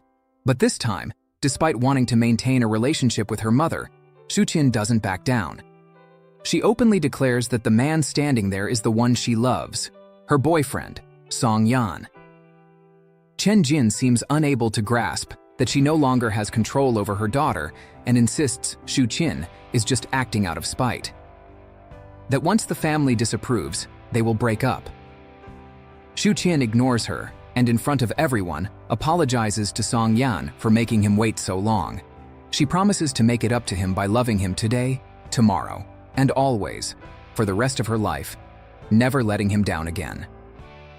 Song Yan confidently and respectfully greets his furious future mother-in-law. Xu Qin then says it's getting late. She has work the next day and thanks her mother for the outing, but now she's going home, the home she happily shares with Song Yan. After Chen Jin leaves and Miao praises her sister-in-law's bravery, Song Yan embraces Xu Qin. He knows how hard it was for her to make that decision and promises he'll never leave her alone again. He even says he'll accompany her whenever she visits her parents. Xu Qin tells him she missed him and feared not seeing him before he had to return to the fire station. They hug again. Miao thought it was cute, until she realized they were taking too long cuddling and completely ignoring her presence. The next morning, Xu Qin wakes up, but Song Yan has already left. After chatting briefly over the phone, she begins her day, now becoming an expert at riding her bicycle, scanning her card at the subway gate, and taking the train. Meanwhile, Song Yan leads another rescue operation to save a burning building. Jiang Yu, who was leading another team on the second floor, is caught off guard by an explosion that throws him across the room. Song Yan rushes to his aid while the rest of the team continues fighting the fire. Jiang Yu reports that there were flammable materials upstairs, and Song Yan confronts the building owner, who reveals there was sodium chloride stored inside. Song Yan is furious, accusing him of putting his men's lives at risk by hiding such crucial information. The man begs Song Yan not to report it to the authorities, but Song Yan assures him he will suffer the consequences for his irresponsibility. Later that night, Song Yan finds Jiang Yu sitting alone, still shaken by the incident. Jiang Yu admits he's scared. He realizes he could have died, and asks how Song Yan manages not to feel fear. Song Yan explains that he relies on training, experience, and the rescue plan. That's all he can do. Of course, he feels fear too, but Jiang Yu must understand that they are the city's courage. If they give in to fear, the city crumbles. So when the city needs him, he doesn't back down. He adds that he doesn't fight alone, he has his brothers by his side. And he explains to Jiang Yu that this is how it works. He takes care of his team, and his team takes care of him. Arriving at the hospital, Xu Qin encounters a commotion. A family is accusing Dr. Yang of being responsible for the death of their relative. Yang feels guilty for not being able to save the woman, but Xu Qin, who reviewed the report, tells her there was nothing that could have been done. Yang knows that logically, but still struggles to understand why it had to happen to her. To make matters worse, the family storms to the top of the building, threatening to jump if the hospital doesn't compensate them for the so-called mistake. On the hospital rooftop, doctors and police officers tried to prevent them from making a fatal mistake when Song Yan and his team arrived. However, when Xu Qin arrived and realized they were only pretending to get money from the hospital, she coldly threw harsh truths in their faces. She told them that if they jumped from that height, they wouldn't die, but would only break a few bones, potentially becoming paralyzed and spending the rest of their lives in bed, forced to spend a lot of money just to stay alive. The elderly woman accused her of lacking feelings and blamed the hospital for her daughter-in-law's death, demanding financial compensation. Xu Qin firmly stated that she would never allow the hospital to pay them, as that would falsely admit to a mistake that Dr. Yang did not make. Xu Qin also accused the husband of exploiting his wife's death to earn easy money, accusing him of not being a real man. This enraged him so much that he lunged at her, but Song Yan reached him first and restrained him, while his teammate pulled the elderly woman to safety. Director Xu was furious with the risky strategy Xu Qin had used. She apologized, but showed no regret. He scolded her, especially because he couldn't understand why she had done that when police officers and firefighters were already handling the situation. Xu Qin, usually calm, seemed entirely different at that moment. She interrupted him, asking him to punish her already because she had patients to attend to. He replied that there was no need to punish her. He just wanted her to reflect on what she had done. At night, as Xu Qin returned home, Song Yan's uncle and aunt were waiting outside, worried because she was coming back so late. They also revealed they had bought her favorite dumplings and hurried her inside to have dinner together. While they were eating, the aunt encouraged her to eat more, commenting that she was as thin as Song Yan because neither of them could eat properly due to their demanding jobs. Xu Qin showed a worried expression, and the aunt asked what was wrong. She revealed that she had seen Song Yan in action several times and was worried because he always put himself at risk. So, when she saw Song Yan ready to take risks on the hospital rooftop to save two opportunists, she lost emotional control. The aunt tried to comfort her, reminding her that Song Yan was very experienced and knew how to take care of himself, always protecting his team members. She and the uncle confessed that they had tried to convince him to change jobs, but he refused to abandon his team. And today, Shilitai is ranked as the best and most reliable fire station in the region, thanks to his leadership. There have been no serious accidents or deaths because he trained them well. Xu Qin became curious about why Song Yan ended up becoming a firefighter, and the uncle explained that he started his career in the military, where he excelled. However, due to certain events, he couldn't get promoted, which eventually forced him to change his profession. Before Mr. Zhou could delve deeper into the topic, Mrs. Zhou interrupted him, and they strangely changed the subject, saying that Xu Qin must be tired and needed to rest. That night, Xu Qin had nightmares of Song Yan being caught in an explosion and woke up in the middle of the night, scared. She tried calling him, but he didn't answer. This triggered a traumatic memory for her. When she was a child, she woke up trapped in her room with the house on fire. She managed to escape through the window, but when she found her parents, she saw her father dead in bed and her mother with tears in her eyes, apologizing for what she had done. The series does not make it clear, but it seems the woman had to take desperate measures to protect them from her husband. When Song Yan enters his office and sees her missed call, he immediately calls her back. Xu Qin tells him that she had a nightmare where she saw him caught in an explosion and dying. He calmly reassures her, saying he is fine and that since he is still recovering, he can't even participate in the most dangerous missions. He mentions that he now has the entire weekend off to spend with her, and Xu Qin shares that she also managed to switch some shifts with her colleagues, making her free on the same days as him. Song Yan reveals that his salary has increased and insists that she should no longer take the subway. Instead, she should use a taxi to go to work. But he is interrupted by her trembling voice, saying that she misses him so much. He tells her that he misses her too, but now they will be able to spend more time together and asks her not to worry too much and get some rest. The next day, at the station, the firefighters see Zhang Yu emotional as he watches the video of Song Yan worrying about him after the explosion. Even though his teammates tease him, he can't hold back his tears, feeling happy to know that Song Yan cares about him. A cyanide leak occurs, poisoning 3 workers.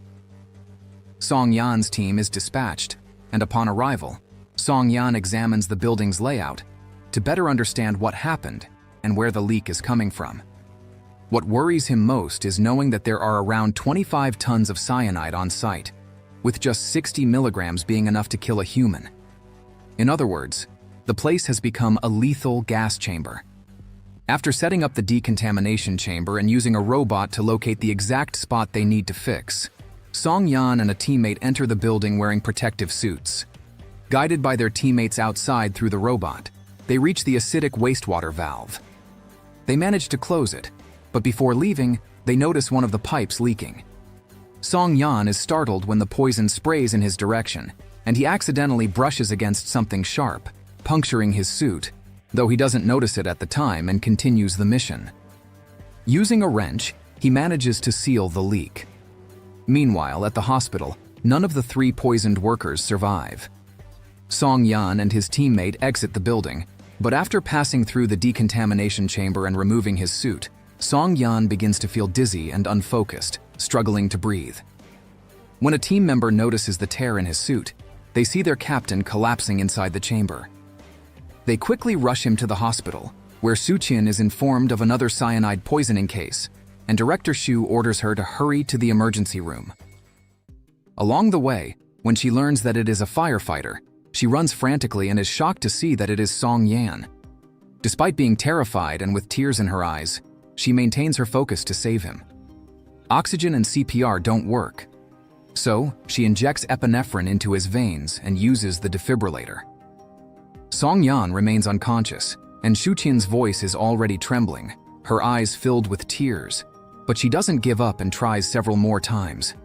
Finally, his pulse returns, and Xu Qin collapses in tears, relieved that she didn't lose him. She rushes to the room where his blood toxicity test is conducted, and finally feels relieved when she learns that he will be fine. When Song Yan wakes up, she enters, shares the test results, and reminds him that he lied to her about not going on dangerous missions while recovering and promised her he would be safe. Song Yan apologizes, explaining that he only wanted to avoid worrying her. But Xu Qin says she doesn't care that he lied.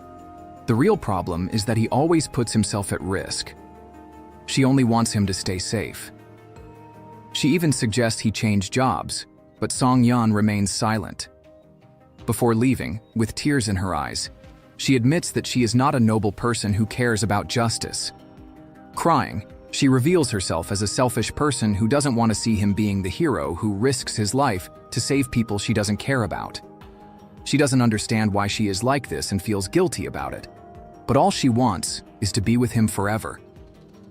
Song Yan hugs and comforts her, but can't promise her that. Xu Qin spends the day at work, suffering with the thought that she could lose him at any moment. And when she returns home, she finds him waiting outside. She is still upset, but he pulls her into his arms. Xu Qin tries to push him away, but she gives in after he calls her his wife and asks her to let him hold her a little longer. Speaking softly in his ear, she invites him inside, but he suggests they go out for drinks together, just the 2 of them, like they used to in their teenage years. They share snacks, drink together, and flirt, as if they've traveled back in time. Excited, she asks to drink more. Song Yan asks why she wants to drink so much, and she, already a bit tipsy, says she only drinks now if it's with him. So she has to make the most of every moment, doing all the things she loves with him. She brings up his job again, and Song Yan admits that he never thought about nobility or sacrifice, and even feels exhausted sometimes. But after saving so many lives, he feels like he can't stop anymore. Xu Qin tells him how his family treats her so well in his absence, and reminds him of when she once said she wanted to live with them in that house. At that time, she was young, immature, and just said it without thinking. But now that she has grown up and is truly living there with them, she is genuinely happy. Living with his family is wonderful. Mr. and Mrs. Zhao wait outside for her when she returns from work, and his aunt always warms Xu Qin's hand in her pocket while walking her home when it's cold. His uncle always makes sure she eats well and stays healthy. Miao always cheers her up and makes her laugh. She truly loves them all, but she knows they treat her so well only because of Song Yan. So he should know that if one day he dies, she will go back to being a sad and lonely person. What she is about to say now is not something she is saying just to be dramatic. It's something she has thought about a lot. If one day he closes his eyes and she cannot bring him back, she will have no reason to live and will follow him, even after death. Song Yan tries to stop her from saying such things, but she continues. When she saw him buried in Wangchuran, and when she had to resuscitate him in the hospital, She felt a pain she cannot put into words. It's a pain she wouldn't be able to bear if he didn't come back. Song Yan hugs her tightly and reveals that they have wanted to promote him for some time now. So, he won't change his profession, but he could be transferred to another position.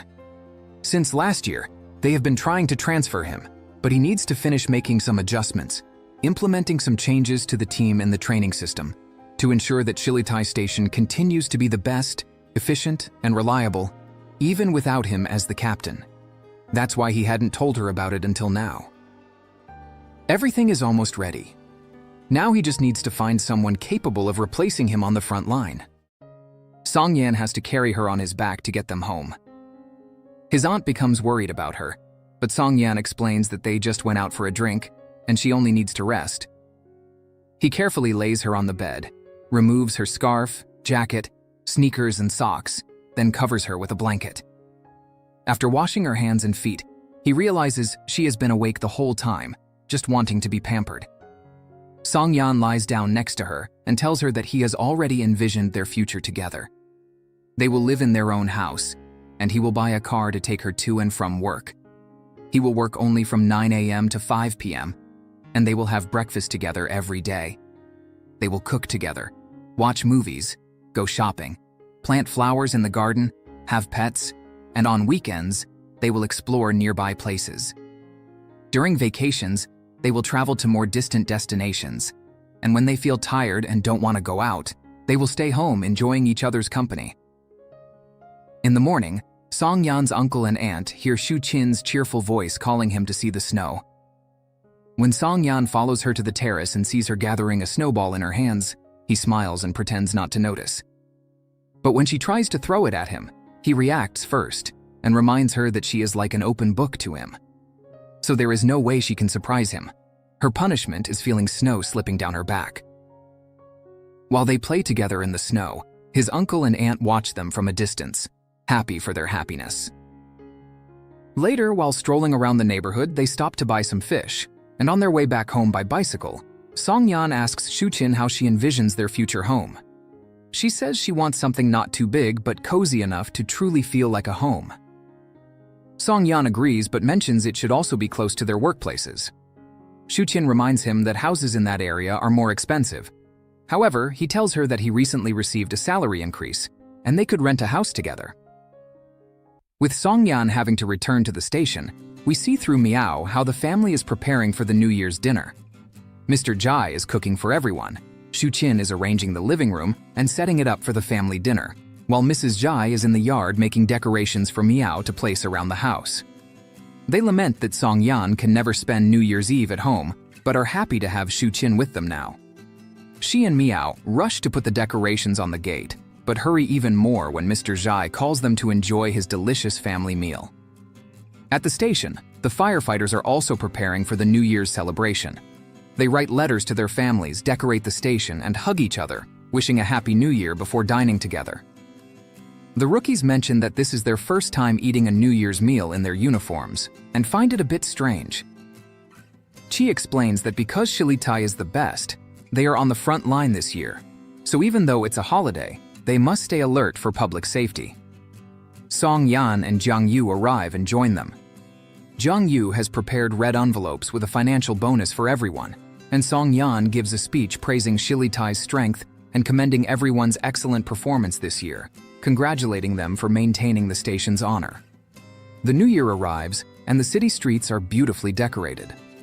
While children joyfully run around, Song Yan's family celebrates with a warm dinner together. Meanwhile, Song Yan's team is called by an elderly woman who got locked outside her house. When they arrive, they must break the door open to turn off the stove, which was burning the pork she had forgotten before leaving. Fortunately, everything ends well, and Song Yan informs her not to worry about the lock.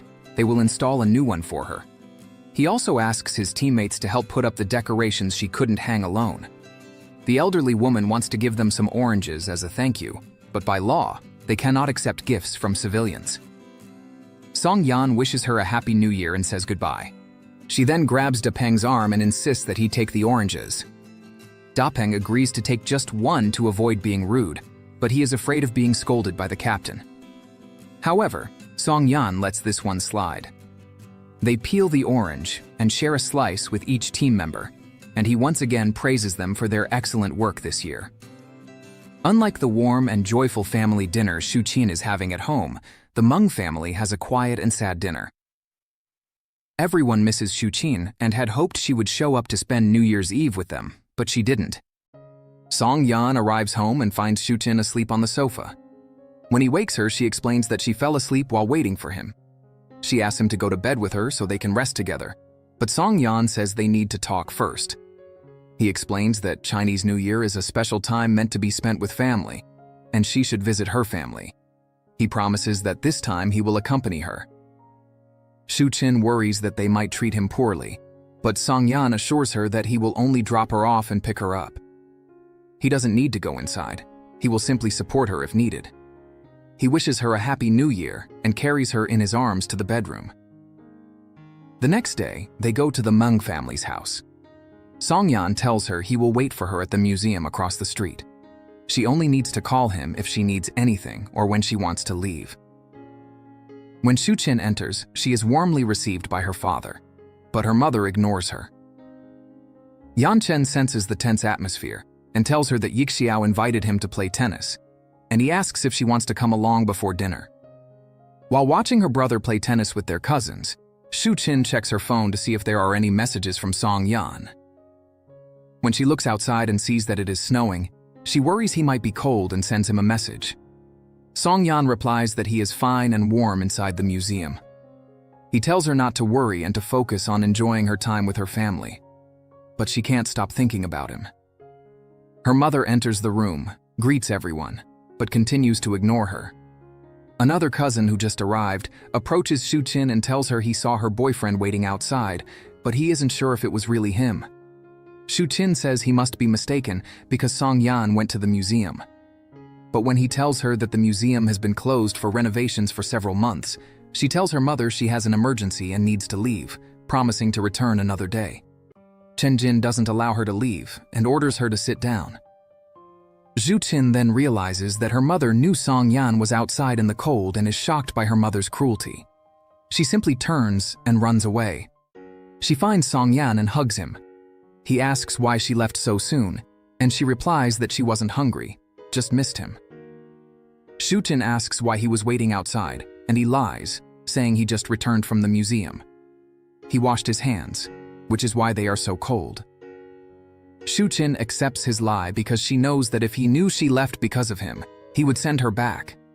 In the taxi on the way home, she puts his hand inside her coat to warm it, but Song Yan feels embarrassed that the driver might see and tries to pull away. Xu Qin firmly tells him to keep his hand there or she will get mad, forcing him to let himself be held and warmed by her love. The next day, Song Yan tells the station director that he is willing to accept the promotion. The director is pleased to hear this, but explains that the higher-ups have not yet decided which position would suit him best. He asks Song Yan to gather the necessary paperwork and bring it to him. After the evaluation, they will make the decision together. Before Song Yan leaves, the director comments on the sparkle in his eyes and the smile on his face, something he hadn't seen before. He realizes that Song Yan is planning to get married and start a family, and congratulates him with a smile. Meanwhile, Xu Qin also has a conversation with her superior regarding her promotion and the possibility of joining the hospital's research team. However, the deputy director informs her that the higher-ups still need to discuss her eligibility before transferring her. Xu Qin knows that the research team is led by the department head and lecturers, so she doesn't understand why the higher-ups are involved in this decision. The deputy director confirms that her name was initially chosen for the position, but her words on the rooftop were considered inappropriate. To avoid damaging the hospital's reputation, they decided to delay her promotion. Xu Qin says she has already checked online for any rumors about the incident and found nothing, so it doesn't make sense for this to be the reason. Running out of excuses, the deputy director simply says that he is following the orders of his superiors.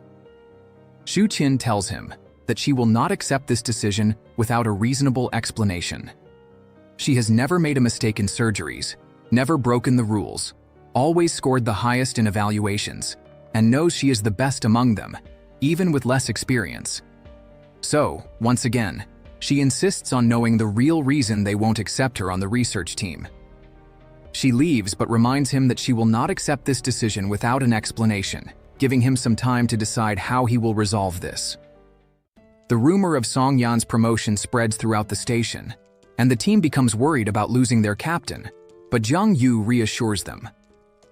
Later, he meets with Song Yan and congratulates him, but admits that he will miss him.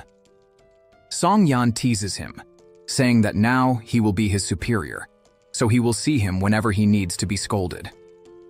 Then, getting serious, Song Yan asks how Jiang Yu feels about it.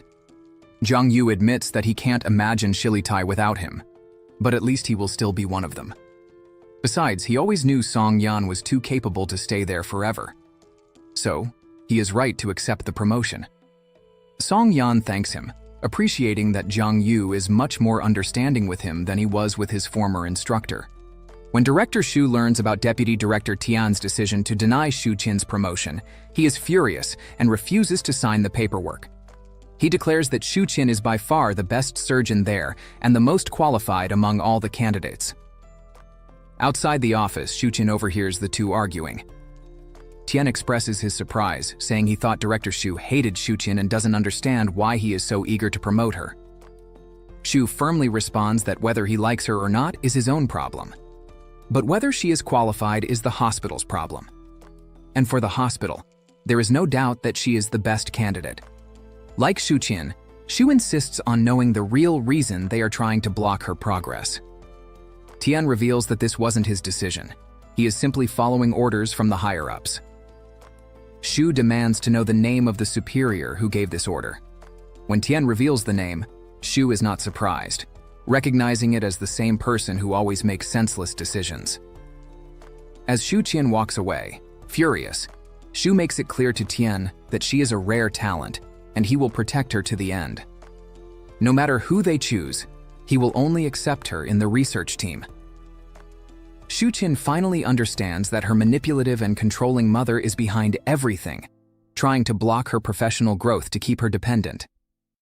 She sends messages to her mother, begging her to leave her alone and stop interfering in her career, but the cruel woman merely challenges her to survive without her. Meanwhile, Da Peng continues trying to convince Dr. Nan to overlook the age difference and give them a chance, with her friends agreeing with him. Nan finds him waiting outside the hospital, and he tells her he bought movie tickets for them that night. She refuses, saying she will be busy. Seeing his persistence, she asks him to talk in private. Da Peng asks if he did something wrong, but she replies that he didn't. The problem is with her, she can't accept the age difference between them. Da Peng insists that it's not a problem. He is 22 years old, an adult, and ready to take responsibility for her. Nan argues that she is much older than him, and his parents wouldn't accept her. Da Peng says that what matters are the feelings they share, and his parents will eventually accept it. He tells her that when he joined the firefighters, everyone treated him like a child, and even Captain Song Yan looked down on him at first. But as he adapted to the captain's rigorous training, he became one of the best at the station, even becoming the overall champion. There are even rumors that Song Yan plans to train him as his replacement in the future.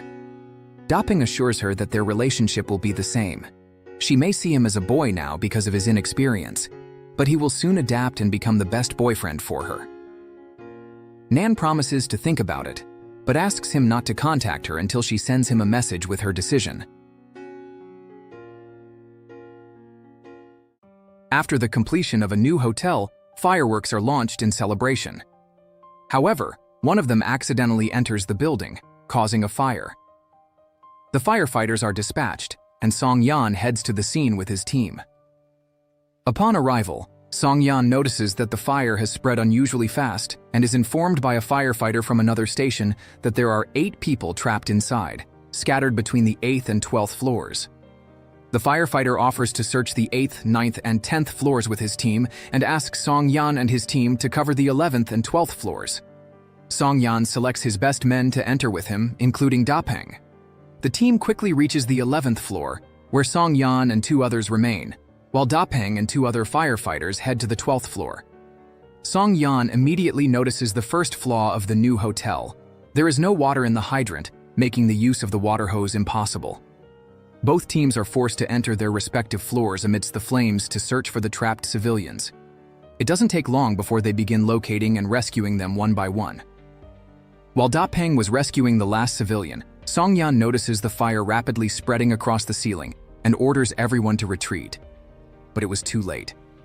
Time seems to freeze for Da Peng just seconds before he is caught in an explosion. Not just one, but several explosions occur throughout the building. Fortunately, Song Yan and his team manage to escape.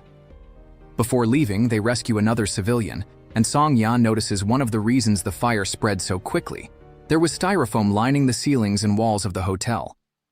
Through the radio, he calls each of his men to confirm that they are safe, but soon realizes that Da Peng is not responding. He immediately rushes to the upper floor in search of him. He and his team find the young firefighter buried under the rubble from the explosion. Da Peng is without his oxygen mask because he removed it to place it on the civilian he was saving. Song Yan quickly carries Da Peng on his shoulders and rushes him to the ambulance stretcher. Everyone gathers around to check on Da Peng, but Song Yan orders his fellow veteran teammate to keep the rookies from witnessing this scene. Da Peng is rushed to the hospital, and Song Yan stares furiously at the burning building, silently demanding justice and punishment for those responsible. Xu Qin is at home when she sees the news about the hotel fire and the 5 victims, including a firefighter. She rushes to the terrace, where she can see the burning building in the distance. Panicked, she runs to the hospital and finds Song Yan and his team anxiously searching for Da Peng. Xu Qin helps them and leads them to the room where the operation is taking place. When they arrive, they find Jiang sitting on the floor crying. Song Yan asks him why he didn't answer the calls, but Jiang doesn't respond. The door opens, and Dr. Yang delivers the heartbreaking news.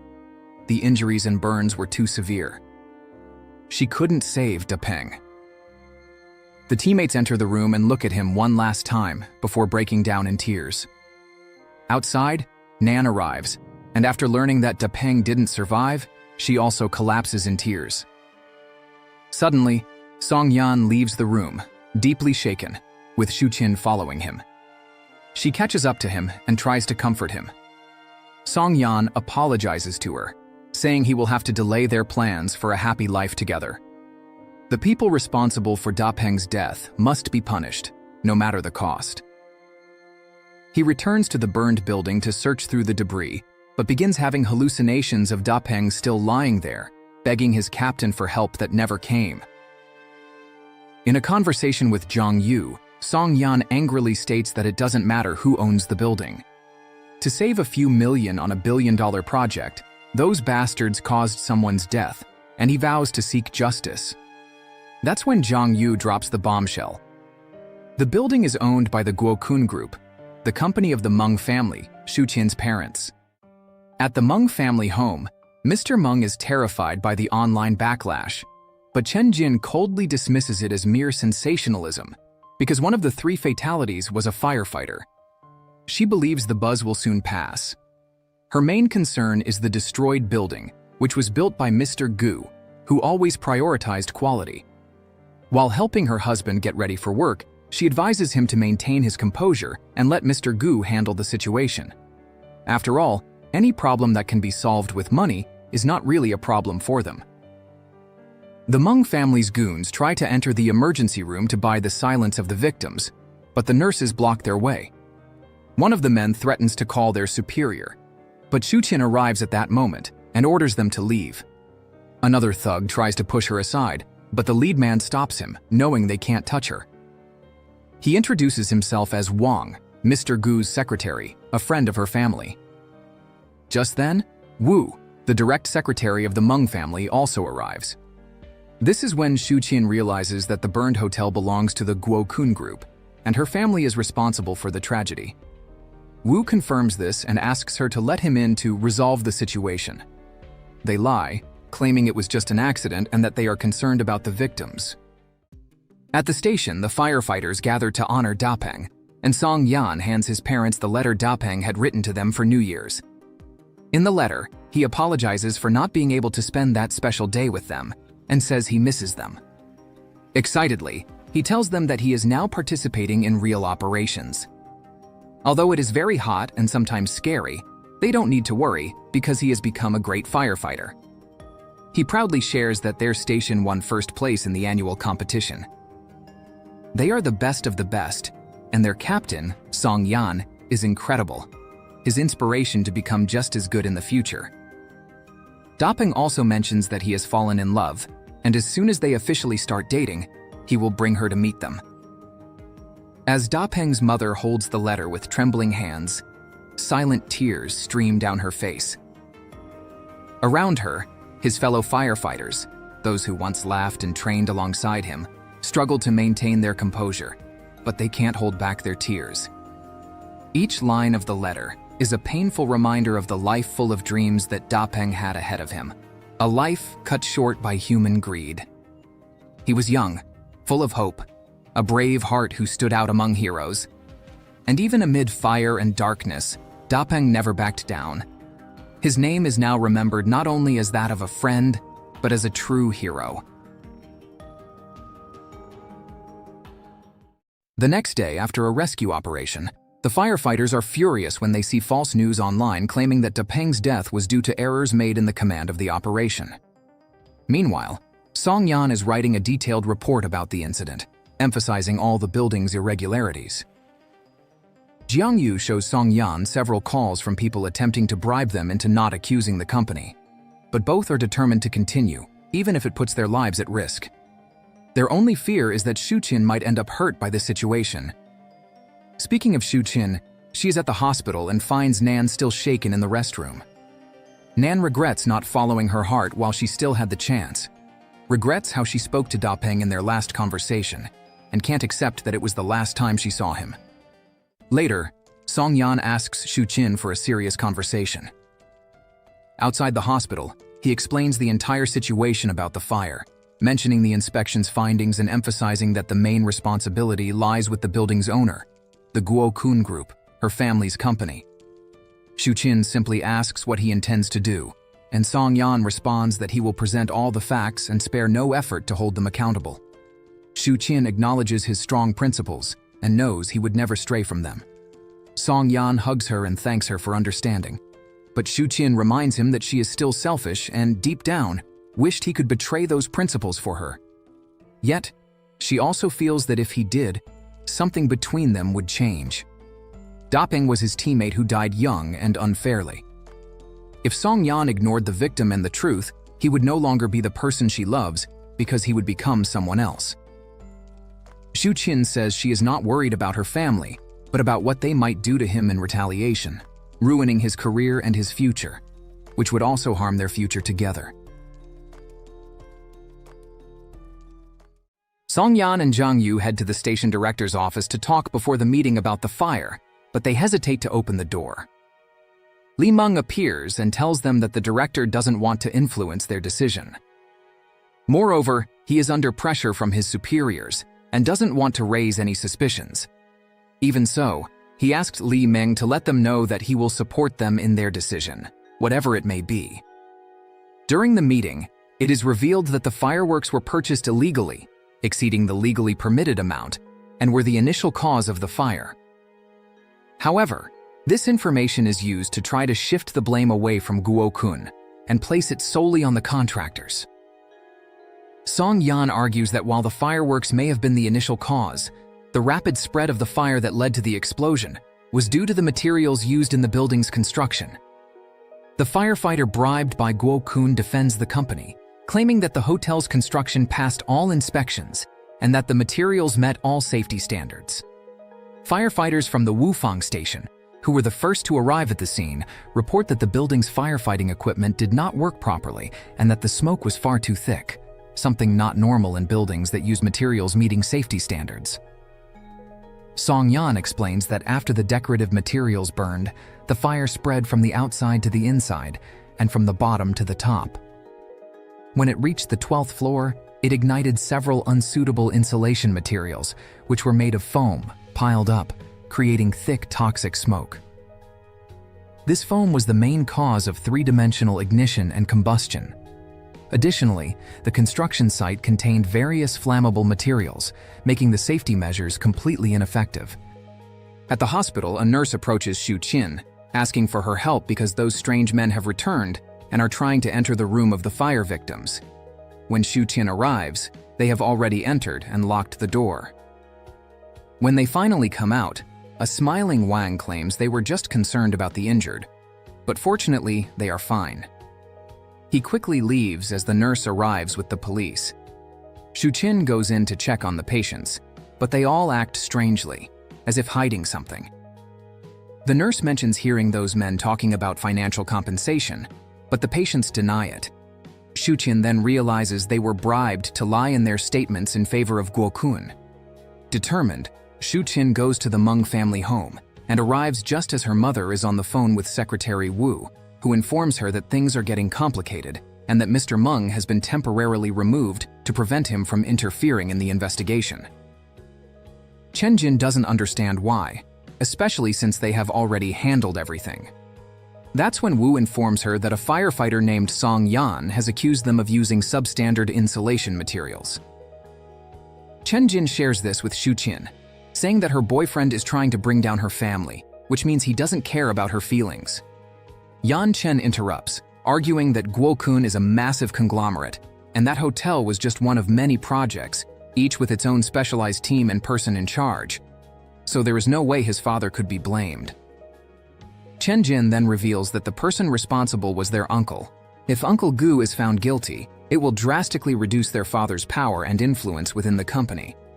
As Xu Qin leaves, she passes by Wu, who barely acknowledges her before rushing to inform Chen Jin that after an internal investigation, they discovered that Song Yan's version of events is true. Mr. Gu's manager had accepted bribes from the suppliers of the fireworks and building materials, purchasing cheaper products while pocketing the remaining funds from the investment. Mr. Gu was unaware of this, but the safety inspections failed the construction several times, delaying the project's progress. That's when Manager Zhao resorted to unconventional methods to obtain the necessary permits.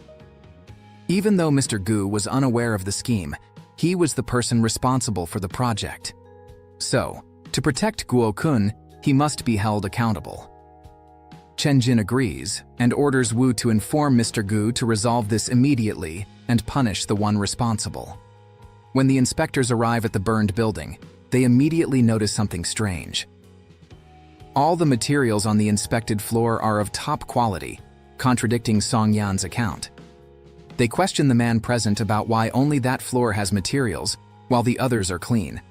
But he simply claims it was the firefighters who left it that way. The inspector, however, knows that firefighters would never do such a thing. They prioritize preserving evidence. He then asks to review the security camera footage, but the man claims they were destroyed in the fire, and all recordings were lost. Meanwhile, Song Yan is heading home when he is ambushed by a man who shoves a package into his hands and quickly runs away. It's a setup, meant to accuse him of accepting a bribe to lie in his testimony. Realizing the setup, Song Yan immediately took the package filled with money and handed it to his superior, informing him of what had happened. Mr. Gao informs him of the inspector's findings, revealing that only high-quality materials were found in the building. They switched the materials, diverted attention, and now sent this money to Song Yan. Their intentions are clear. To make matters worse, we see Secretary Wu receiving the video of the setup against Song Yan. With this, he has the evidence needed to accuse Song Yan of false testimony. At the hospital, Xu Qin is struggling with one of the fire victims, who refuses to undergo a CT scan. He and his wife don't want to spend more money and plan to recover at home.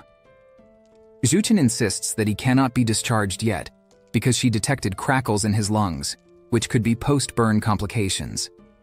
If left untreated, it could be fatal. The wife becomes irritated, accusing Xu Qin of just trying to scare them into spending more money at the hospital. Xu Qin swears she is telling the truth, but getting the CT scan is their choice. At the station, Li Ming informs everyone that the administration has decided to temporarily remove Song Yan from his position until the investigation is completed. Jiang Yu will take over the station in the meantime. Everyone knows the video is nothing but a setup, and they swear that if Song Yan is suspended, the entire team will resign. Their outraged shouts are interrupted by Song Yan's command for silence. He orders them to focus only on their work. He will resolve this and return to the station soon. At home, Song Yan only tells Miao about the situation, but asks for her help in convincing the others that he is just on leave. Miao is furious at the injustice and begs him to change jobs, but Song Yan says that even if he is fired, he will not stop until he gets justice. Miao suspects that the Meng family is behind this, reminding him of what they have done in the past. But Song Yan, with a serious expression, warns her never to bring that up again. To calm her down, he explains that the incident is related to the Guokun group, but has no direct connection to the Meng family. So this time, it shouldn't be them attacking him.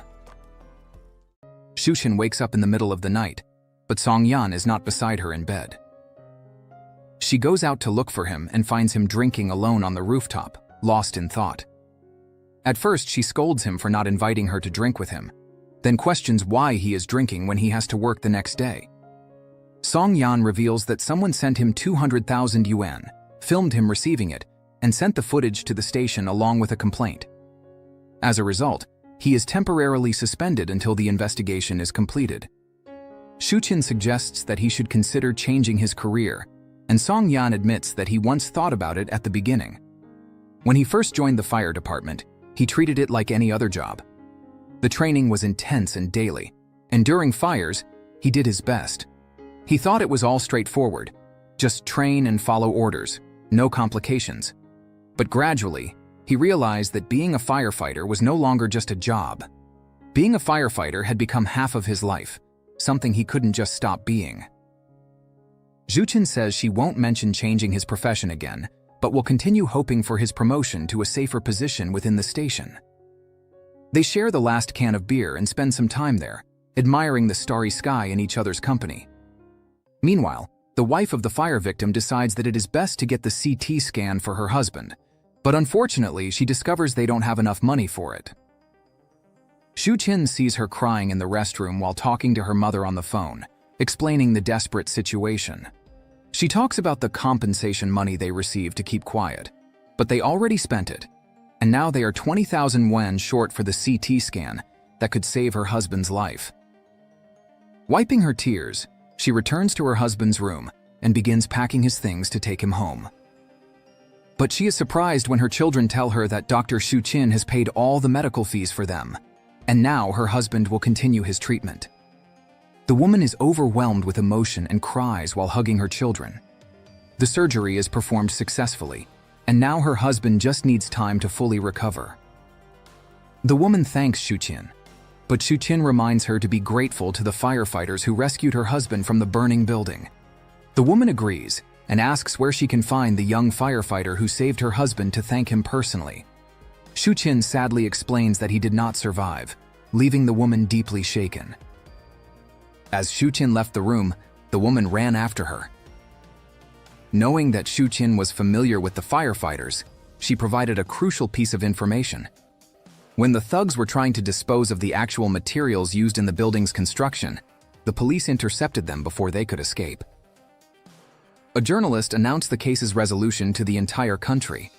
It was revealed that the project manager, Wu, had illegally set off fireworks, which triggered the fire that spread rapidly due to the low-quality insulation materials piled on the 12th floor.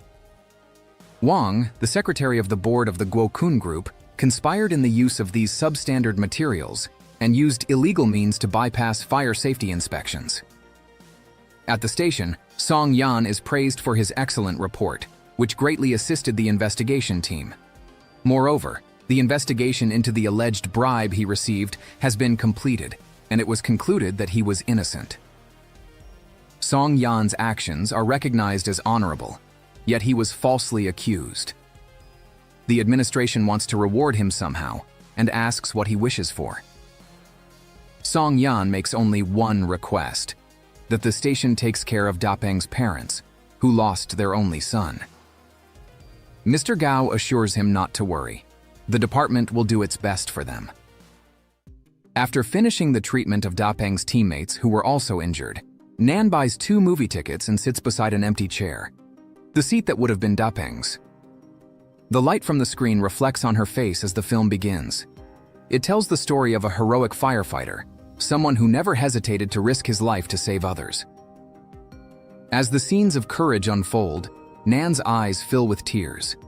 She can't avoid the flashes of memories that hit her. Da Peng's wide smile, his awkward way of trying to cheer her up, the promise of going to the movies together, the plans that were interrupted. With each scene of the movie, it feels like he is right there beside her, laughing and making quiet comments about the plot. But when she turns to look, the empty chair is a cruel reminder that he is no longer there. Pain mixes with longing, and her tears become uncontrollable. Nan covers her mouth to stifle her sobs, while the film glorifies the heroism of the protagonist, the same heroism that Da Peng had, but which took him away from her. As the credits begin to roll, Nan remains seated, staring at the screen, letting the tears express what her heart cannot bear. Just like the movie, Da Peng's story has ended, but even though the world moves on, she will never forget him. Night falls, and heavy rain pours down on the station's courtyard. The firefighters, standing in respectful formation, remain firm, even as raindrops stream down their faces. Song Yan stands at the front, maintaining the firm posture of a leader who carries the pain of an irreplaceable loss but never shows weakness. He begins the roll call, announcing the names of his teammates one by one. Each voice responds strongly, saying, "Present," to each name called. When he reaches Da Peng's name, Song Yan keeps his voice steady and clear. Da Peng. At that moment, as if the sky itself were responding, all the firefighters shout his name together with force, in unison, breaking the silence of the night. Da Peng. It is a cry of pain, of longing, but also of honor. As if in that cry, they are declaring that his spirit will never be forgotten. The rain continues to fall, but it no longer matters. Da Peng's name echoes throughout the station, not as a farewell, but as an oath. He will always be one of them. A hero. A brother. Song Yan stands firm and resolute, his gaze steady, his heart carrying the weight of every life he has protected, and the pain of those he could not save. At the Meng family home, Chen Jin complains that Xu Qin is visiting them less and less, blaming Song Yan for it. She accuses him of trying to destroy their family. Yan Chen defends Song Yan, saying he was simply fulfilling his role as a leader. Even Mr. Meng agrees, stating that the disaster happened due to Mr. Gu's failure in managing the project, and those responsible must be punished. Fortunately, the company did not suffer irreversible damage, but Gu failed to keep his subordinates under control, so the blame also falls on him. Fearing that her husband might lose even more power and influence within the company, Chen Jin insists that Yan Chen should take over as president before it is too late. But Yan Chen seems hesitant about it. Meanwhile, Xu Qin calls her father to check if he is okay after the disaster involving Guo Kun.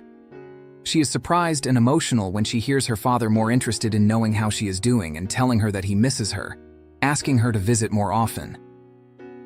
Now that everything has been resolved and justice has been served, Song Yan's superiors want to discuss his promotion. There are two options.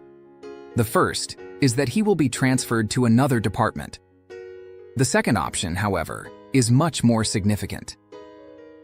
Due to the exemplary performance of the Shilitai station under his leadership in advanced rescue operations, the countless lives saved and the properties protected, they have gained recognition not just in Yancheng, but across the entire country.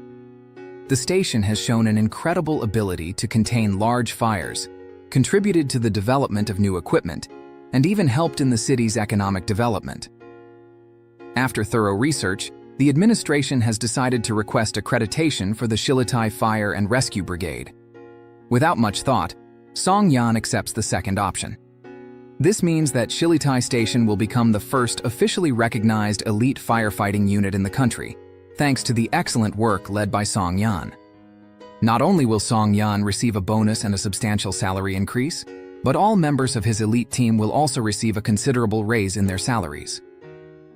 During the celebration of the 30th anniversary of the Shilitai Fire Brigade, Commissioner Li Yunji congratulates them for the decades of glory they have achieved so far. They have completed over 35,000 emergency operations and rescued more than 170,000 disaster victims. They have protected the people's property worth over 1 billion yuan. The members of the Shilitai station are known for never backing down in the face of adversity. After the formal greetings, a member of the party committee announces that, together with the municipal government, they have decided to honor the Shilitai Fire Brigade with the title of Guardians of Yangyang. Mr. Gao then informs them that they are now an elite unit, facing new missions and challenges ahead. They will no longer be just a rescue and firefighting squad, but also a special service brigade, called upon in emergencies of national level. Song Yan is invited to the stage to receive a military order plaque, granting him national-level authority. Alongside his team, they shout oaths of loyalty, discipline, and impartiality in service to the people. This chapter in their history closes, making way for an even more grand and remarkable future. When Xu Qin arrives home and finds Song Yan cooking, he tells her about his promotion, but explains that he won't be moving to an administrative position. He will continue at Shilitai. She is upset because she wanted him to stay safe, but Song Yan explains that there will be some changes. Moreover, both his equipment and his team are now more advanced, significantly reducing the risk of any accidents. He apologizes for his decision, but says he thought about it a lot, and despite being conflicted, he couldn't leave. Xu Qin becomes angry, pointing out that he was conflicted but never discussed it with her and made the decision unilaterally. He always supports her, but never asks for her support, which makes her feel like a burden to him. Song Yan apologizes again, but reveals that there is something inside him that, whenever he faces stressful situations, pushes him to solve them alone. He didn't want to stress her out. Xu Qin says she has noticed this. He always lies or hides his problems instead of sharing them with her. He thinks he is doing her a favor, but he is only hurting her. Song Yan promises that he won't hide anything from her anymore. So Xu Qin immediately questions him about the bullet wound on his back, the withheld grades from his high school, the real reason he became a soldier, and why, instead of being promoted, he became a firefighter. Everyone in his family seems to know the answers to these questions, but no one ever talks about it, leaving her as the only one in the dark. Xu Qin asks him to explain everything and demands to know the truth. Song Yan says this is the only truth he cannot share with her. Xu Qin insists that if they are going to get married, there can't be any secrets between them.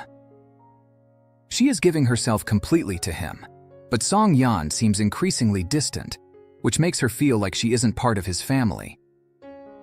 Song Yan tells her that she is the most important person in his life, so of course, she is family. Since he refuses to talk, Xu Qin asks him at least to tell her why he needs to hide the truth from her. His silence frustrates her, and she leaves. Upset with Song Yan, Xu Qin decides to spend the night at Dr. Yang's house. Song Yan calls her and asks her to come back, but Xu Qin says she will only return when he is ready to share his past with her. While the couple suffers from being apart, Yixiao talks to Yanchen about Yezi. He mentions that he knows they've been meeting, but warns him to be careful with that kind of girl. Yanchen replies that he is only worried about her going down the wrong path and that they have nothing in common.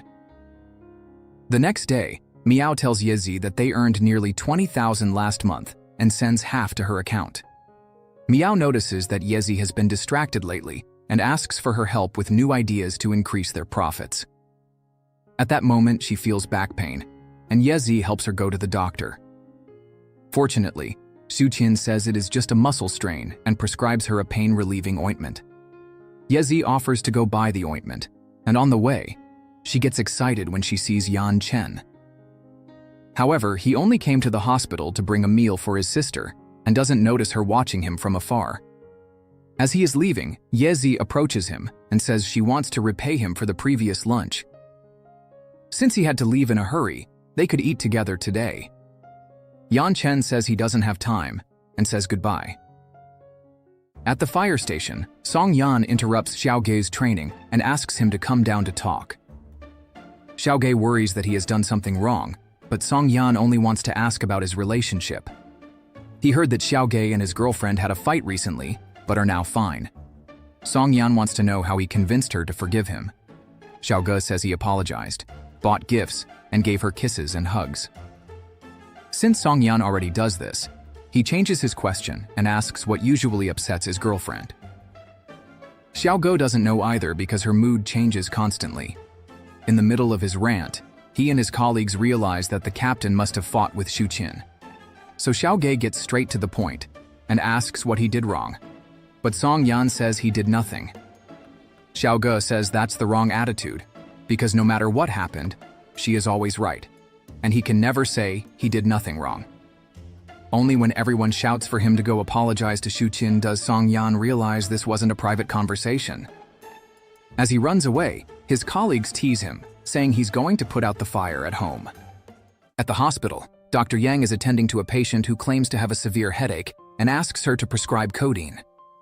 Yang explains that because it is a controlled medication, she cannot prescribe it without proper tests. The man becomes desperate and demands that she give him codeine immediately. When Yang refuses, he pulls out a knife and threatens her while searching her bag for the medication. Xu Qin notices the police approaching and distracts the addicted man by saying she knows where to find codeine.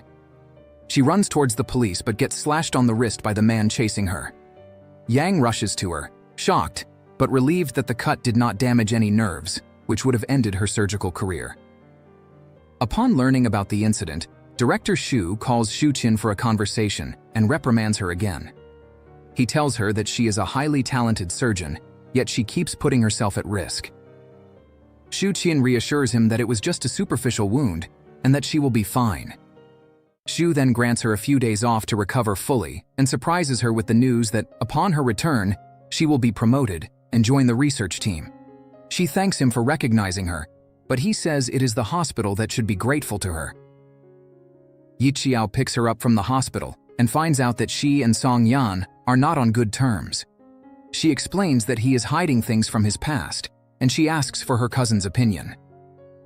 Yiqiao says that when he gets married, he will also have things he prefers to keep secret from his wife because some stories should remain in the past to avoid affecting the current relationship. He adds that Songyan does not seem like the type of guy who would cheat on her, so it is either something dark from his past or something too painful for him to talk about. Xu Qin confesses that she feels bad because he doesn't trust her, never asks for help, and doesn't let her see his vulnerabilities.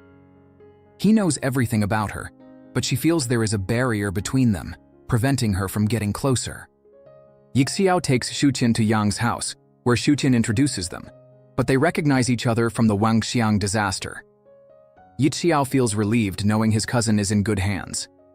After Xu Qin goes to her room, he asks Yang to exchange contact information and to call him if they need anything. Returning from another mission and noticing a distant Songyan, Qi suggests he take a day off to resolve things with Xu Qin. He supports her, knowing how closed off his captain is to everyone. But with her, it's different because she will be his wife. Moreover, due to their dispute, Songyan doesn't even know that she got injured on her wrist while trying to protect a colleague from an addict with a knife. Worried, Songyan calls Xu Qin. She tells him she's hurt, but the cut isn't deep and then hangs up. Unable to bear being away from her any longer, Songyan asks Qi for the doctor's contact and leaves immediately to find out where Xu Qin is staying. Arriving there, Songyan tries to see her wound, but Xu Qin doesn't let him touch her. He says he brought food for them to have dinner together, but she replies that it's not food she needs, but answers. Songyan apologizes, admitting that he is very self-centered, always making decisions without consulting her. Having been single for so many years, he didn't realize how many bad habits he had. He is used to solving everything alone, but now that he has her by his side, he knows he needs to change. He promises that in the future, he will discuss everything with her before making decisions, but asks her to leave his past aside. Xu Qin says she feels he doesn't trust her as much as she trusts him. She trusted him so much that she left everything she had to be with him, but he can't even open up to her completely. In a flashback, we see what really happened in Songyan's life. After high school, he planned to attend the same university as Xu Qin, but her mother sabotaged his grades through bribery, causing him to fail. Songyan's uncle knelt, begging her not to destroy Songyan's future, but she ignored him. Unable to enter any university, Songyan enlisted in the army, where he excelled due to his combat skills and leadership. After his heroic actions in the mission where he eliminated terrorists and saved his comrades, he was informed that he would receive a Medal of Honor and be promoted to officer.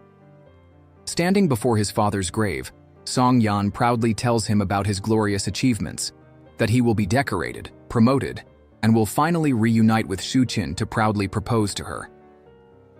However, at that moment, his father's former colleague appears. Song Yan tells him he is not welcome there, reminding him that his father tried to protect him from Guo Kun, but the man betrayed him for some money. The man provokes him, disrespecting his father's grave and saying his father's death was because he wasn't man enough to keep his wife at home, who left him for another man. Song Yan loses his temper and gives the man a good beating. Of course, all this was part of Chen Jin's plan, who wanted to prevent him from being promoted and progressing in life. After being expelled from the army, Song Yan decided to join the fire department, vowing to honor that noble profession and climb the ranks until he was worthy of standing before Xu Qin with dignity. In the present, while having lunch with his family, Song Yan's aunt mentions that she hasn't seen Xu Qin lately. Song Yan simply says that she has been busy with work. Miao suspects that he made her angry again and asks him to tell her what happened so she can help them make up. Song Yan doesn't respond and just leaves the table, which makes Miao worried. Miao pretends to have back pain again, just as an excuse to meet Xu Qin at the hospital and understand what is going on. She tells Xu Qin that Song Yan is lovesick and can't even sleep properly. No matter what mistake he made, Xu Qin must forgive him. Xu Qin tells her to leave because she needs to attend real patients, and Miao says she will wait for her. Outside the hospital, Xu Qin says she is not angry with Song Yan, but sad because he doesn't trust her.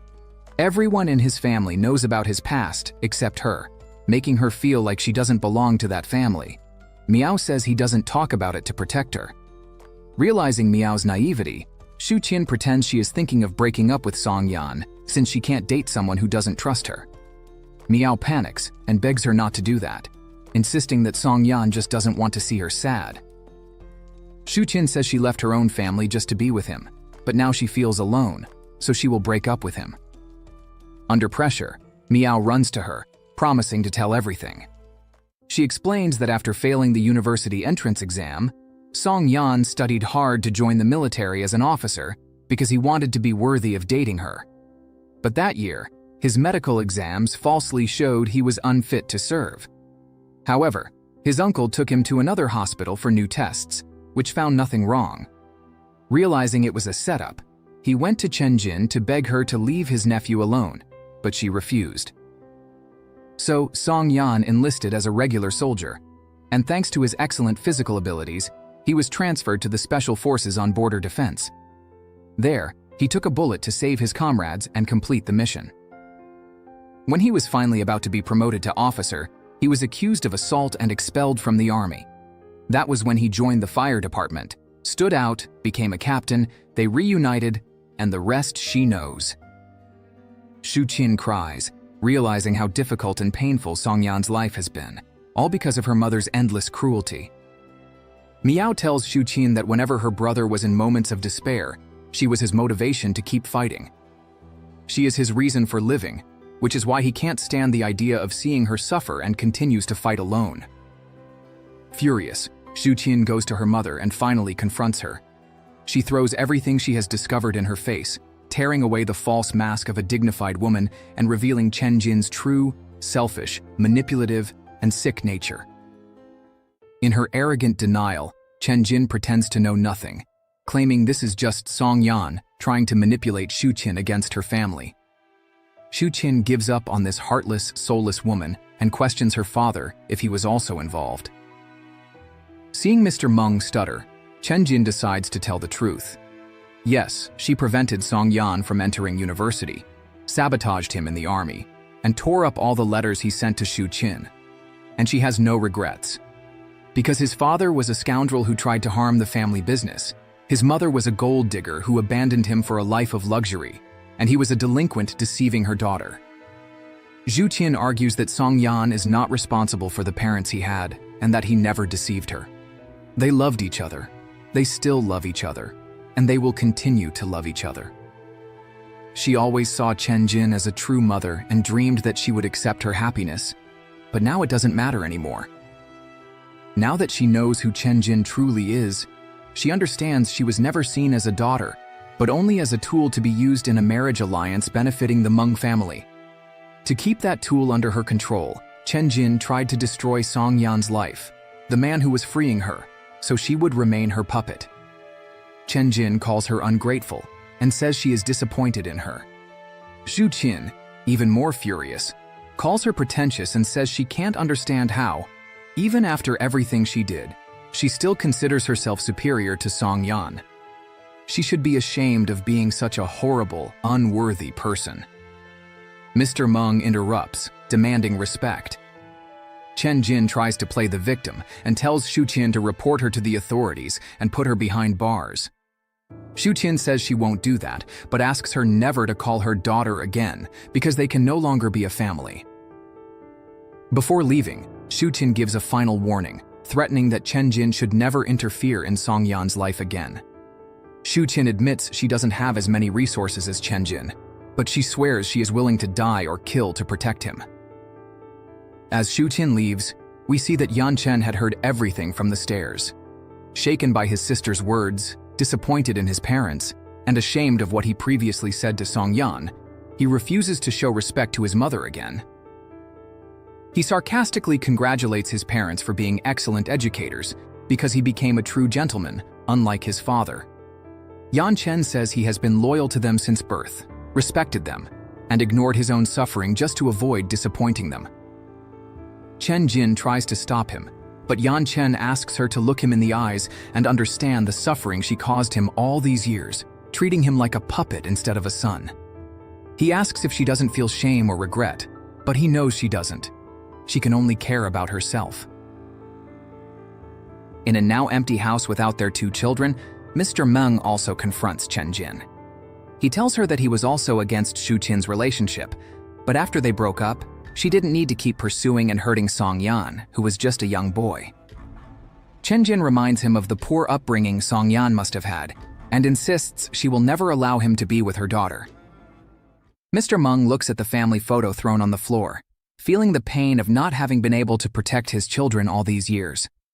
Xu Qin runs to Song Yan and hugs him, begging to reconcile, promising she will never leave him again. She apologizes for arguing with him and for leaving home. Song Yan says what matters is that she came back to him. Xu Qin says she missed him so much that her heart hurt and asks him to come inside their home. Song Yan's uncle and aunt see them entering together and feel happy to see they have reconciled. Still shaken, Yan Chen goes to Yixiao's bar. After serving him, the waitress calls Ye, informing her that he is there. Hearing this, Ye cancels the data analysis she was doing with Miao and says she needs to leave. When Ye arrives at the bar, Yan Chen is already unconscious from drinking too much. As he opens his eyes, he first sees Xu Qin in front of him, but then he realizes it's Ye and asks what she is doing there. She shows concern for him, asking about work problems and again offering lunch to repay him. Yan Chen just watches her talking and trying to charm him and smiles with irony. She asks what he is laughing at, and Yan Chen, drunk and tired of it all, compares her to Xu Qin, saying that moths and butterflies may look similar, but there is a huge difference between them. Butterflies love to fly under the sunlight, while moths only fly under the shadow of the night. Already shaken, Ye asks him to be clearer with his words, but Yan Chen just asks her to leave. She tells him she likes him and doesn't understand why he is treating her this way. Yan Chen says he wants to be alone, so he gets straight to the point. He asks how much she needs to finish paying for her college and how much for her monthly expenses. He is a businessman and is ready to negotiate so she can leave him alone. He is not stupid and has known her intentions from the beginning. Ye asks if he was deceiving her all this time, but Yan Chen says she has nothing to offer him that would make it worth deceiving her. He takes one last drink and tells her to leave. Ye runs through the bar's corridors and hides in a corner to cry. After calming down, she changes the expression in her eyes and returns to the private room where he is now unconscious again. She enters and closes the door. A few hours later, Yan Chen is lying on the sofa, while Yezi has torn clothes and visible marks of assault on her face. Chen Jin wakes up in the middle of the night, feeling restless, and decides to call her son. Yezi answers but doesn't say anything, only making pained sounds before hanging up. She then calls her college, saying she was assaulted and asks for help.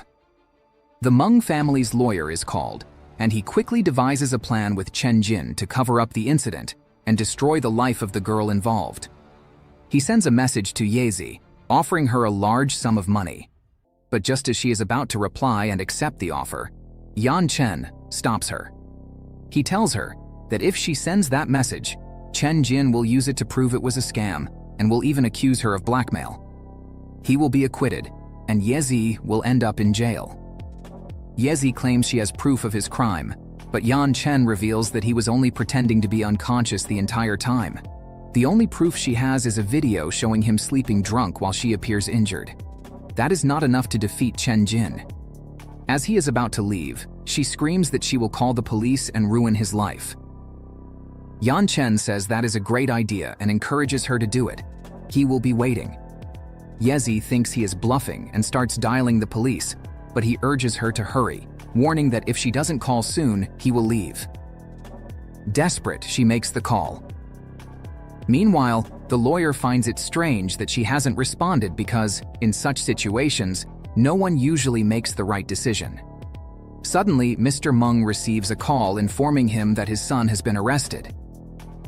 To make matters worse, Yan Chen did not deny the crime, even though he is innocent.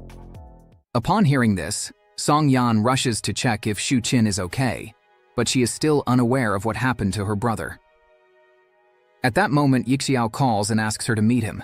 She and Song Yan get in his car, and on the way, they see the news about the alleged crime committed by the Meng family's heir. Yixiao explains that the biggest problem is that the police won't allow anyone except the lawyer to see Yan Chen, but he refuses to talk to the lawyer or have any defense against the accusation. Xu Qin realizes that he must have been at the Meng house and probably heard her argument with their mother the previous night. This must have shaken him deeply. At the police station, Xu Qin finds her parents, who are visibly worried. Mr. Meng asks her to help convince Yan Chen. Xu Qin then asks the lawyer to tell her brother that she will be waiting for him at home to resolve this situation together. Meanwhile, Song Yan asks Yixiao if he has any clues about who the girl is. Yixiao reveals that she used to work at his bar, but he noticed her intentions and fired her some time ago. He suspects that some employee must have told her about Yan Chen's presence there. Song Yan asks if he has security camera footage, but Yixiao says they only have cameras in the corridors, not in the private rooms. Song Yan tries to figure out what really happened, and Yixiao explains that the girl had been trying to seduce Yan Chen for some time, but when he exposed her, she wanted revenge. He shows the footage of a girl peeking into the private room at that time, but he doesn't know who she is. Song Yan recognizes her. It's Miao. That night, Miao had decided to follow Yezi to discover what she was prioritizing over her influencer career. But she was shocked to see Yezi in that private room, scratching herself with her own nails while Yan Chen slept on the sofa.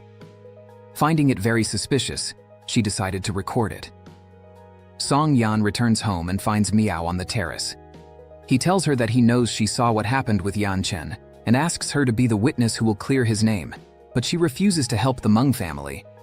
Song Yan urges her to understand the seriousness of the situation. Miao is a good girl, and he doesn't want to see her consumed by hatred. Song Yan knows she is smart and probably recorded everything. If she doesn't show it to the police, Yan Chen's future will be ruined. Miao replies that it doesn't compare to everything the Meng family made Song Yan go through, so she doesn't feel a bit of pity for them. Song Yan says he has already forgotten the past, and she should too. Miao argues that she can't forget the 10 years she spent watching him being sabotaged in everything he tried to do.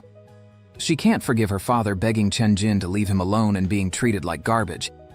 If Song Yan wants to pretend he has forgotten the past, that's fine, but she will never forgive them. Song Yan admits that he hasn't forgiven them either because that is impossible, but he chose not to hold a grudge to avoid spending the rest of his life consumed by resentment. He tells her he is not asking her to save Yan Chen, only to do the right thing. Miao finally agrees to hand over the evidence but says she needs to do something first.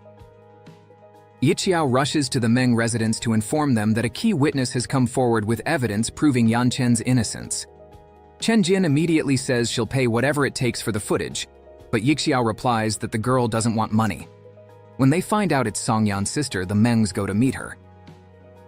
Even in that situation, Chen Jin doesn't lower her pride and arrogantly asks how much the girl wants. Mr. Meng, however, is more cautious and shows respect toward Miao.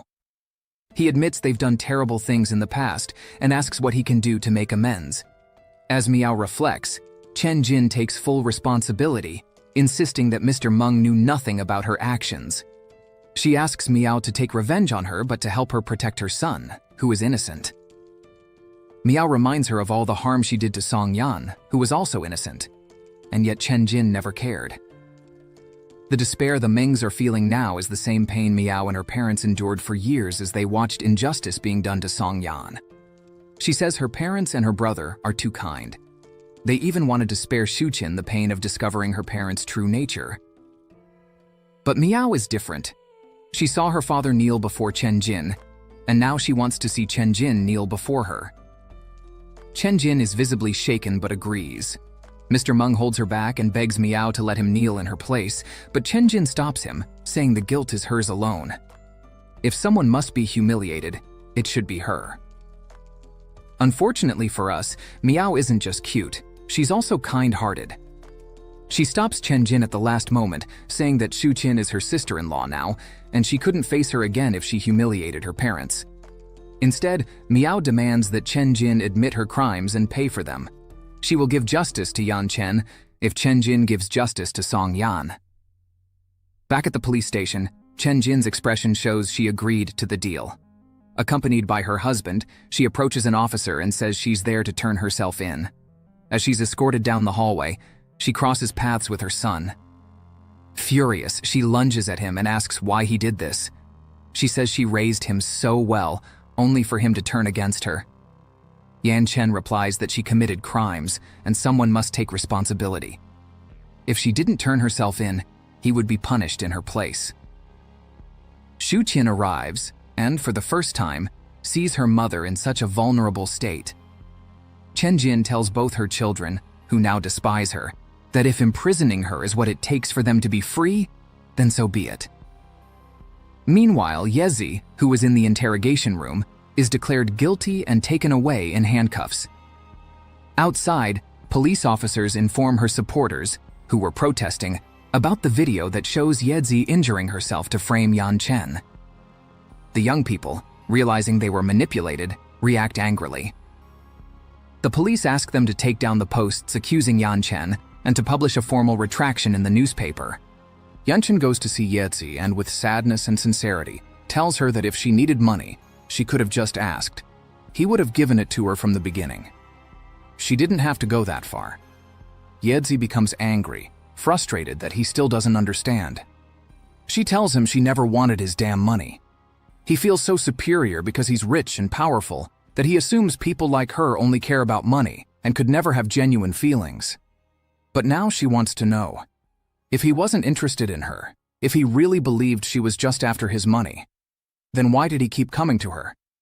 He protected her and her friend at the bar from those harassers. Then he said he was afraid she'd go down the wrong path and pulled her out of that job, getting her something better. He invited her to a beautiful concert that moved her. He cared about her life, her hobbies, her future. So how could she not fall in love with him? Yan Chen, visibly shaken, says he only wanted to help her make better choices. Yezi asks if this, where she is now, is the right path he wanted her to follow. She says her life was dull and colorless. Then, one day, a ray of light appeared and lit up her heart. When that light walked away, she desperately wanted it back. But while she saw him as that ray of light, she realized that to him, she was just a project, something he could abandon at any moment, a moth that should remain in the dark. When he tells her he came to say he's dropping the charges, she becomes even angrier because he still insists on being good to her. She wanted to hate him, but he doesn't even allow that. Meanwhile, at the police station with the lawyer, Mr. Meng is informed that since Chen Jin turned herself in and is in poor health, posing no threat to society, she will be granted probation. However, she will not be allowed to leave the city. Talking to his wife, Mr. Meng tells her that she needs to reconsider her opposition to Xu Qin's relationship, because he no longer doubts their daughter will marry Song Yan. Chen Jin says that after everything she's done, it would be impossible for their two families to become one. Sensing the weight of guilt finally pressing on her, Mr. Meng confesses that he always knew what she was doing, but never stepped in. He let her play the villain while he quietly reaped the benefits. He says he's grateful for everything she's done for him and their family, and asks her not to give up now. Xu Qin asks her brother if he heard her arguing with their parents that night, and he confirms. She tells him that while their parents are guilty of many things, they didn't deserve the punishment he tried to impose. If it weren't for Miao, his life would be completely ruined now. Yanchen says he finally understands why Xu Qin chose to stay with Song Yan even after all these years. He is determined, honorable, and truly loves her. Despite all the challenges, he never gave up on her. They deserve to be together. Now that he's free from their parents and knows he no longer needs to take care of her, Xu Qin tells him to live his own life and to be happy. Later, Miao and her dorm mates walk into their room and find Yezi there. Her roommates are furious and call her shameless for showing her face after making them look like fools for defending her online. Miao notices Yezi holding a withdrawal form. She's dropping out. Not only is her influencer career over, but now she won't even graduate. Before leaving, the angriest roommate says she even feels sorry for Miao, who spent so much time managing Yeezy's account only for it all to go to waste. Alone with Miao in the room, Yeezy apologizes for making her lose the account she worked so hard on. Miao asks what she plans to do with her future, but Yeezy says she doesn't even know if she still has one. Miao asks if she's supposed to feel guilty about that, and Yeezy replies that she's actually grateful for what Miao did. If it weren't for her, she might not be alive right now. The guilt would have destroyed her.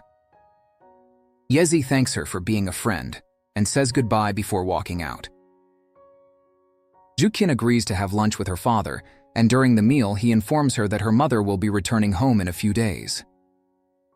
Mr. Meng asks Xu Qin to make time to visit her, as she is very fragile right now. Seeing her hesitation, he admits they were selfish parents, but assures her that they always loved her just as much as they love Yan Chen. Moved, Xu Qin admits that she still can't forgive them for what they did to Song Yan. Mr. Meng reminds her that they are a family, and that bond is for life, something that can't simply be broken. He acknowledges they have issues with Song Yan, but says he is willing to try and fix things. Xu Qin asks how he plans to do that. How will he give back the university life and military career that were taken from him? He doesn't realize how proud Song Yan is, the kind of man who always fights back against those who hurt him. Yet, despite everything, he never retaliated against them. Even though he knew the Meng family had business rivals who would have paid handsomely for such information, he never exposed them. He stayed silent through all the injustice, for her. And now they expect his to forget it all, treat them as family, call them in-laws, and sit down for friendly lunches? Mr. Meng backs off for now, but says there is still a long road ahead, and he doesn't intend to give up. As they say goodbye, he gently asks if she will at least allow him to be present at her wedding. Moved, Xu Qin nods in agreement. While Song Yan and Xu Qin spend the weekend together, watching the rain, helping his uncle fix the roof, tending to the plants, and enjoying simple domestic moments, back at the fire station, Jiang Yu continues his efforts to get closer to Li Meng. He gives her a small plant, saying that every time she waters it, she'll think of him. Meanwhile, Mr. Meng decides to take the first step and pay a visit. But as he approaches, he hears laughter in the distance and sees Song Yan and Xu Qin smiling, with Song Yan carrying her on his back as they return home. Inside, Miao and her parents are setting the table for lunch when they're surprised by the couple entering the house, with Mr. Meng right behind them. The atmosphere becomes a bit tense, but Mr. Meng is determined. He approaches the Jai family and apologizes for the unexpected visit. Mr. and Mrs. Zhai warmly offer him a seat at the table and invite him to join them for lunch. After a welcome toast with Mr. Zhai, Mr. Meng explains that he's there because he wants to talk about their children's relationship. And, as the bride's father, he would like to help with the wedding preparations. He says he's placing his daughter in their care. After a heartfelt family toast, Mrs. Zhai assures him that they've been taking very good care of Xu Qin, and Miao adds that she's always walking around the house with a goofy smile. The only problem is that once Miao starts talking, she doesn't stop. And she nearly spoils the surprise that Song Yan is planning for Xu Qin. After the meal and more conversation about the future, it's time for goodbyes. But Mr. Meng asks Xu Qin if Song Yan can walk him out. He wants a private word with him. Alone with Song Yan, Mr. Meng confesses that he was afraid to come there and find that Song Yan might not be capable of taking care of Xu Qin. But after this visit, he admits he's genuinely moved by this family. Their warmth and happiness are enviable, and he hopes Xu Qin can be just as happy. Song Yan promises that he will take good care of her and make her truly happy. Mr. Meng tries to apologize for all that Song Yan went through, but Song Yan gently cuts him off and says it's all in the past. He wouldn't change the path he walked, because he's doing just fine now. When Song Yan enters the room and hugs Xu Qin from behind, he tells her it's time for them to start looking for a house to rent. Xu Qin agrees, but quickly changes the subject. She's noticed that he and Miao are hiding something from her. Song Yan plays dumb, claiming she's imagining things. The next day, he takes her to visit a house he's thinking of renting. Song Yan says the owner allowed her to see it first, and if she likes it, he'll ask his wife for permission for them to live there. As they walk in, Xu Qin is immediately enchanted. Everything seems perfect. The house and the furniture are exactly how she once described her dream home to Song Yan. In the spacious bedroom, not only is the bed just the way she likes it, but Song Yan also shows her a special spot where they could keep their aquarium. Xu Qin says she's already made up her mind. Before they came here, she searched several homes online, but none of them pleased her like this one. They have to rent it. Song Yan tells her she's rushing. There's still one more part of the house she hasn't seen. He takes her to the rooftop garden, which is even more beautiful than the one she used to dream of. Plus, the location is perfect. There's no reason not to choose this house. Song Yan says he'll call the owner's wife now and ask if they can stay. Excited, Xu Qin urges him to call quickly. Suddenly her own phone rings. She teases him, saying he dialed the wrong number and is calling her by mistake. But Song Yan replies that he called the right person, because she is the owner's wife, and this house is theirs. He then asks the owner's wife if she allows them to live there. Xu Qin, playing along, asks how long he plans to stay there with his wife. Song Yan answers, "For the rest of my life." She hugs him tightly, thanking him for giving them the perfect home, but Song Yan says it's not over yet. There's one last thing he needs to do. He kneels down and presents a sparkling ring, thanking her for coming back to him. She was the reason he dreamed of growing and becoming someone better. He promises to protect her just as he protects the city. Just like in the past and the present, his future will also be devoted to her. He swears eternal loyalty and love, and officially asks her to marry him.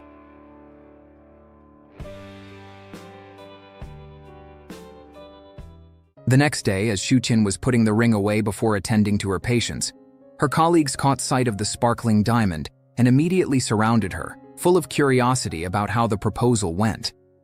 At the fire station, the news also caused a stir when everyone found out that their captain was getting married.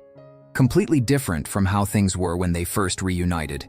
Song Yan now runs to greet her when Xu Qin comes to visit.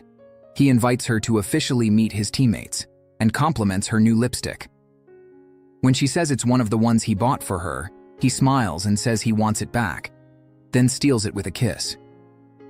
As they walk into the station, everyone is waiting and bursts into applause, celebrating their happy ending. After all, they had witnessed so many moments between the two and knew how deeply they loved each other. Song Yan says they already know her as the doctor from the municipal hospital, but now he wants to introduce her properly, as his wife. Everyone cheers, welcoming their sister-in-law. Now it's Song Yan's turn to be surrounded as the team jokingly demands he share his secret to winning over such a beautiful woman. They reminisce about the first time they saw the couple together, when Song Yan had a toothache at the hospital. They all noticed the tension between them. They laugh, saying they used to think the captain was mad at her, but now it's clear. It was all part of his plan to win her over from the start. At home, Miao's mom asks why she's so worried about planning Song Yan and Xu Qin's wedding now, since it's not until autumn, to avoid the cold season. Miao replies that many couples get married in autumn, and if they don't book the hotel now, they won't get the date they want. Plus, she needs to choose the menu, finalize the guest list, and count the number of attendees. She's also the one trying on wedding dresses, so many that she ends up exhausted, only to still be undecided between 3 of them. She tells the boutique attendant that she'll return with her sister-in-law to choose between the final 3, which frustrates the clerk who assumed Miao was the bride after all that effort. Miao explains that her sister-in-law is a busy doctor who barely has time, so she wanted to save her some work by pre-selecting the best options. Understanding the situation, the attendant decides to help her further. Just as Miao thinks she can finally take a break, the clerk informs her that they've only picked the wedding dress. She still needs to choose the reception gown, and the bridesmaids' dresses too. When Xu Qin meets her brother, she's happy to see that he seems much better. Yan Chen says he can't even remember the last time he slept so peacefully. As he pours her a glass of water and notices the beautiful ring on her finger, he congratulates her. He also takes the opportunity to give her an early wedding gift, something he wants her to wear during the ceremony. He then reveals that he has decided to focus on Guo Kun and will be taking over their father's position in the company. Xu Qin asks what made him change his mind, and he replies that their parents are getting old. After their recent confrontation, they were deeply shaken, and now it's time for him to take care of the family. After saying goodbye, Xu Qin sends him an emotional message, telling him how lucky she feels to be part of his family. From the first time she saw him, she knew she would always feel safe by his side, and she's grateful to have him as her brother. At home, Miao informs her about the pre-selected wedding dresses and says she already scheduled their photo shoot. When Song Yan arrives, he sees Miao placing a princess-like crown on Xu Qin's head, a beautiful wedding gift from Yan Chen to his sister. Xu Qin talks about the pre-wedding photos they still need to take and expresses concern about the hotel reservations since she doesn't know how many of her relatives will attend. She even suggests canceling the larger celebration and having a simpler wedding. But Song Yan refuses to downsize such a meaningful moment. Instead, he proposes they forget the hotel and hold the wedding at the fire station. That way, there'll be plenty of space, and they won't have to worry about availability. Xu Qin loves the idea and happily agrees. Later, Yan Chen returns to the Guo Kun group and formally introduces himself to the investors as the new company president. He is met with applause from everyone who already knows and respects his capabilities.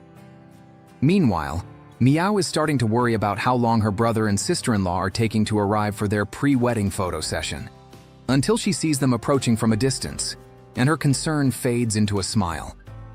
Song Yan and Xu Qin walk toward her, radiant. She wears a wedding dress that seems made for this exact moment, a delicate crown atop her head. He wears a sharp suit, his eyes locked on her, steady and full of love. They walk side by side, exchanging intense glances, carrying the same connection they had when they were just 2 young people falling in love for the first time. Before the photographer's lens, the world seems to disappear. Song Yan and Xu Qin stare into each other's eyes in silence, as if every click only immortalizes what their hearts have always known. They belong to each other. They're not just taking pictures. They're sealing a story that began in youth and pain, but is now defined by resilience, love, and forever. The news broadcasts announce an orange alert issued by the Meteorological Department. A Category 6 typhoon is expected to reach the southeastern region of the city the following morning.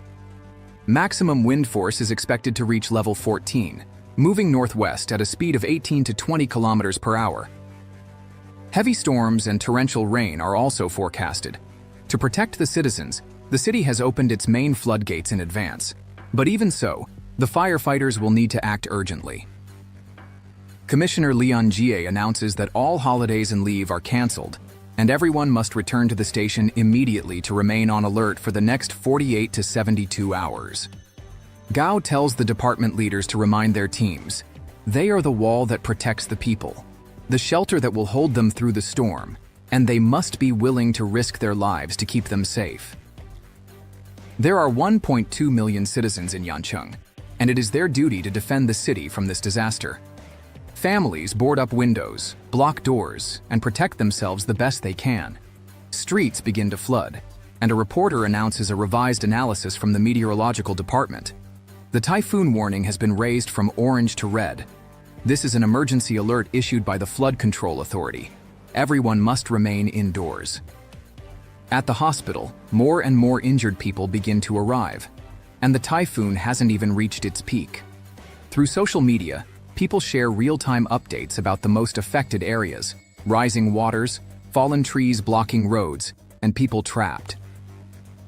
Yan Chen is on his way home when he sees two people struggling to reach the hospital. He immediately offers to drive them to safety. The storm crashes down heavily, as if the sky were trying to wash away all the pain that stubbornly lingers. And there stands Yezi, alone, soaked to the bone, arms raised beside an open manhole warning passers-by.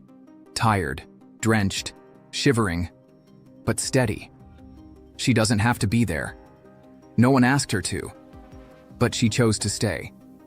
A car skids to a stop in front of her. The window lowers slowly. It's Yan Chen. For a moment, they just look at each other. She's soaked from head to toe, eyes tired, her face marked by cold, but she still manages a faint, restrained smile. Worried for her safety, Yan Chen urges her to get in the car. Yizi calmly responds that she already called the city services, but their vehicle is stuck in traffic. If she leaves, someone might get hurt, so she'll stay. She's no longer trying to impress him. She's not waiting for him to see her. But here, in the middle of the storm, she is exactly where he always wanted her to be, doing the right thing. And the irony of that is not lost on either of them. Yan Chen has to keep going. He drives away, but not before looking in the rearview mirror. And there she is. Yezi, alone, small in the face of chaos, but unshaken. The ray of light that once lit up her world now watches from afar, too late to reach her. Only now does he realize she was never just a moth. She was a beautiful, rare butterfly. After Yanchen drove away, a kind man noticed Yezi and chose to help. He placed his bicycles, bought with hard-earned money and used for rentals to pay for his daughter's college, over the open manhole to prevent accidents and allow Yezi to seek shelter. Unfortunately, the wind intensified. As soon as the man returned to his vehicle, the remaining bicycles were blown over and collapsed on top of him. Yezi rushed to help, but she didn't have the strength to lift them on her own. Thankfully, Song Yan and his rescue team happened to be nearby and saw her calling for help. They quickly removed the bicycles from the unconscious man. Xu Qin arrived moments later, assessed his condition, and instructed the firefighters to carry him to the ambulance. Because the ambulance was low and could struggle in the rising water, Song Yan instructed his team to drive the fire truck ahead to clear a safe path. He himself rode inside the ambulance to ensure the safety of everyone. On the way, they encountered a fallen tree blocking the road. As they got out to remove it, they discovered another civilian trapped underneath. The team rescued him and cleared the path to continue forward. Xu Qin urgently notified Song Yan that the patient's blood pressure was dangerously low. They had to hurry. He contacted the dispatch center, reported the situation, and requested traffic coordination to secure a direct route to the hospital. The center uploaded a map to his tablet, highlighting the cleared roads, and asked him to follow it. Using the radio, Song Yan guided the fire truck ahead on which streets to take. Thanks to the precise coordination between several teams, they arrived at the hospital just in time to save the man's life. That night, in a rare moment of rest, the exhausted heroes gathered under the cold rain to eat a quick snack and regain some energy. Meanwhile, disaster struck elsewhere. A city tunnel collapsed, leaving several civilians injured and at risk. Among them, we see a driver already dead at the wheel and his passenger regaining consciousness after the impact. To our shock, it's Xu Qin's mother. Water continues to rise, and as she realizes the driver hasn't survived, panic sets in. She struggles desperately to get out of the car, but to no avail. Her cries for help are swallowed by the storm, one voice lost among countless others. The command center receives word of the tunnel collapse and immediately relays the information over the radio. Song Yan responds without hesitation, informing them that his team is nearby and ready to take on the mission. Their meal is instantly abandoned, and they rush to the scene. At the tunnel site, Song Yan orders his team to spread out and search for survivors before the area becomes fully flooded. As the firefighters work quickly to rescue as many people as possible, Chen Jin remains trapped in her buried car, too weak to even call for help. The team eventually reports to their captain that all civilians have been evacuated and requests permission to withdraw before the tunnel collapses. Just as they begin to leave, a faint car horn pierces the chaos. Chen Jin, using the last of her strength, manages to press the horn. Alerted, Song Yan turns back, following the sound until he finds the vehicle. The car is crushed, and the windows are too fogged and dirty to see inside. He can't open the door. Without hesitation, he tells the person inside to move back and breaks the glass. As Chen Jin sees the arm reaching toward her and lifts her gaze to the face of her rescuer, she freezes. It's Song Yan, the same young man she once humiliated, the one she deemed unworthy of her daughter, the one she tried to erase from their lives. He says nothing. No judgment, no bitterness, just a hand, strong, calloused, and just. Frozen by shock and shame, Chen Jin hesitates for a moment. Then, grasping his hand, she feels something that undoes her completely. Safety. The very safety she once denied her daughter when she tore them apart. As Song Yan carries her on his back, she feels small, not just in size, but in spirit, compared to the strength and integrity of the man saving her life. A man who rose above all the pain and prejudice she inflicted on him. A true hero. He lays her gently in the rescue vehicle and walks away without a backward glance. He wasn't looking for recognition. He never was. Inside the vehicle, Chen Jin hears other survivors speaking of the firefighters, their words filled with admiration and gratitude. She remains silent, her eyes distant, lost in a whirlwind of unfamiliar emotions. And when someone asks if she knows the firefighter who rescued her, Chen Jin responds with a trembling but steady voice. She doesn't just speak. Her face, her tone, her silence before the words, they say everything. He's my future son-in-law. It wasn't just a response. It was recognition, a long overdue acceptance, and more than anything, a silent plea for forgiveness. Finally, the calm settles after the storm, and everyone returns to their daily routines. Early in the morning, Li Meng looks at the plant Zhang Yu gave her and notices it has started to bloom. Just as he hoped, it's him she thinks about at that moment. Curious, she searches online to find out what kind of flower it is and learns it's a morning glory, a flower that symbolizes living in the present. She texts him saying she has solved the mystery, and he invites her to have breakfast with him. At his place, she discovers they share the same taste in books and is especially impressed to see one that's sold out in every store. She tries to reach for it but can't. When Zhang Yu helps her, their hands brush against each other, and as she turns toward him, a quiet but intense moment sparks as he hands her the book. Visibly flustered, Li Meng asks where he found it. He tells her it was at Mingcheng bookstore. Surprised, she admits she's a regular there but never saw it.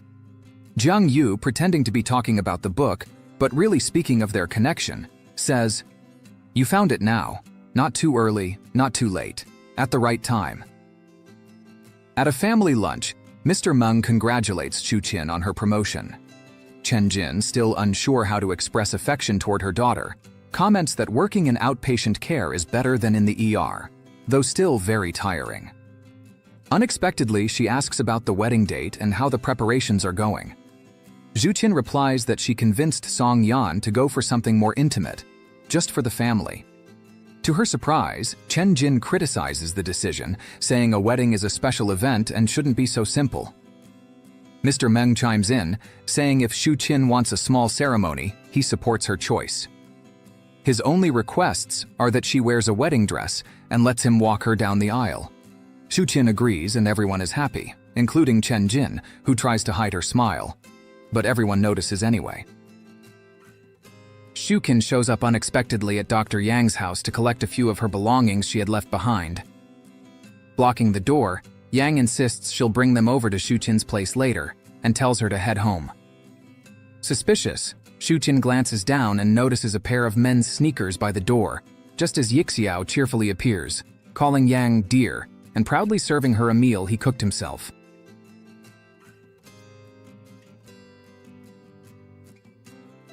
Meanwhile, at the fire station, Song Yan continues leading intense training sessions, sparing no one, not even the rookies. When one of them finally reaches the finish line, he asks Song Yan for his time. Song Yan replies that it was passable, enough to pass this round, but not yet good enough for the elite squad. Seeing his discouraged teammates, the rookie encourages them to keep training until they make it, which brings a proud smile to Song Yan's face. Later, as Xu Qin and Song Yan pack their things for the new house, she receives a message from Yixiao inviting them to join him and Yan Chen for dinner. Song Yan agrees, and Xu Qin, thrilled, says she plans to drink tonight, since he'll be there to look after her. At the restaurant, Yan Chen greets Song Yan warmly, and the four sit down together. When the owner of the place brings them menus, Yixiao introduces Song Yan as Xu Qin's husband. The woman compliments the beautiful couple and promises a special dish just for them. The evening is simple, but filled with meaning, as if finally every piece of their lives had fallen into place. The next morning, Xu Qin wakes up in their new home. Soft sunlight pours through the windows, and she runs through the hallway to the flower-filled terrace where Song Yan is already waiting. Without a word, she lays her head on his shoulder, like someone resting in a safe harbor after a long journey. She recognizes how hard the last 10 years must have been for him. Song Yan confirms, yes, they were difficult, but necessary, just like the way he pushes his fire team through intense training to prepare them for what matters most. Life shaped him with that same rigor. A long and brutal training to become the man he is today. With calm resolve, he recalls the oath he took upon entering the army: to serve the people, be fearless and loyal, endure hardships, and just as he once swore never to betray his country, he now swears never to betray her. Xu Qin rests her head on his shoulder once again. And there, among flowers and silence, time seems to finally slow down. After so much loss, fear, and separation, they've found peace. Because the love between Song Yan and Xu Qin isn't built on empty promises. It's built on resilience, healing, and a new beginning. A love that survived time, pain, and wrong turns. To bloom at last like a flame that never went out.